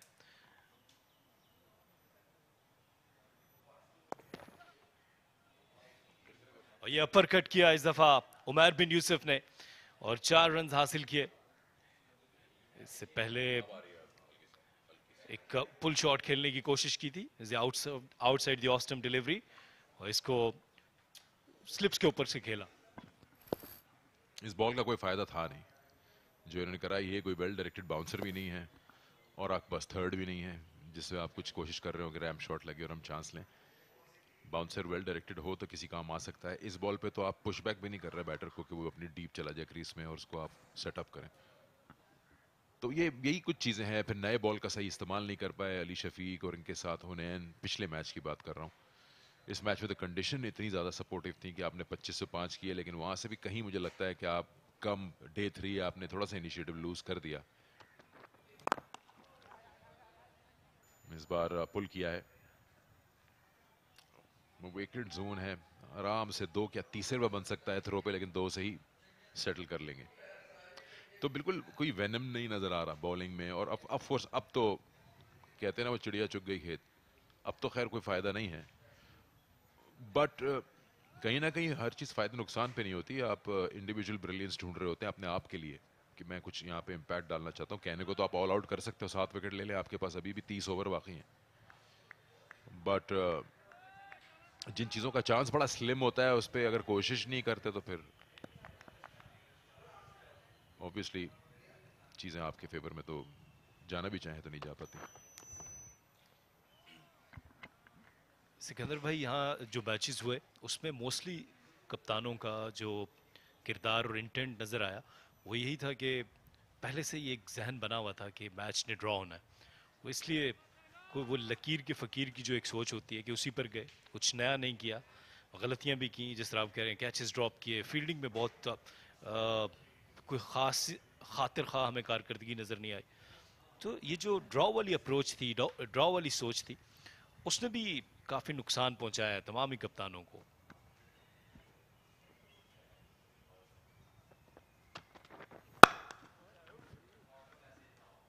देखिए, फैसलों का ताल्लुक कंडीशन से तो होता नहीं। अगर आपको लग रहा है, पिछले राउंड की बात कर लें कि बहुत रन्स हैं इस पिच में और बॉलर्स की ज्यादा कुछ नहीं है, तो एज अ बैटिंग कप्तान आप 300 350 रन बना के डिक्लेयर करें। फिर आप यूटिलाइज करें 4 दिन की क्रिकेट को। 4 दिन है, इन 4 दिनों में हमारे पास कितना टाइम होगा कि हम एक्सप्लॉइट कर सकते हैं जो भी गिवन कंडीशन है और हम आउट करेंगे। जब आप 4 कैचेस छोड़ेंगे तो फिर चांस तो नहीं मिलेगा ना आपको। और कितने चाहिए? मतलब आपने 4 कैचेस छोड़े, इसका मतलब आप 14 विकेट्स की तलाश में। ये हमने थोड़ी देर पहले जिक्र किया था कि जो एक मैच हुआ पाकिस्तान इंग्लैंड के बीच हुआ, टेस्ट मैच पिंडी में, जहां पे रन का अंबार लगा दिया इंग्लैंड ने।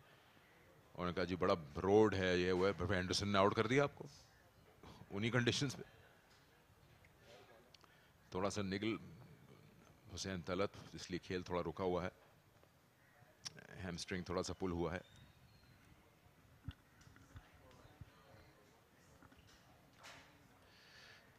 और आसिफ, जो चीज़ आप अपने जहन में एज अ क्रिकेटर, यंगस्टर या एडल्ट यहाँ कल्टिवेट करेंगे इस प्लेटफॉर्म पे, जो कि आपका हाईएस्ट मोस्ट प्रीमियम लेवल है रेड बॉल का, तो वो हैबिट्स, चाहे वो अच्छे हो या गंदे हैबिट्स हो, वो आप कैरी फॉरवर्ड करेंगे बड़े लेवल पे। और फिर वहाँ आप एक्सपोज हो जाते हैं, क्योंकि वो हाईएस्ट लेवल और वहाँ पे कंट्री के बेस्ट 11 आपके सामने आपका सामना कर रहे होते हैं एक दूसरे का। वहाँ आपको सांस लेने का मौका नहीं था, आपको एक्सपोज कर दिया जाता है। बिल्कुल दुरुस्त कहा आपने।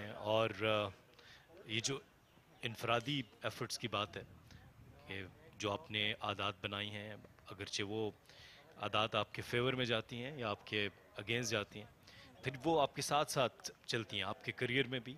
और फिर जब इंटरनेशनल करियर होता है वहाँ पे ज़्यादा सख्त मुकाबला होता है, स्टैंडर्ड ज़्यादा होता है, तो फिर ये चीज़ें आपको नुकसान पहुँचाती हैं। अभी आप जिस तरह आप कह रहे थे कि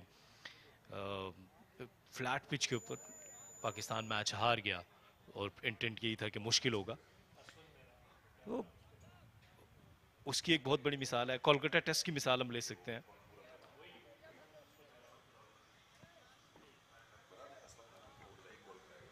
असमत मेहरान आखिरी गेंद करने के लिए आएंगे हुसैन तलत की जगह। इससे पहले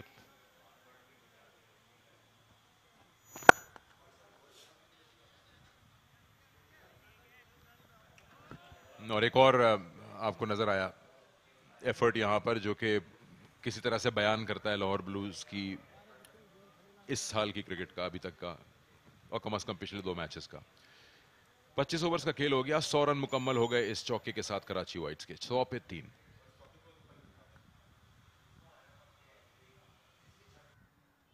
कि तो हम इसको, एक अंग्रेजी की कहावत है कि ओल्ड हैबिट्स डाई हार्ड, और अगर वो ओल्ड हैबिट्स खराब वाले हो ना तो फिर नुकसान पहुंचाते हैं। पिछले ओवर की आखिरी गेंद पे जो चौका लगा, बताइए आसिफ इस एफर्ट के बारे में। यकीनी तौर पर इससे खुशी नहीं होगी। एक स्लॉपी एफर्ट, ये गेंद रोकी जा सकती थी। जंप ज्यादा कर गए इंस्टेड डाइव करने के। ये ओल्ड मेथड्स हैं, आप फॉरवर्ड स्लाइड करते हैं। ये इंटरनेशनल ग्राउंड है, आपको कोई बजरी पत्थर तो है नहीं यहाँ पे। अपने आप को कलाबाजी खिला के ऐसी ऑकवर्ड पोजीशन में लाने की जरूरत नहीं है। ये बात होती है, ये हैबिट्स अभी डेवलप आप कर लें तो आगे प्रॉब्लम नहीं होती। अच्छा स्पिन हुआ ये बॉल। उस्मान कादिर की खासियत ये है कि वन ऑफ दोज बॉलर्स हैं करंटली इंटरनेशनल क्रिकेट में, लेग स्पिनर्स में, जो कि अपने फादर के नक्शे कदम पे फ्लाइट देते हैं। वरना आप देखें यूजुअली 3 T20 हो गए कि लेग स्पिनर्स तेज और फ्लैटर ट्रेजेक्टरी से बॉलिंग कर रहे होते हैं। जब ये ऐसे एरियाज में बॉल गिराते हैं तो इनको खेलना बड़ा मुश्किल होता है। ये कंसिस्टेंसी अगर हासिल कर लेंगे कि अपनी 6 बॉलें सही जगह गिरा पाएं एज गुड एज पॉसिबल। देखें ये ओवर हो गई पिच, इसको बड़े आराम से खेल दिया वैकेंट जोन में, ये इशू है।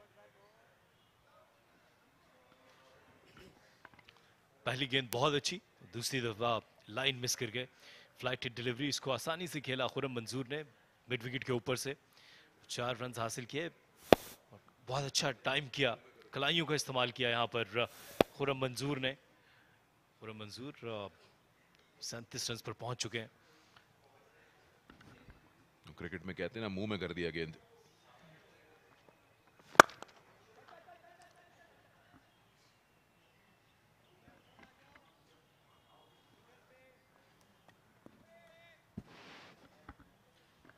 सिकंदर भाई, एक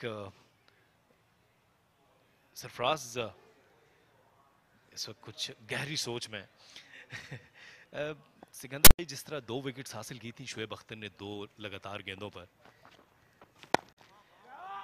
ऐसा बहुत कम होता है। लेकिन एक चीज उससे ये सीखने को मिली कि वो पिच भी एक फ्लैट पिच थी, लेकिन उन्होंने अपनी एक्स्ट्रा पेस से, एक्स्ट्रा लगन से वो मैच बिल्कुल बदल के रख दिया।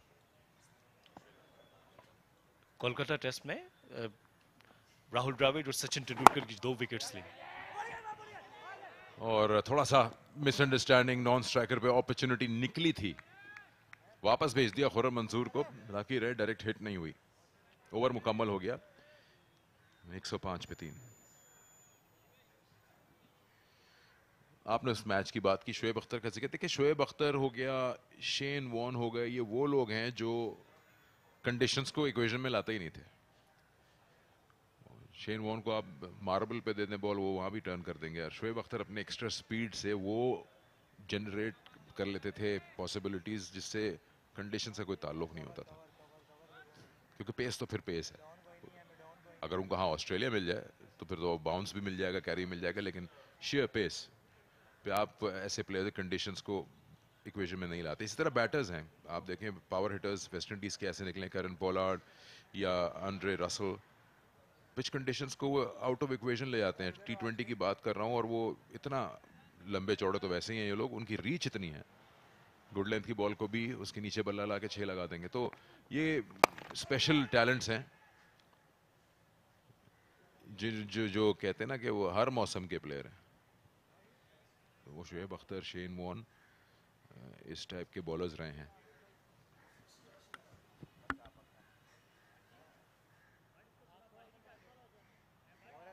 डिपेंडेंट बॉलर्स होते हैं, जैसे मोहम्मद अब्बास है, उनको आप इंग्लैंड में ले जाएं, वो आपको बल्ला ही नहीं लगाने देंगे। आई थिंक वो इधर भी कुछ एक्सट्रैक्ट कर लेते, पिछले मैच वाले में अगर खिलाते ना उनको। यहाँ तो खैर ऑफ कोर्स धमाल ही मचा देते वो कंडीशन डिपेंडेंट है। यूजुअली एंडरसन के बारे में कहा जाता है कि उनके जो नंबर्स इंग्लैंड में हैं वो नंबर्स उनके सब कॉन्टिनेंट में नहीं है शायद, लेकिन उन्होंने प्रूव किया है over a period of time कि वो आउट ऑफ द कंट्री भी सब कॉन्टिनेंट में भी परफॉर्म कर लेते हैं, या उतने लीथल होते हैं या नहीं। ये कंडीशन डिपेंडेंट है।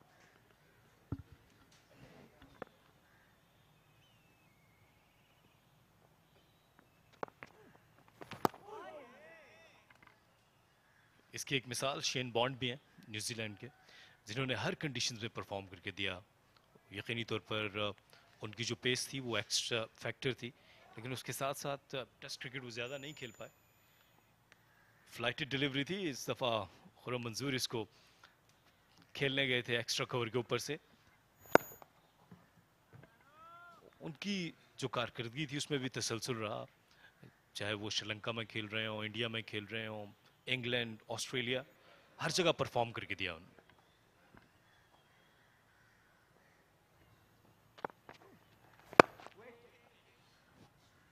को मालूम है वो क्या करते थे क्रिकेट से पहले? क्या नौकरी थी उनकी जो छोड़ के आए थे वो खेलने के लिए? पुलिस वाले थे, शेन बॉन्ड, न्यूजीलैंड में।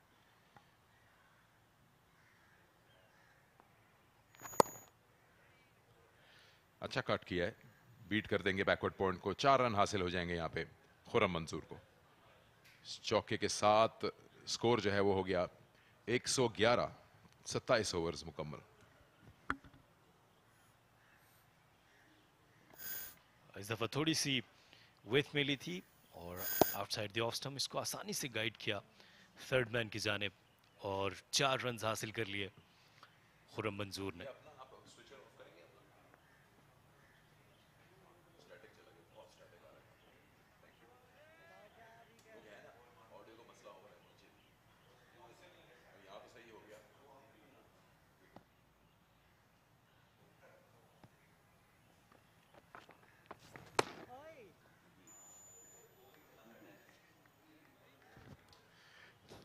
इमरान ताहिर को बड़ा मानते हैं ये, अपना मेंटोर गुरु, ऑफ कोर्स अपने फादर को तो मानते ही थे, लेकिन करंटली तो इनके शेड्स नजर आने लग गए हैं इमरान वाले।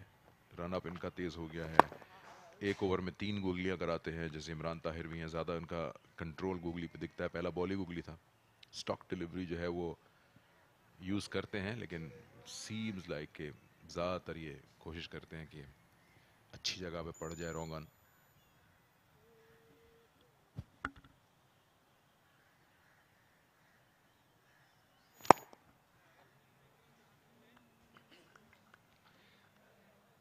इमरान ताहिर की आपने बात की, इमरान ताहिर भी एक डिफरेंट किस्म के बॉलर नजर आए। अपना लोहा मनवाया उन्होंने कि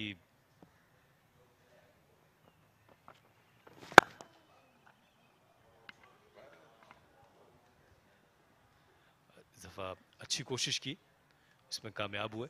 तो इमरान ताहिर की बात कर रहे थे आप जिस तरह, तो इमरान ताहिर वाइट बॉल में उनकी गुगली का इन्हिसार होता है कि वो ज़्यादा लो ट्रिजेक्ट्री से भी, फ्लिप पर भी,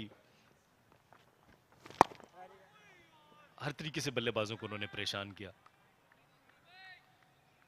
लेकिन यहाँ पर हमने देखा कि रमीज जूनियर एक लेग स्पिनर, उन्होंने पिछले मैच में 5 खिलाड़ियों को आउट किया। उनकी तरफ से गुगली बहुत कम देखने को मिली।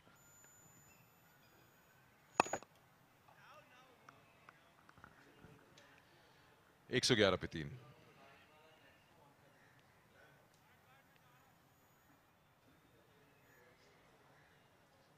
अगर गुगली पे आपका अच्छा कंट्रोल है तो एक बहुत ही इंपॉर्टेंट वेपन है, लेकिन उसको ऐसे ही करा देना बस हर जगह तो उसका कोई फायदा होता नहीं। अगर आप किसी को सेटअप कर रहे हैं अपने रेगुलर स्टॉक डिलीवरी से, वो आपको खेलने जा रहा है, राइट हैंडेड बैटर है अवे स्पिन के लिए, तो अचानक आप सही जगह पे अगर ये बॉल कर दें जो सीधा रह जाता है या दूसरी तरफ टर्न करता है तो आपको फ़ायदा होता है, खासतौर पे ऐसे ट्रैक्स पे जहाँ स्पिन को भरोसा और हेल्प मिल रही हो। लेकिन कोई अच्छा बैटर होगा, उसको पता होगा कि आप 1 ओवर में 3 तो कराएंगे तो तैयार बैठा होगा। फिर उसको डिस्गाइज अगर आप कर सकें डिलीवरी के टाइम पे तो और भी अच्छी बात है। राशिद खान की कम से कम 5 से 6 डिफरेंट ग्रिप्स हैं जिसे वो कराते हैं, उनका स्टाइल बिल्कुल ही अलग है शेन वॉन से। राशिद खान तो ऑलमोस्ट मीडियम पेसर के रनअप से आते हैं, उनको मोमेंटम चाहिए होता है कराने के लिए। उनकी गेंद तेज भी होती है और स्किड करके तेजी से घुस जाती है, फिर वो चाहे टेस्ट खेल रहे हो या वाइट बॉल खेल रहे हो। ये थोड़े से अलग हैं, यहाँ आयाम है इनका, इनकी फ्लाइट ज़्यादा है। अपने डैड को देखते हुए आ रहे हैं बचपन से और उसकी शेड ज़रूर देखेंगे। लेकिन recently over a period time जैसा फील हुआ, नोटिस किया कि इनका रनअप थोड़ा सा तेज़ हो गया है। इस सीज़न में भी उनको यहाँ पर मौके नहीं मिल सके, पहला मैच खेल रहे हैं। जैसे जैसे उनको यहाँ पर मौके मिलेंगे वो यकीनी तौर पर इन चीज़ों पर काम करेंगे जिनका तज़किरा आप कर रहे हैं।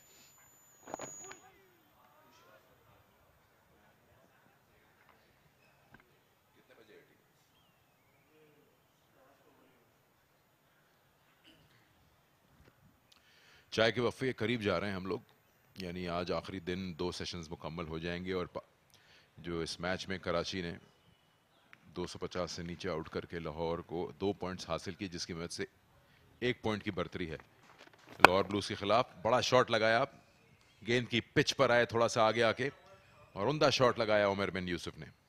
6 रन का इशारा अंपायर का।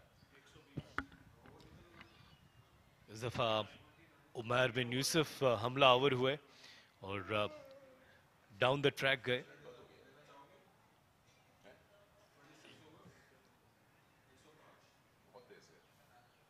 एक दो कदम आगे गए और टाइमिंग जबरदस्त थी, गेंद की रीच तक पहुंचे और ये लॉन्ग ऑन बाउंड्री से बाहर पहुंचा दिया 6 रन के लिए।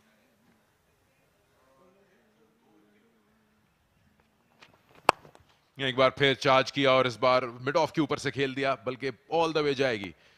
तो थोड़ा सा अग्रेसिव नेचर को अपनाते हुए उमर बिन यूसुफ बिल्कुल स्ट्रोक ऑफ टी पर शानदार 2 छक्के लगाकर टीम को 126 के स्कोर पर लेकर चले गए। और इसके साथ ही अंपायर्स ने चाय के वक्फे का भी ऐलान कर दिया चौथे और आखिरी दिन।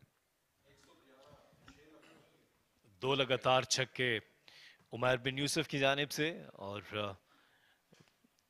ये जानते हुए कि फील्डर्स जो हैं वो बाउंड्री से आगे हैं। एक दफ़ा लॉन्ग ऑन के ऊपर से, फिर दूसरा लॉन्ग ऑफ के ऊपर से छक्का लगाया। खुरम मंजूर ये अच्छी बैटिंग करते हुए नजर आए, 39 रन बनाए, नॉट आउट। और उमर बिन यूसुफ 18 पर नॉट आउट है। ये इस सेशन की सूरत हाल। 111 रन बने और 26 ओवर हुए, 2 खिलाड़ी आउट भी हुए, लेकिन पूरी तरह से कराची रीजन जो है वो इस गेम पे अपनी गिरफ्त हासिल कर चुका है। चलिए छोटा ब्रेक लेंगे, ब्रेक के बाद जब वापस आएंगे तो हम आपको दिखाएंगे कि आखिरी सेशन में क्या होता है, लेकिन उससे पहले इस सेशन की थोड़ी सी स्ट्रोक प्ले और कुछ विकेट्स को देखते हैं।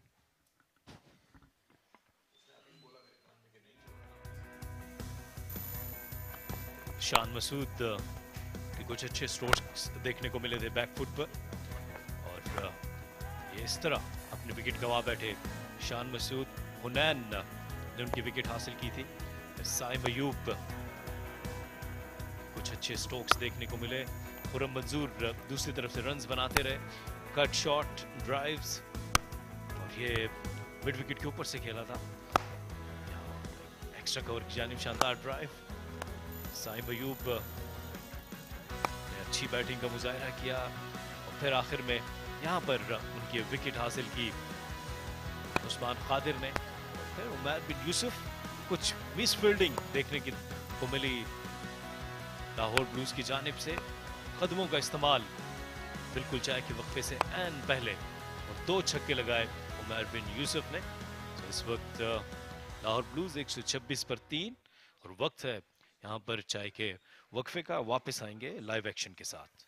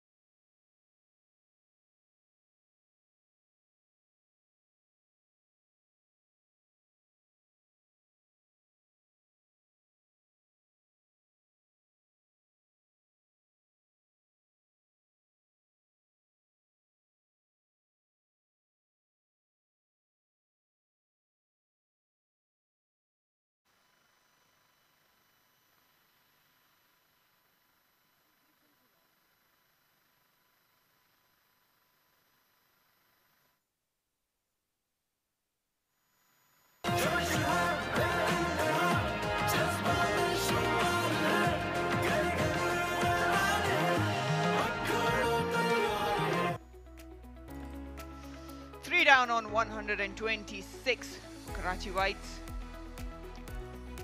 Lahore Blues, well, the only way they can make some impact towards the final is to bowl them out, to win the game. Lead by 84 runs. Manzoor on 46 not out. Saim Ayub was looking good but was undone by a googly by Usman Qadir. One each for Hunain and Usman Qadir both.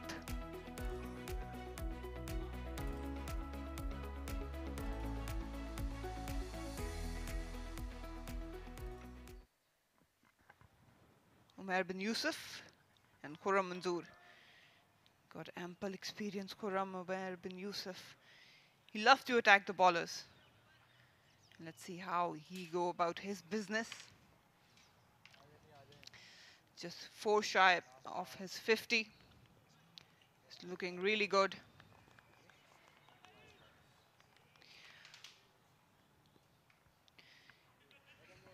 Took a while. 96 deliveries faced. 46 not out. Usman Qadir to continue. Again, bit quicker. Slightly shorter on the length. That won't trouble Khurram Manzoor. We've seen him take the aerial route against Usman Qadir. He dropped one shot, nearly carried to deep mid-wicket, got away with it. Needs to be consistent with his bowling. Usman Qadir heavily relies on googly. Again on this occasion, it's well dealt by Umair bin Yusuf, who's on 30. 43 is the partnership. It's brewing and making chances of Lahore Blues towards the final slimmer.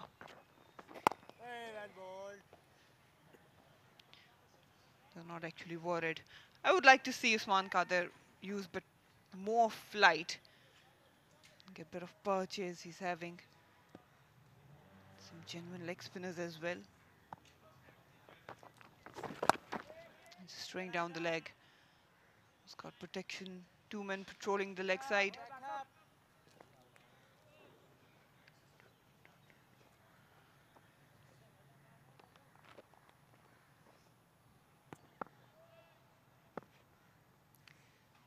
Three shy of his 50. Tossed up. Bit of bottom hand coming in.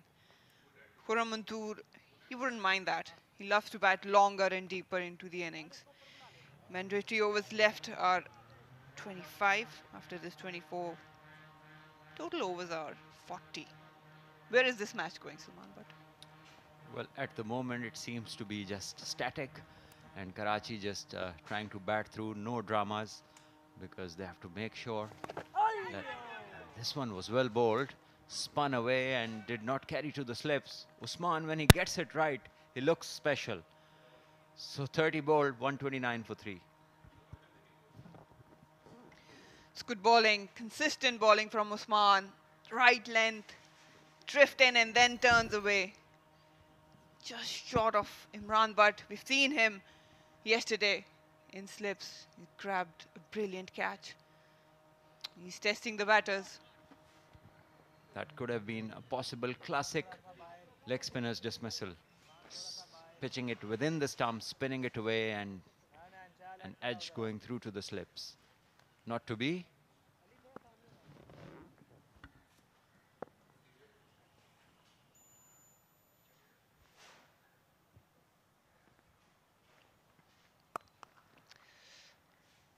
Moves to 49, Khurram Manzoor.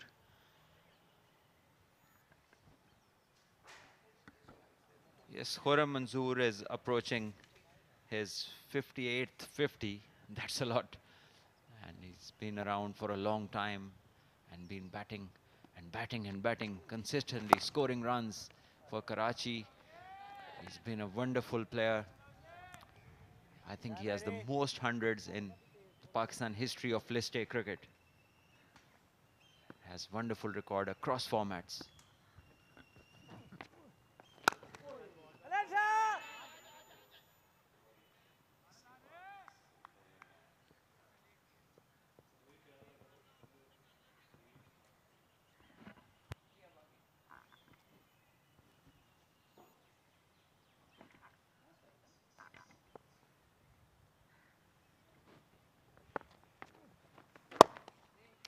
That's it. Nicely picked up the gap. Will bring up his 50.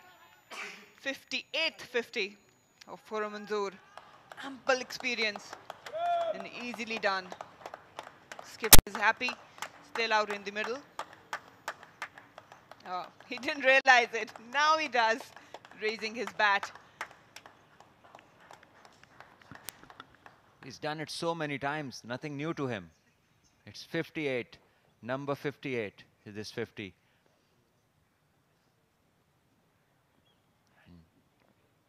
In the previous game as well, when he scored 100 here at the GSL, he was very patient, took his time, made sure that he was around for the most of the innings. And here again, getting to his 50, at a strike rate of 50 at the moment. On the other hand, Umair bin Yusuf is going at a strike rate of more than 100.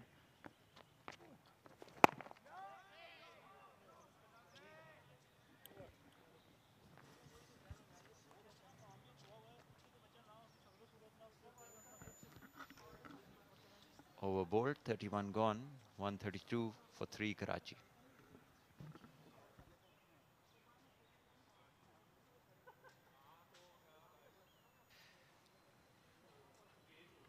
Karachi Whites most probably will be playing the final. You can say they've got everything sorted when we talk about this match. The bowling has been brilliant, up to the mark. Batting, no questions about there. The depth is there, the experience is there. A lot of men in form.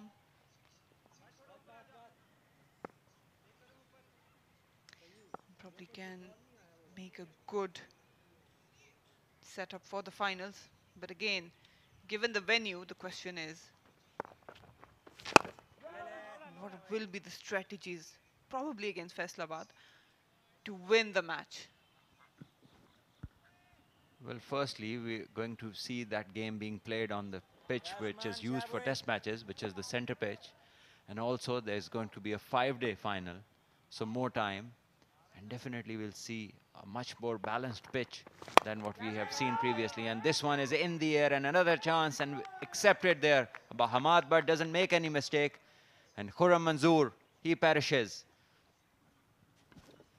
Has literally thrown his wicket. Khurram Manzoor was well set, just completed his 50. Usman just drifting outside off stump, asking Khurram Manzoor to go for that wild swing, and he did. Fell for the trap. Nowhere near the pitch of the delivery. Just ballooned it. Easily done by Hamad Butt on the other end. Yes. Khurram Manzoor, after getting to his 50, he's gone. Bowled Usman, caught Hamad. 132 for 4 Karachi.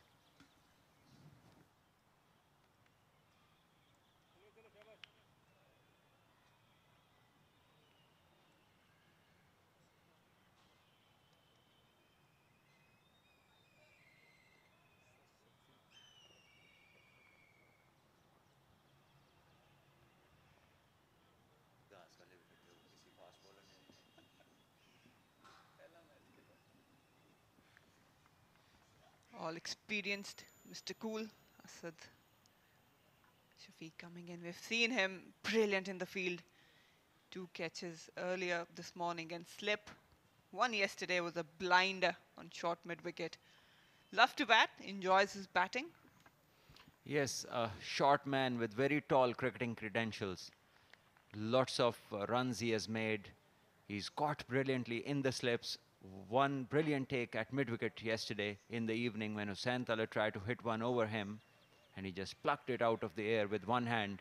And there we see 11,829. So he's approaching 12,000 with the average of nearly 42. His highest 223, 63 50s, 30 hundreds. That's some record.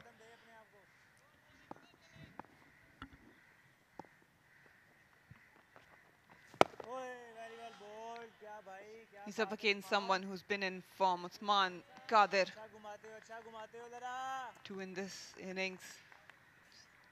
Again, a good setup against Khurram Manzoor.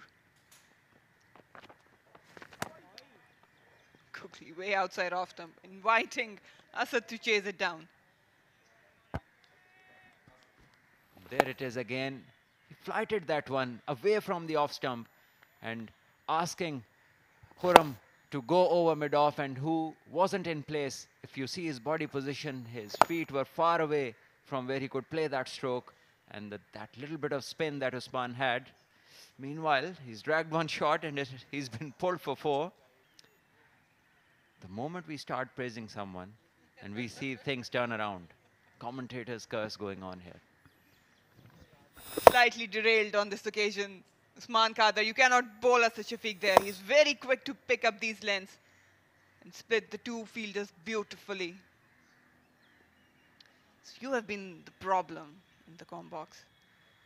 Earlier, I was hearing you and Sikandar praising someone, and they got out.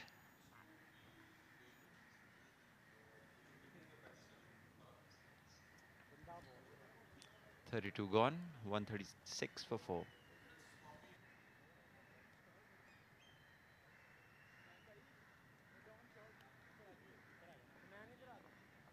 .94 is the lead by Karachi Whites. We've seen some brilliant fielding from Karachi Whites. And then, also there's a flip side to it. Some very casual, ordinary and sloppy fielding as well. Here are some examples, especially from Lahore Blues perspective. Just overran it on this occasion. Both the youngsters making mistakes and basic errors, and theirs probably didn't need that dive. And Hashim Ibrahim there, he sat long before the ball arrived close to him. And when you are in that position, the ball can spin on the extra cover position if the batter has sliced it, and it did on that occasion. So schoolboy stuff there. Yeah, we've seen wicketkeepers whenever they're out in the field, they love to dive everywhere. There has been exceptional catches when we talk about international cricket as well. We've seen Rizwan doing it, Brendan McCallum, maybe de Villiers. They love to make stuff up. Just easy and pleasing, ordinary dive, trying to create something out of thoughts. Well, de Villiers being the exception. Brendan McCullum as well, yes, both of them. But if there's one man who stands out in the field among all of these names, it has to be A.B. de Villiers. And his athleticism and the kind of anticipation he had is very rarely seen.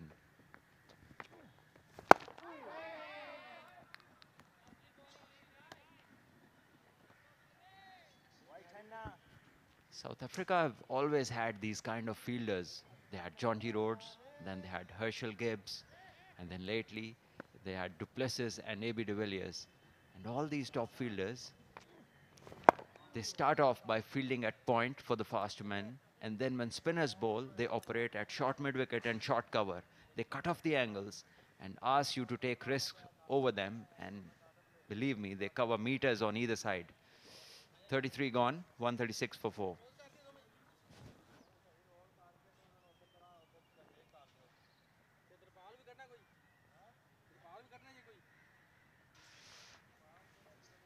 We're almost near to the final.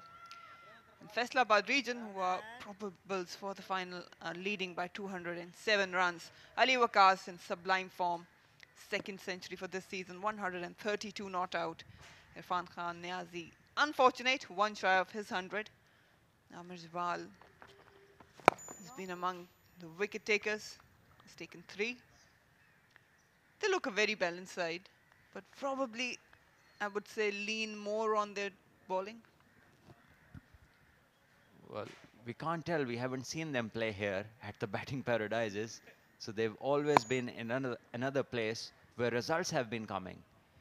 And there's this 100 from Ali Waqas is the first 100 of the season from any batter in Faisalabad team. So maybe they have all saved their hundreds for Gaddafi Stadium. We don't know. You might see that in the final.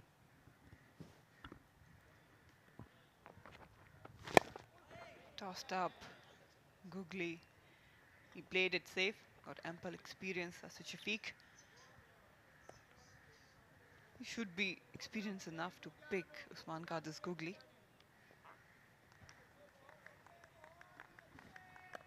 He's bowled them well, but a bit too many. I think if it has to be a disguise, then the frequency has to go down a bit. At the moment, he bowls a couple every over, and in this way, it will no longer remain a secret. He can rely on his leg breaks because he spins them, gets the drift as well. There we see well bowled. Again, this is the area. Pitch it on middle and leg stump, and then if you can spin it from there, that's absolutely what you want as a leg spinner.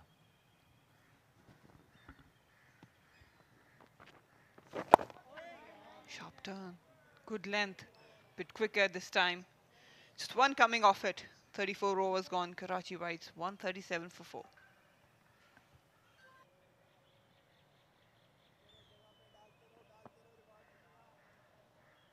Skipper up and ready, all padded up. Sarfaraz Ahmed had a good outing with the bowlers early on. 95 runs lead. Shouldn't be worried about, but early on he was having a discussion with the head coach about the different scenarios, the combinations you would like to try. Let's talk about the designers of these kits and other stuff. I think they've done a good job. The whites are simple, but they look elegant. But it's just that one thing I need to know, maybe you can help, is that Lahore Blues, the helmet covers are red. And Karachi have blue helmet covers, and the caps are beige in color. So this is something extraordinary going on, which is hard for me to understand. Do you know anything about it? I guess they are adding more color to the white kit. That's probably the best explanation I can give. Blue is normally associated to Karachi, isn't it?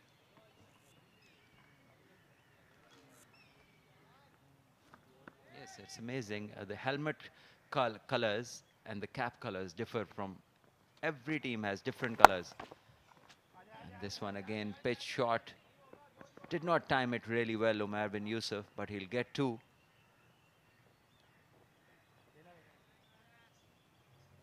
Asfan playing his first game of the season.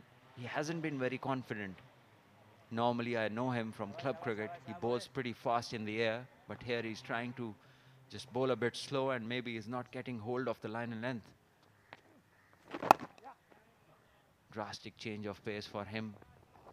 Maybe someone has asked him to bowl a bit slow.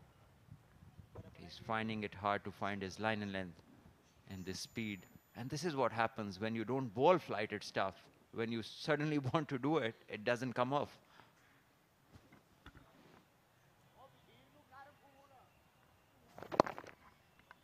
Easy pickings right now for Asad and Umair.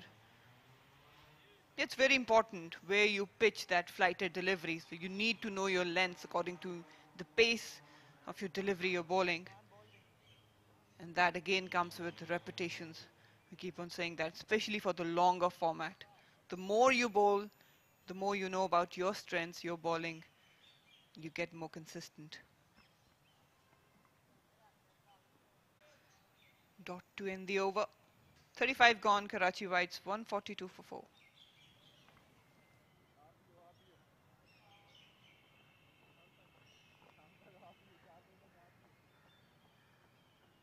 Their favorite type of bowlers and some who give them nightmare. I want to ask you, which type of bowler were your nightmares? When you're not in form, everyone is part of that nightmare. And if the form is good and you're having a good time, then you pretty much sleep well without any nightmares. Well, the bowlers who are very tight in their lines and length and have good control over what they do are the ones who generally are tough ones. And the ones who are, okay, maybe they're fast, but if they keep spraying here and there, you get plenty of chance to score. And this one was on the legs and very fine nudge by the batter, goes for 4. Usman needs to be within the stumps. That is where his strength lies, and that is where he has been when he's bowled well. So Asad Shafiq gets another boundary. There we see, drifting down the legs. Played really very, very fine. So Glenn McGrath was one who was very tight with his line and length. And another one who I had quite a contest with was Andrew Flintoff. He was very aggressive and had good control with the new ball, with the reverse swing.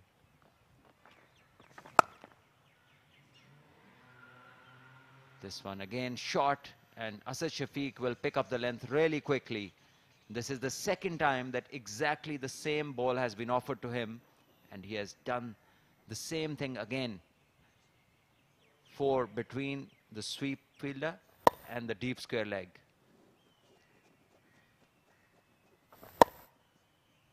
Usman, just keep bowling your leg breaks. Keep flighting the ball. No need to bowl fast.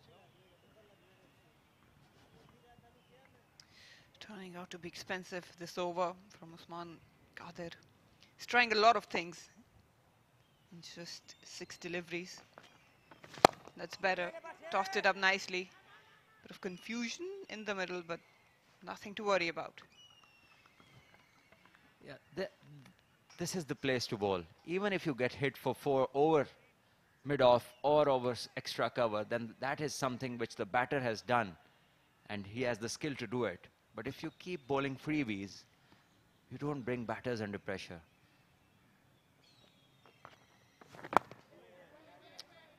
Again, this one, sharp spin. Batter negotiating it off the back foot.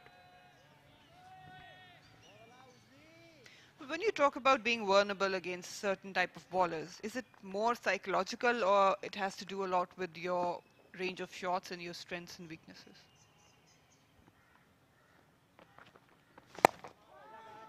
Yes, certain bowlers are like that, who are very precise in their line and length, and there are certain others whom actions, particularly as a player, you do not, as a batter, you do not find them easy.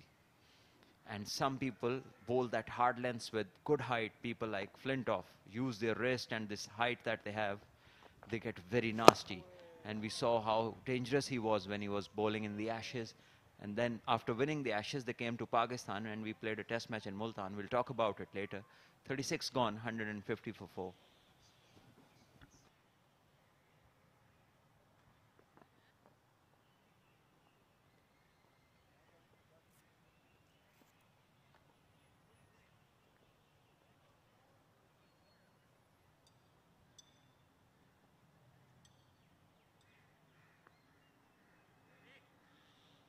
So we had this game in Multan. It was the first test of the series.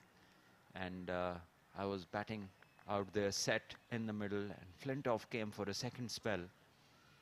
And he bowled a couple of bounces, which I left easily. So he wanted me to pull, but I just wasn't prepared to do so. So he kept coming at me hard, looking at me, staring at me, and, you know, saying a lot of things which I cannot say here. And naturally, I didn't like it. So I also talked back, and part of my talk back was saying off spinner.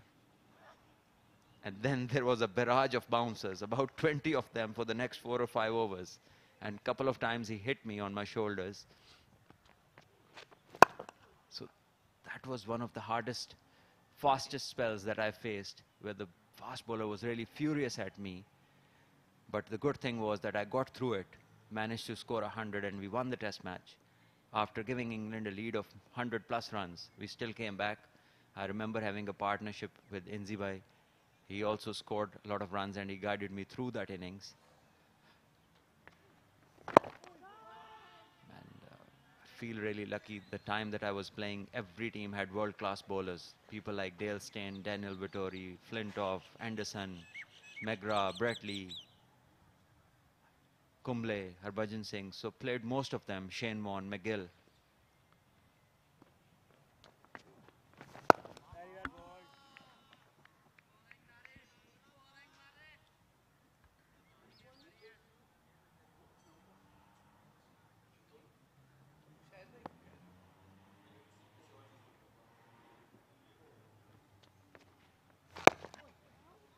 tidy over. Still got one delivery to go. And when things are not going for you, and you're not doing really well, the form isn't great, then even Irfan Pathan can trouble.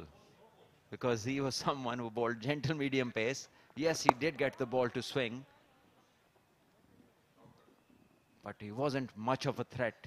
But he got me out a few times because he bowled good outswingers and I didn't have a good time against him in that particular series. So nothing to take away from him. He was a good bowler, but not a threatening bowler.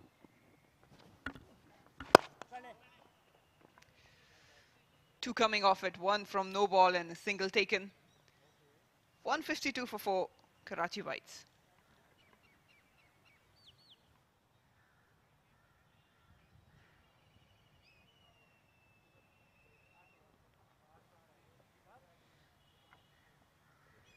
When you talk about medium paces, if you're a top order batter especially, you love pace. You always rely on timing the ball in the gaps. And whenever a medium pacer arrives, you need to adjust yourself, especially your bat speed. And that is a little bit difficult to do when you love pace. You just love to time it away. And probably, I think that's a good delivery. That is some ball. What a ball, Usman. That's top bowling, pitching in and around off stump and then sharply spinning away. There we see. And how has Umair played that? Such a big gap between his bat and pad. And there again, this time a googly. This is what I talk about.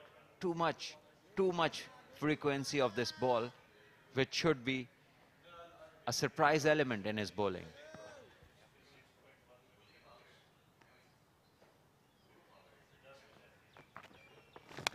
Wow, that's a great ball and he's been put down in the slips. Was a tough catch.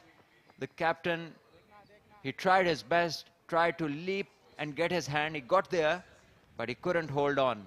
And I really hope that his neck is fine because it's not a comfortable position to fall in when you have the lower back and the neck can be hurt. There we see again beautiful delivery and Umair bin Yusuf is trying to go against the spin. Two balls that he's played look like a complete loss of concentration.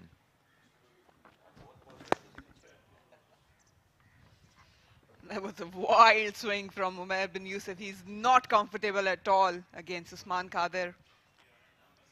Have a look at that. Again, good delivery. Just went for it. He did his best, Imran Butt. Safest pair of hands in slip. You cannot blame him. Full effort. We cannot blame him for this catch, but we cannot blame him in the presence of Ali Yunus for anything.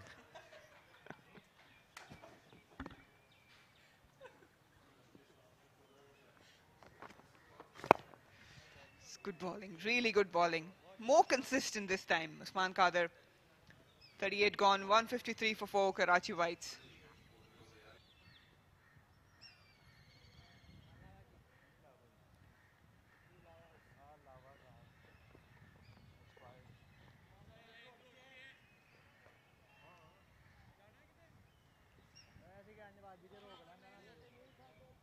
Karachi Whites leading by Nelson. Do you believe this superstition of Nelson? Heard a lot about this, but I do not believe in these superstitious things. In fact, if I ever got that impression about something, I would always change it.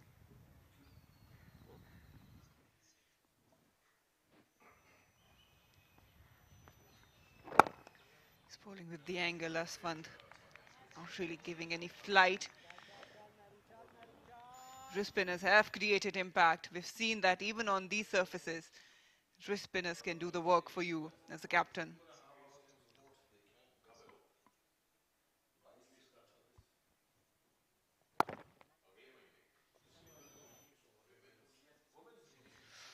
Umair bin Yusuf on 37, got a life.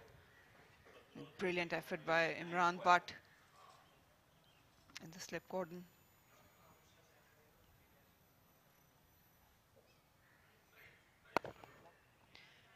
tight lines by Asfand.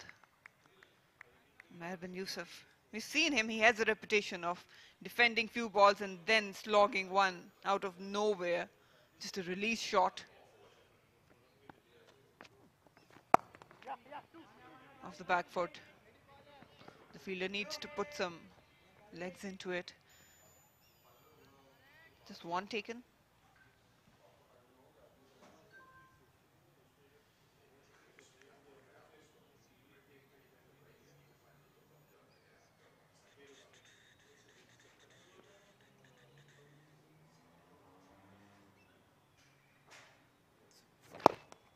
Down the track. Some aggression from Asad. The length wasn't there, so he aborted his shot. Just one coming off in this over, one more to go.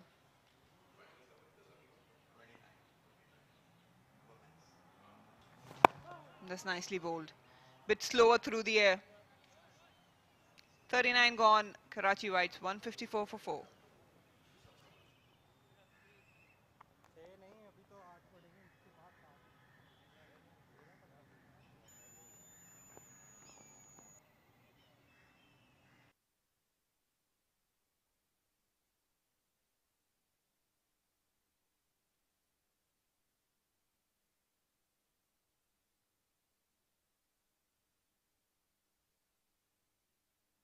Other continues.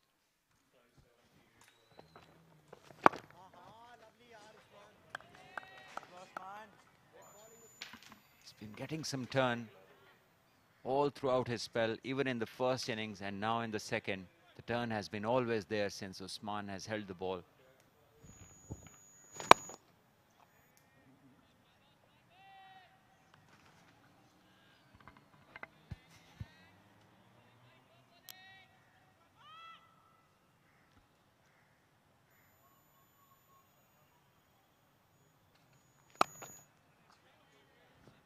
Once again, this is a good line.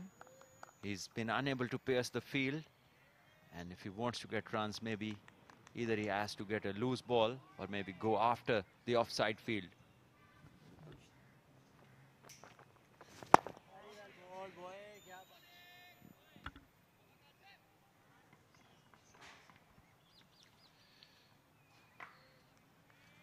The lead now 112, which in all honesty doesn't have any value in terms of in context of the game.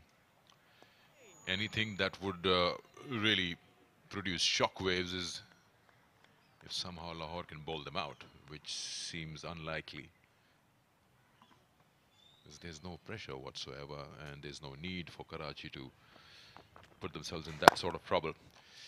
He's been hitting that at will to just before tee, and very similar shot like that. Anytime the ball has been full by a spinner, he's gone through with the shot through the line. End of the over, 160 for 4.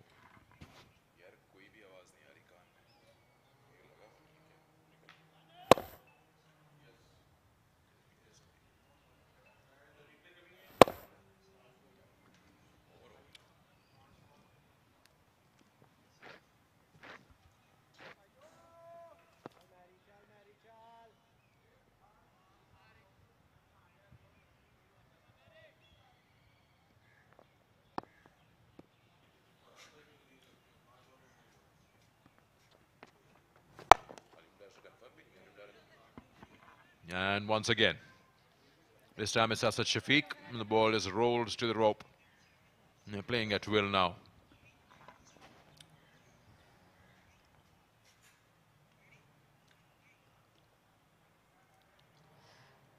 There's the replay, tossed up again, and Asad Shafiq comes down the track.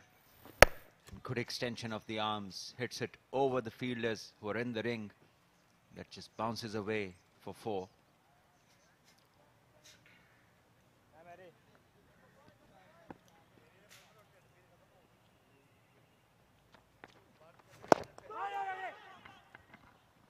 Asman is not really turning the ball, so the batters can take that chance of coming down the track without any fears of ball deviating either way.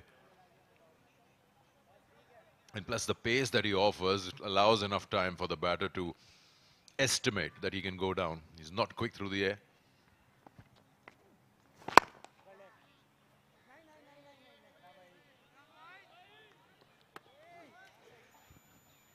That's pretty lazy from the keeper.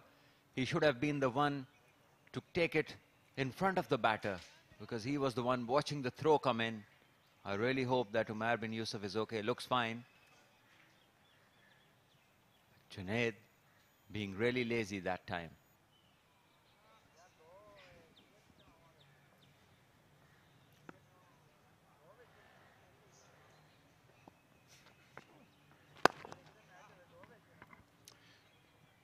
We've gone through in details about how Lahore Blues have missed out on opportunities, and overall their approach towards the game in the field has just not been to its optimum. Just like you said about Junaid not coming forward, the lazy approach has had its shades in this round and the previous one, which I have seen with my own eyes. Opportunities being missed, not having enough venom with the new ball. Decision making has been pretty ordinary in terms of trying to grab some extra points if the surface is not allowing much, and they find themselves out of the tournament after this game.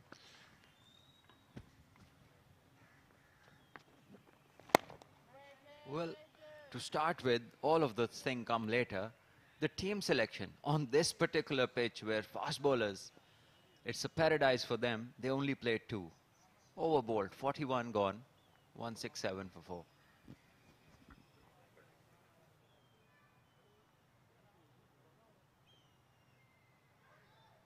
There we see the Karachi dugout, happy faces there. They know they are in the finals. Unless a miracle happens, a miracle of miracles. And Lahore only have themselves to blame with their strategy in the previous game where they were too reluctant to declare even after scoring a mammoth total.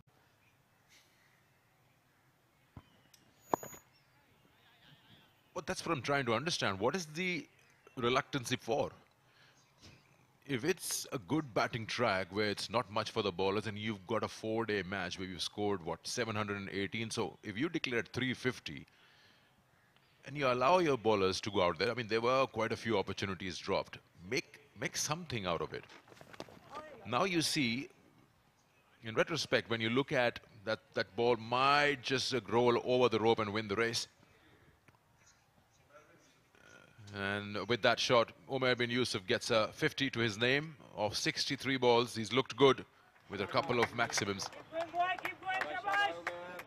Yes, he got to his 10th 50, 3 maximums in total. And he's looked good, especially against the spinners. He's just stood there and smashed a few out of the park. 51 of 63 at a very, very healthy strike rate of 80.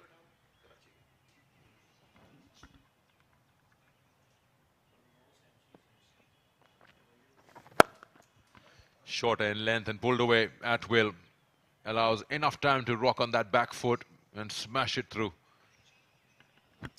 Another maximum this time.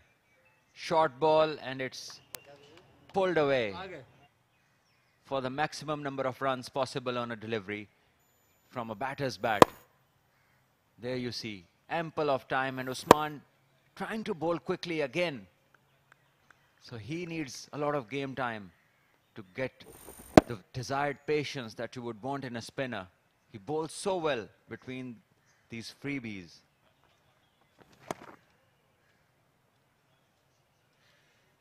His had Umair bin Yusuf dropped off him in the slips just a couple of overs ago. But that doesn't mean that you give so many freebies. So he needs to bowl a lot.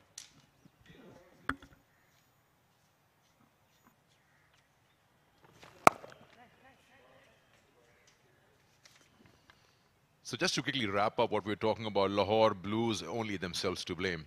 Eventually, this is what really matters through the season.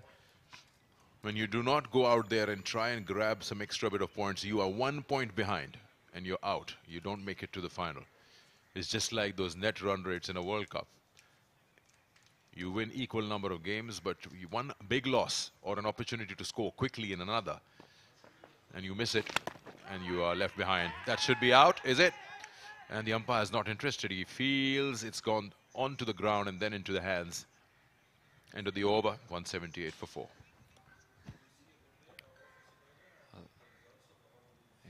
Interesting to see the replay this time. The umpire straight away saying not out. There is the replay. Bowling around. Maybe the batter brushed his bat on the turf, and that's what created the noise and got the fielders interested. We do not have the luxury of DRS over here. For us, that's the decision, not out. Lahore Blues campaign of 2023-24 Quaid-e-Azam Trophy. The first game they played at Gaddafi Stadium, and then they returned after 4 games. It's just the graphic, if we can have it again. After 4 games, they returned for their 6th game against Multan. So there was their time to make the max, and they won 3 matches away from Lahore. And they were topping the table when they returned, but then the kind of intent that we saw from them was something else. Certainly wasn't looking to make the most of the opportunity that they had over here. And I wonder why was that. And neither of the teams gained anything out of it. Neither did Multan. Maybe Multan didn't want to be pushed out next season, so they played for another reason. I think that's something which obviously some teams do think that way, and this is not a positive way of approaching a tournament. If your try is to avoid relegation, then you will only achieve that at your best. So you got to aim for the cup, for the trophy, and the other things will follow automatically.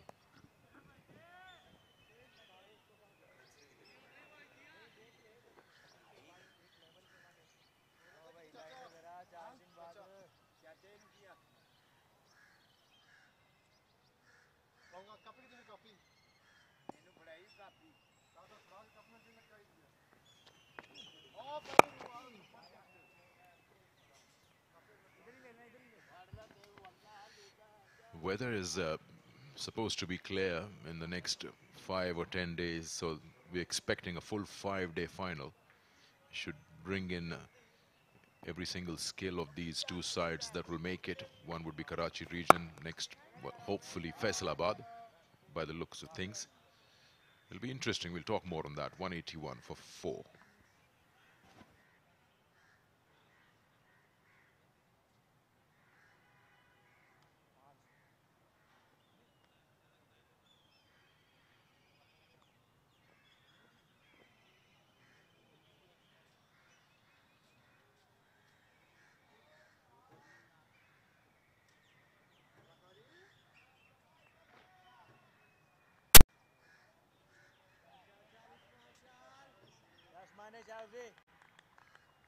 Been scoring at a good rate, just above 4 and over, and they've accelerated a little more in this final session with some big hits from Umair bin Yusuf. It's a good batting practice and some time out there in the middle before the final.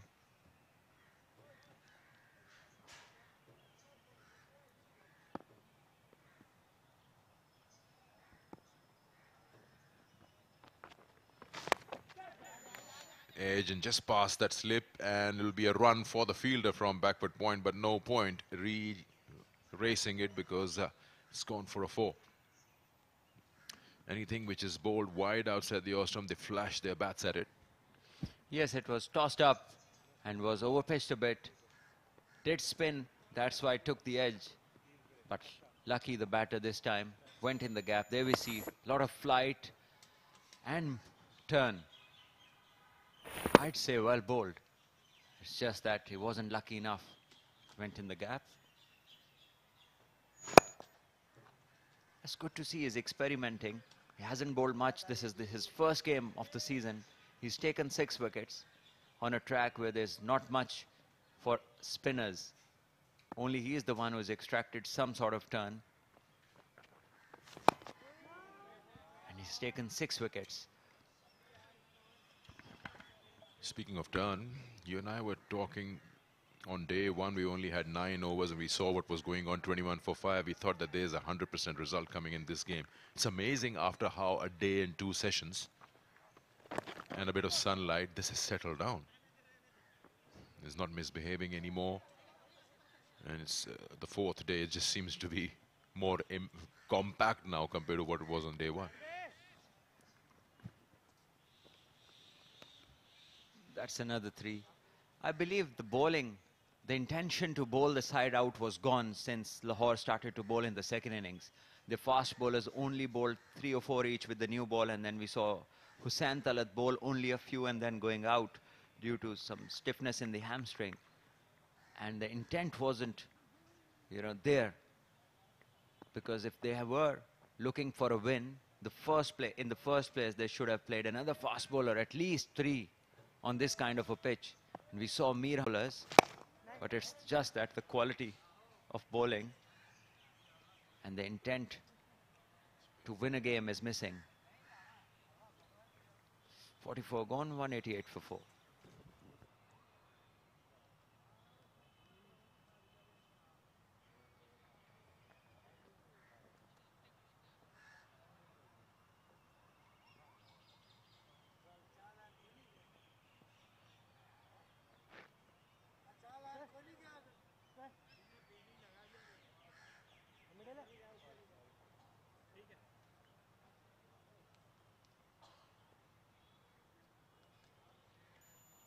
Total of 144 overs have been bowled in this game so far, and we have seen 24 wickets fall. And that, compared to what happened in the previous games, is a lot of wickets falling here at the GSL. Courtesy change of the nature of the pitch.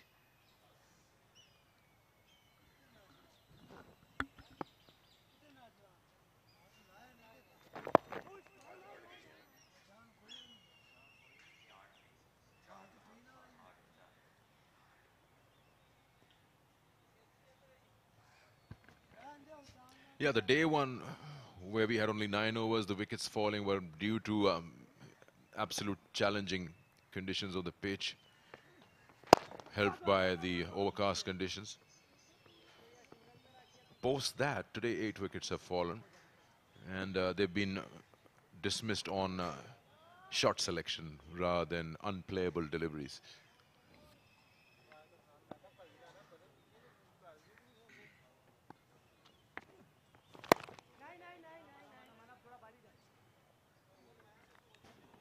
Imran but had a chance, but not to be. Imran but had a chance, but not to be. The ball struck him on the arm.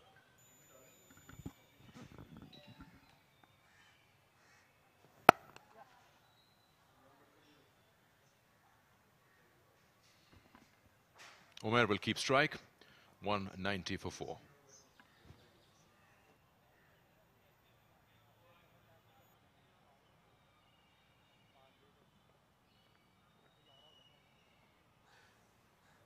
Since not much is happening in the game in terms of result, let's talk about Umair bin Yusuf on your screen at the moment. He's been regarded as, of course, one of the future prospects, especially about the fact that he likes to bat long.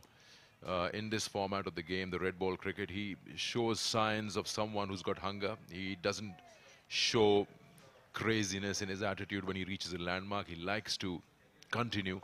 It's a good quality to have. He's got good cricketing shots in his book as well. And that is the important thing. The one who makes you work for his wicket is someone you'd like to have in the top order. And he seems to have a good future if he keeps working on like that. Ball spinning there, and yes, the qualities that you just mentioned are all very important. It shows that 950s and 900s. Definitely he's a prospect. He did well on the Zimbabwe tour.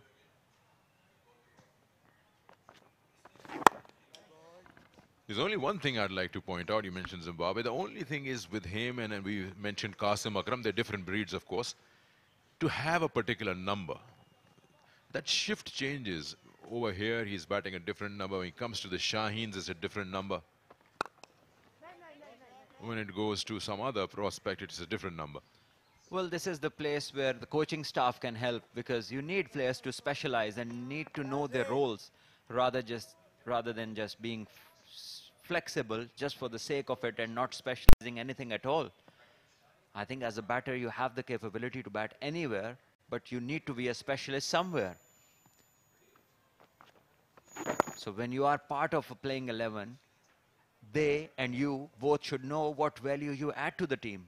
What is your specialization, where you can be used in particular. Another over gone, 46 this time, and 191 for 4.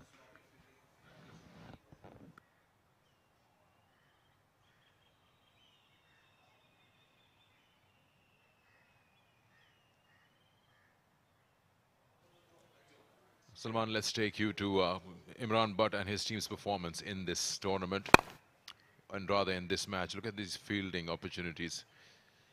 This is just sloppy. This is very ordinary, casual work. No need for somersaults there. Here you go again. I am not really sure, and I wouldn't comment on that, but they are specialized positions. I don't know if those guys are standing in the right positions. No, I think they are in the right positions. That's just that the sloppy nature, maybe the disinterest, knowing that now they're not going to go through to the finals, knowing that there is not much purchase from this game, and that lack of interest, but they need is a wicket keeper, so he can't stand anywhere else. It's just that that lack of interest in the game is now showing up. And the lethargic movement, the lack of interest, they're not putting up a good show. Because end of the day, not everyone who watches you on TV knows what you are going through, but you have to put on an effort which is definitely relating to your profession. And professional cricketers need to do better than that. 47 gone, 194 for 4, Karachi. Well, at least there's consistency in something, lack of interest, because that was pretty evident even in the game before this, when they had an opportunity. 152 is the lead for Karachi. Just a fact to share with you. Like I said, it doesn't mean anything in the context of the result. But they've scored well at 4 and over throughout.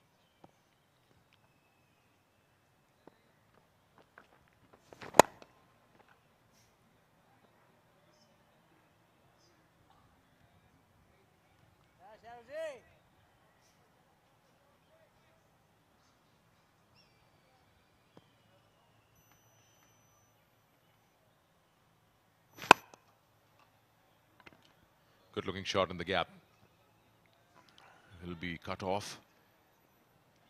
And they'll easily come back. 4-3. Yeah, the bowling has just been neutralized, hasn't it? There's no penetration in it. And yes, you can say the lack of interest in terms of result, nothing's there. But still, I would believe individuals should work towards their own brilliance. Like Usman should still look for a wicket, which he is. I'm not saying he's not trying, but he can't do it alone. The fielders have to put in that extra effort. I absolutely agree with that. Even if you're not going anywhere, knowing that this is the last, probably the last session or the last hour of play for regional cricket this year, still they have to put up a good show. You can't just call it off unless you really call it off. We've got around 3 minutes into our session left. Let's just bring in Salman Butt while he's around and get an opinion from him. And we'll talk through this and the next over.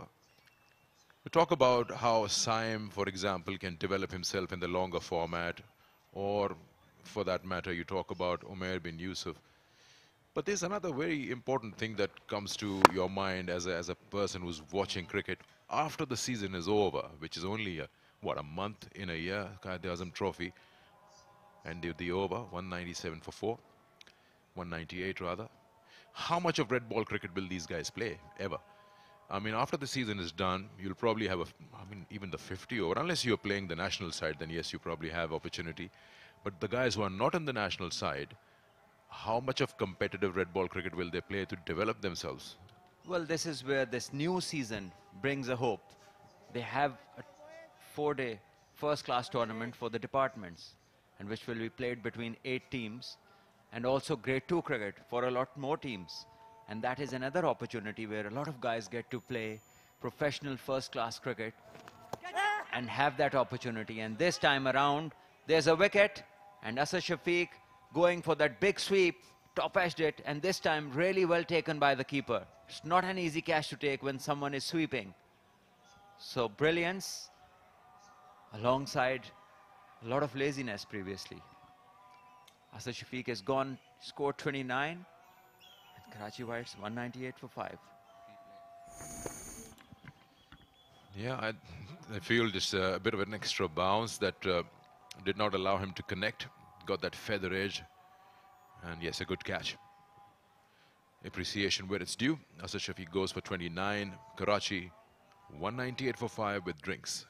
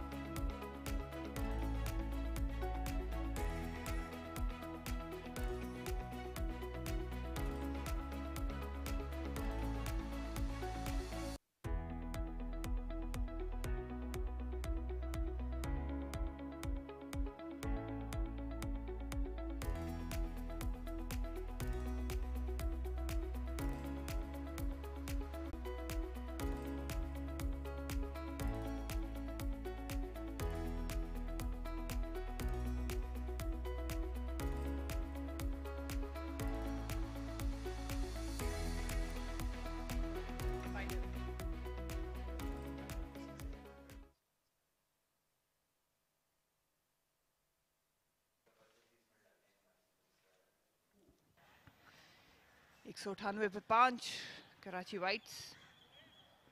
Sarfaraz Ahmad कप्तान अब crease पे आए हैं। ये numbers इस चीज़ की अक्कासी करती है कि कितनी महारत रखते हैं मिडिल ऑर्डर में, कितना तजर्बा है। 213 नॉट आउट इनका हाईएस्ट, तकरीबन 9,500 के करीब रन्स हैं।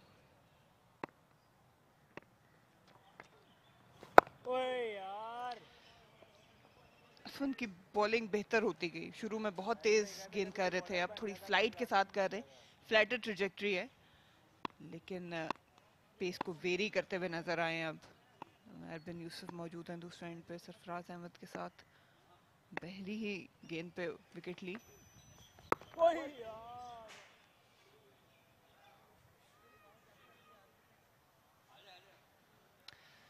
बेहतर बॉलिंग करते नजर आए यशवंत। और ये देखें, थोड़ा सा गेंद स्लो किया था जिसकी वजह से एक्स्ट्रा बाउंस भी मिला है। स्लॉक करने चले गए थे, नजरें बिल्कुल हटा ली थी। स्वीप करने गए थे रादर, स्लॉक नहीं। अमूमन नजर रखते हैं गेंद पे असद शफीक। इस बार ऐसी गलती कर गए जो बहुत कम देखने को मिली हमें। क्या सिर्फ जी मरीना, अमूमी तौर पर वो ऐसे शॉट्स नहीं खेलते, उनकी शॉट सिलेक्शन बहुत ज़बरदस्त होती है। दफा इसको स्वीप किया, 2 रन्स आसानी से हासिल कर लेंगे सरफराज। लेकिन जो लाजवाब बल्लेबाजी का मुजाहरा उमर बिन यूसुफ ने किया, बहुत इम्प्रेस किया। बहुत एतमाद से बैटिंग की और खुल के शॉट्स भी खेले। किसी भी जगह पे पिछले कदम पर नज़र नहीं आए, बॉलर के ऊपर हावी रहे, बॉलर्स पे, और अच्छे छक्के देखने को मिले इनकी जानिब से। 200 रन भी मुकम्मल हो गए कराची वाइट्स के। अच्छा ओवर, 2 रन आए और 1 विकेट असफंद मेहरान की तरफ से। 200 पे 5 कराची वाइट्स।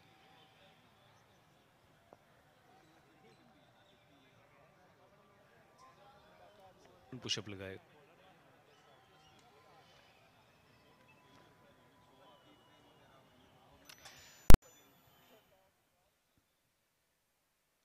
कराची वाइट्स का मुकाबला होगा अब फैसलाबाद से फाइनल्स में, और एक अच्छा कॉन्टेस्ट देखने को मिलेगा। फैसलाबाद ज्यादातर बॉलिंग उनकी रिलायंस उन पे रही है, यहाँ पे काफी बैलेंस टीम है।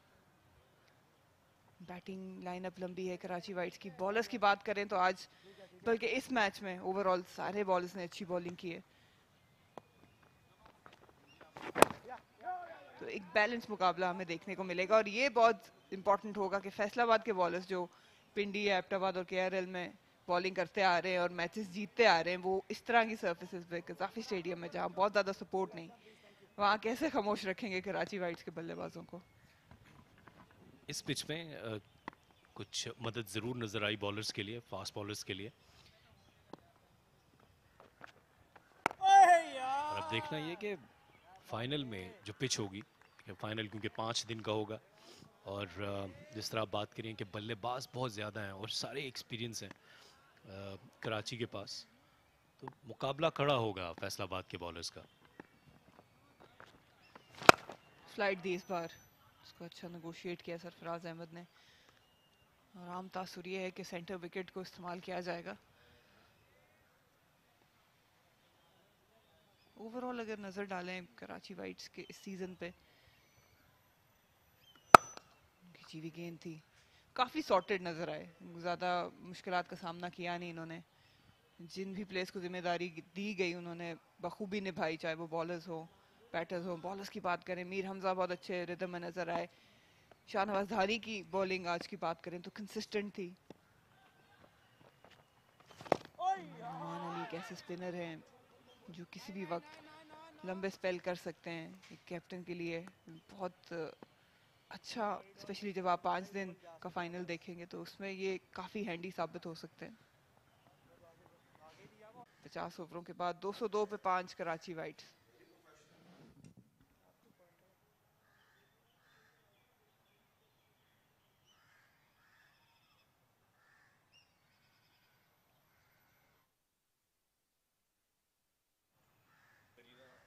जी मरीना, आप बिल्कुल ठीक कह रही हैं कि जिस तरह फैसलाबाद की बैटिंग स्ट्रगल कर रही है,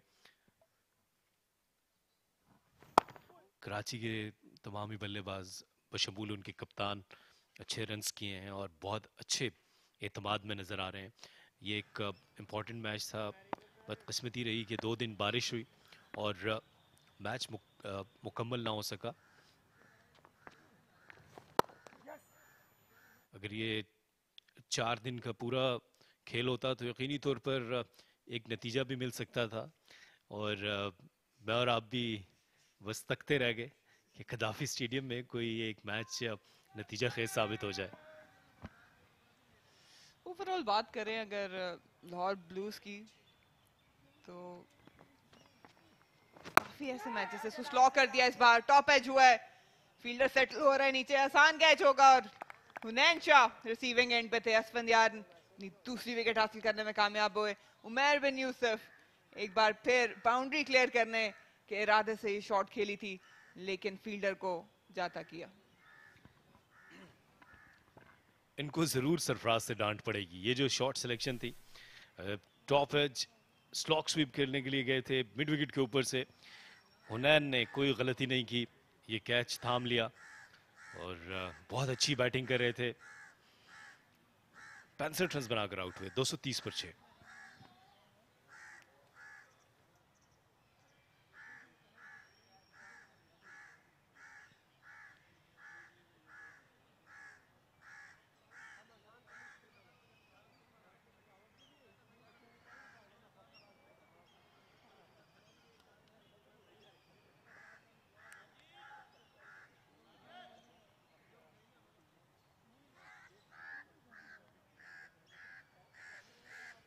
जल्दी कर गए उमैर बिन यूसुफ। पहले भी इन्हें एक चांस मिला था, जो आप कह सकते हैं अच्छी एफर्ट थी इमरान भट्ट की स्लिप में, लेकिन को कंटेन नहीं कर पाए। नुमान अली वो बैटर है, वो भी शायद इसी चीज का गिला कर रहे हैं कि जरूरत नहीं थी, लग नहीं रहा कि इनका मूड था बैटिंग का।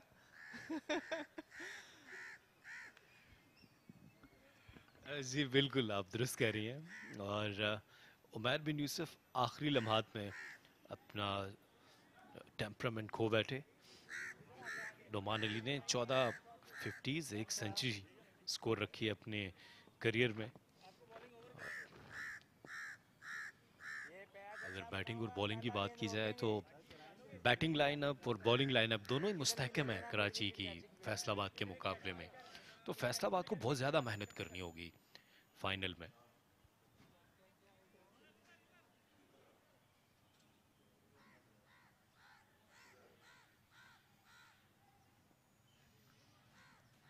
स्लिप, एक लेग स्लिप थोड़ी वाइड है, लेग गली कह सकते हैं उसे नुमान अली के लिए। साइड स्क्रीन की एडजस्टमेंट, तकरीबन 4 ओवर्स का खेल बाकी है इस फाइनल डे पे।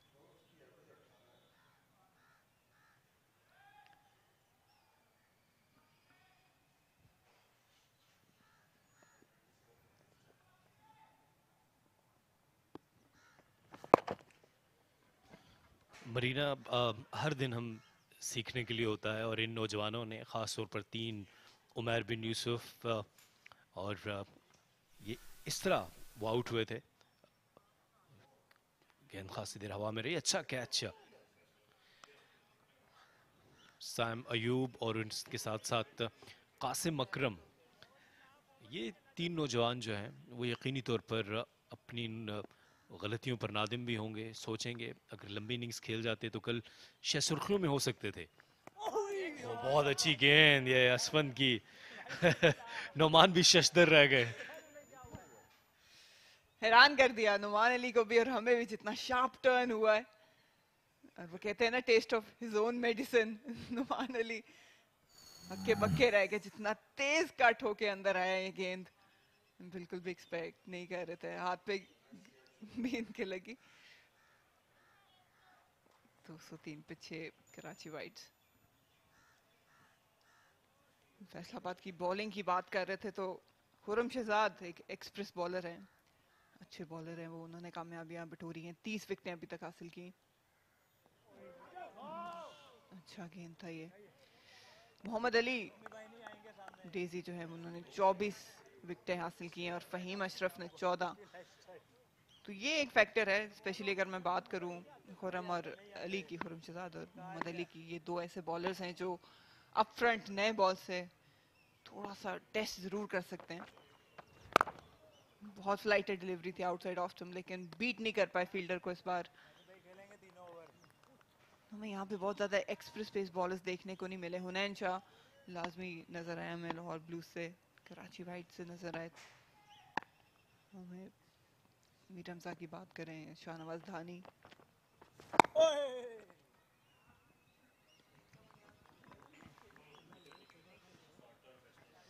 फैसलाबाद इस वेन्यू पे अभी तक मैच कोई नहीं खेला, इसलिए उन्हें इतना आइडिया भी नहीं होगा इन सर्फेसेस पे कि किस तरह का बॉल है। मैचेस जरूर फॉलो कर रहे होंगे, देख जरूर रहे होंगे, बाकी टीम से, कलीग से गुफ्तगू भी रही होगी, लेकिन एक्सिक्यूट करना एक डिफरेंट चीज है।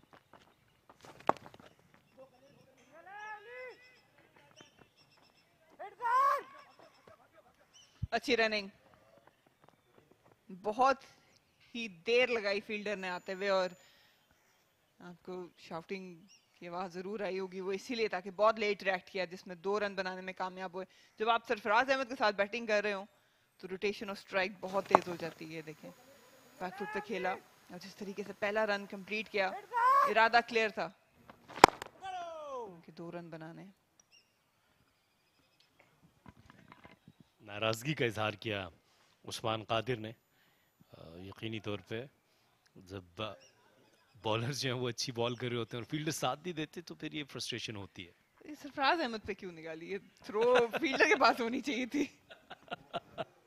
उनके सामने सरफराज थे और सरफराज ने बॉलर बैक ड्राइव खेला। शानदार शॉट, ये इनका सिग्नेचर शॉट है, वेट करते हैं, बहुत लेट खेलते हैं और गाइड कर देते हैं थर्ड के एरिया में। सिर्फ पेस का इस्तेमाल किया इस बार उस्मान कादिर की, 4 रन हासिल किए।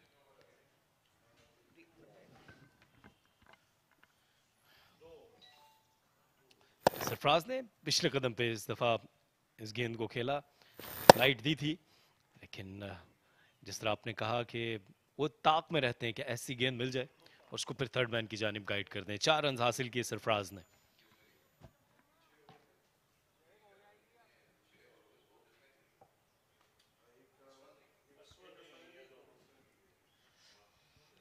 जसवंत कंटिन्यू करेंगे, 2 विकेटें हासिल की और जिस तरह का शार्प टर्न हमें देखने को मिला था जो ओवर का आखिरी गेंद था, थोड़ा सा वो माइंड में रहा जरूर होगा। नुमान अली ही सामना करेंगे।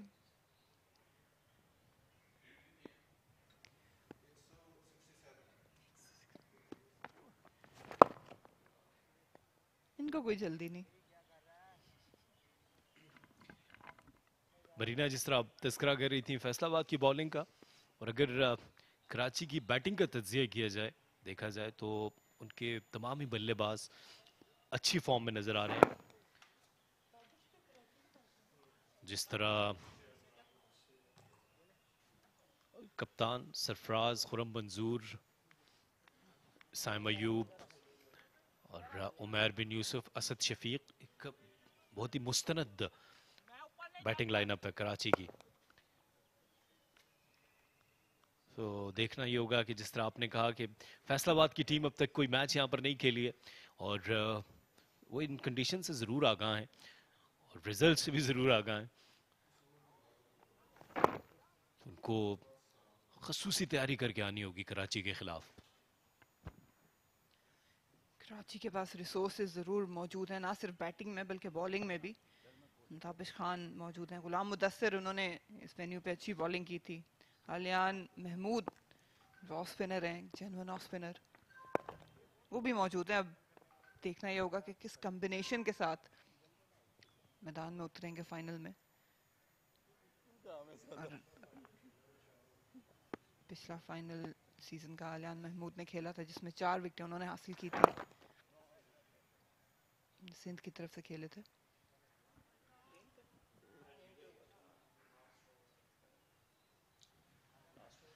दो 209 पे 6 कराची वाइट्स।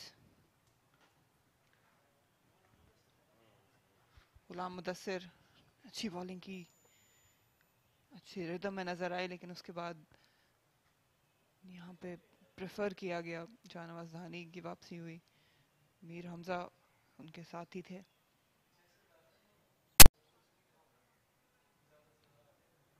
अगर दोनों को कंपेयर किया जाए तो ज्यादा जो पलड़ा है वो कराची वाइट्स का बारी है हर लिहाज से। जी बिल्कुल, आपने दुरुस्त कहा। उनके पास नुमान अली जैसे एक तजर्बाकार स्पिनर हैं जो कि मुश्किल वक्त में लंबी बॉलिंग करने का बेतहाशा तजर्बा रखते हैं।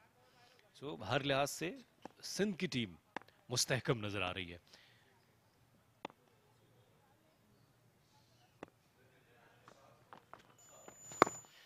और मरीना, ये इस मैच का आखिरी ओवर हो सकता है अगर दोनों कप्तान जो हैं उनकी म्यूचुअल अंडरस्टैंडिंग होगी तो।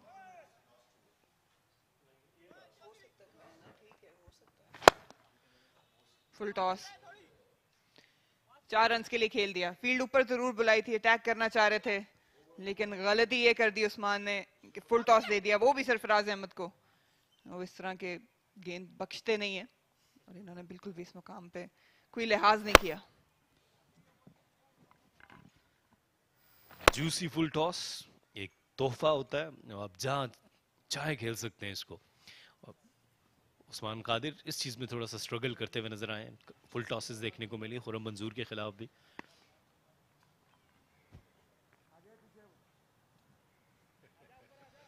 लाहौर ब्लूज जरूर इस सीजन में पलट के देखेंगे, नजर डालेंगे, ऐसे मौके मिले थे उन्हें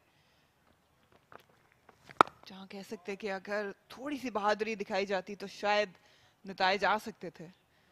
और हम अक्सर ये मैच में बात करते रहे हैं कि एट द एंड जाके आपको इस चीज़ का एहसास होता है कि जो अपॉर्चुनिटीज़ आपके पास थी आपने अवेल नहीं की, थोड़ा सेफ खेल गए।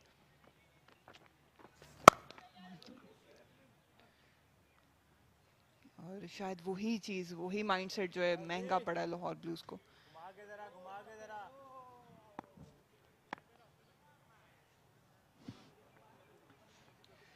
उस्मान कादर को काफ़ी लेट मैच मिला, हालांकि लेग स्पिनर हम बारहा बात करते हैं कि कोई भी फॉर्मेट हो आपका ट्रम्प कार्ड हो सकता है।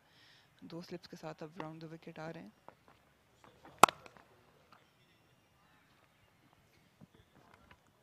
जी, ये चीज़ें ज़रूर सवालिया निशान थी लाहौर के लिए, लेकिन उनसे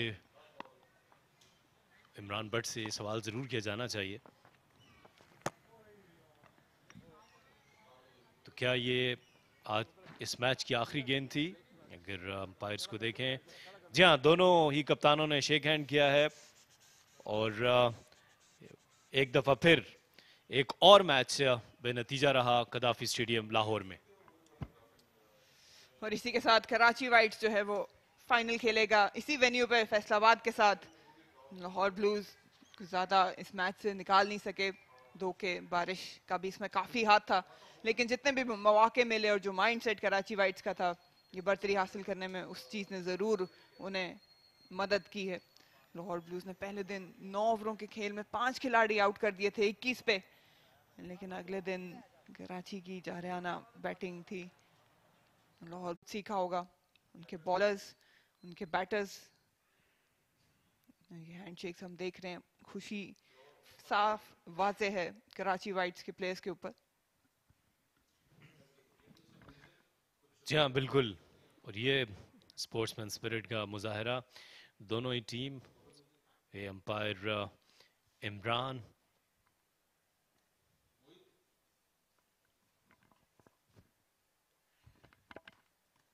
मैच विनर जरूर है कराची वाइट्स। आगाज खुरम मंजूर सिर्फ 2 रन की दूरी पे थे अपनी।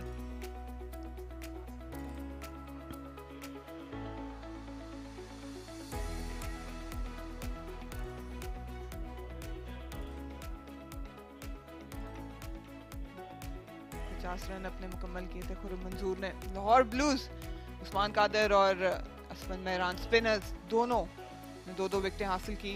अली शफीक और हुनैन शाह 1-1 विकेट के साथ कामयाब रहे, लेकिन कराची वाइट्स की लंबी बैटिंग, तवील बैटिंग और एक्सपीरियंस बैटिंग के सामने ये बॉलर्स फीके पड़ गए।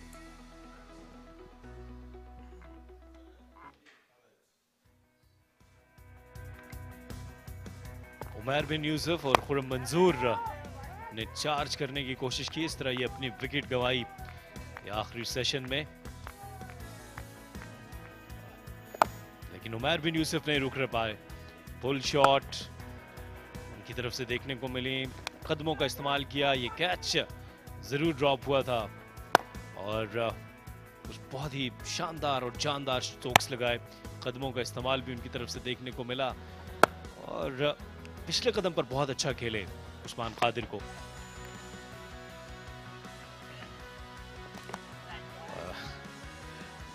असफन ने भी जबरदस्त बॉलिंग का मुजाहरा किया, यसद शफीक की विकेट हासिल की और उसके बाद उमर बिन यूसुफ को भी इस तरह आउट किया। हुनैन शाह ने उनका कैच थामा था, कोई गलती नहीं की थी। स्पिनर्स ने अच्छी बॉलिंग की, सरफराज अहमद का बल्ला बोलता रहा, रन उगलता रहा।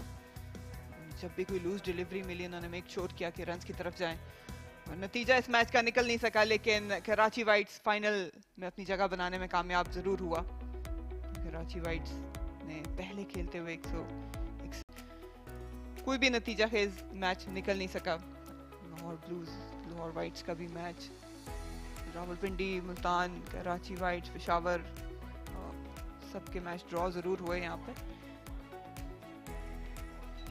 और इसके नतीजे में जो पॉइंट्स मिले उसके बलबूते पे कराची वाइट्स ने अपनी जगह पक्की की आज के मैच के नतीजे पे फाइनल में। और फैसलाबाद जो है वो साथ फाइनल में होगा उनका।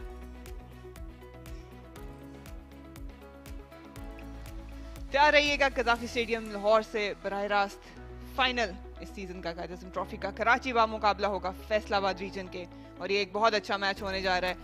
हैवी साइडेड बैटिंग की बात करें तो कराची है कि काफी बैलेंस्ड है, लेकिन फैसलाबाद के बॉलर्स भी किसी से कम नहीं। हम ब्रेक लेंगे और उसके बाद आपको ज्वाइन करते हैं।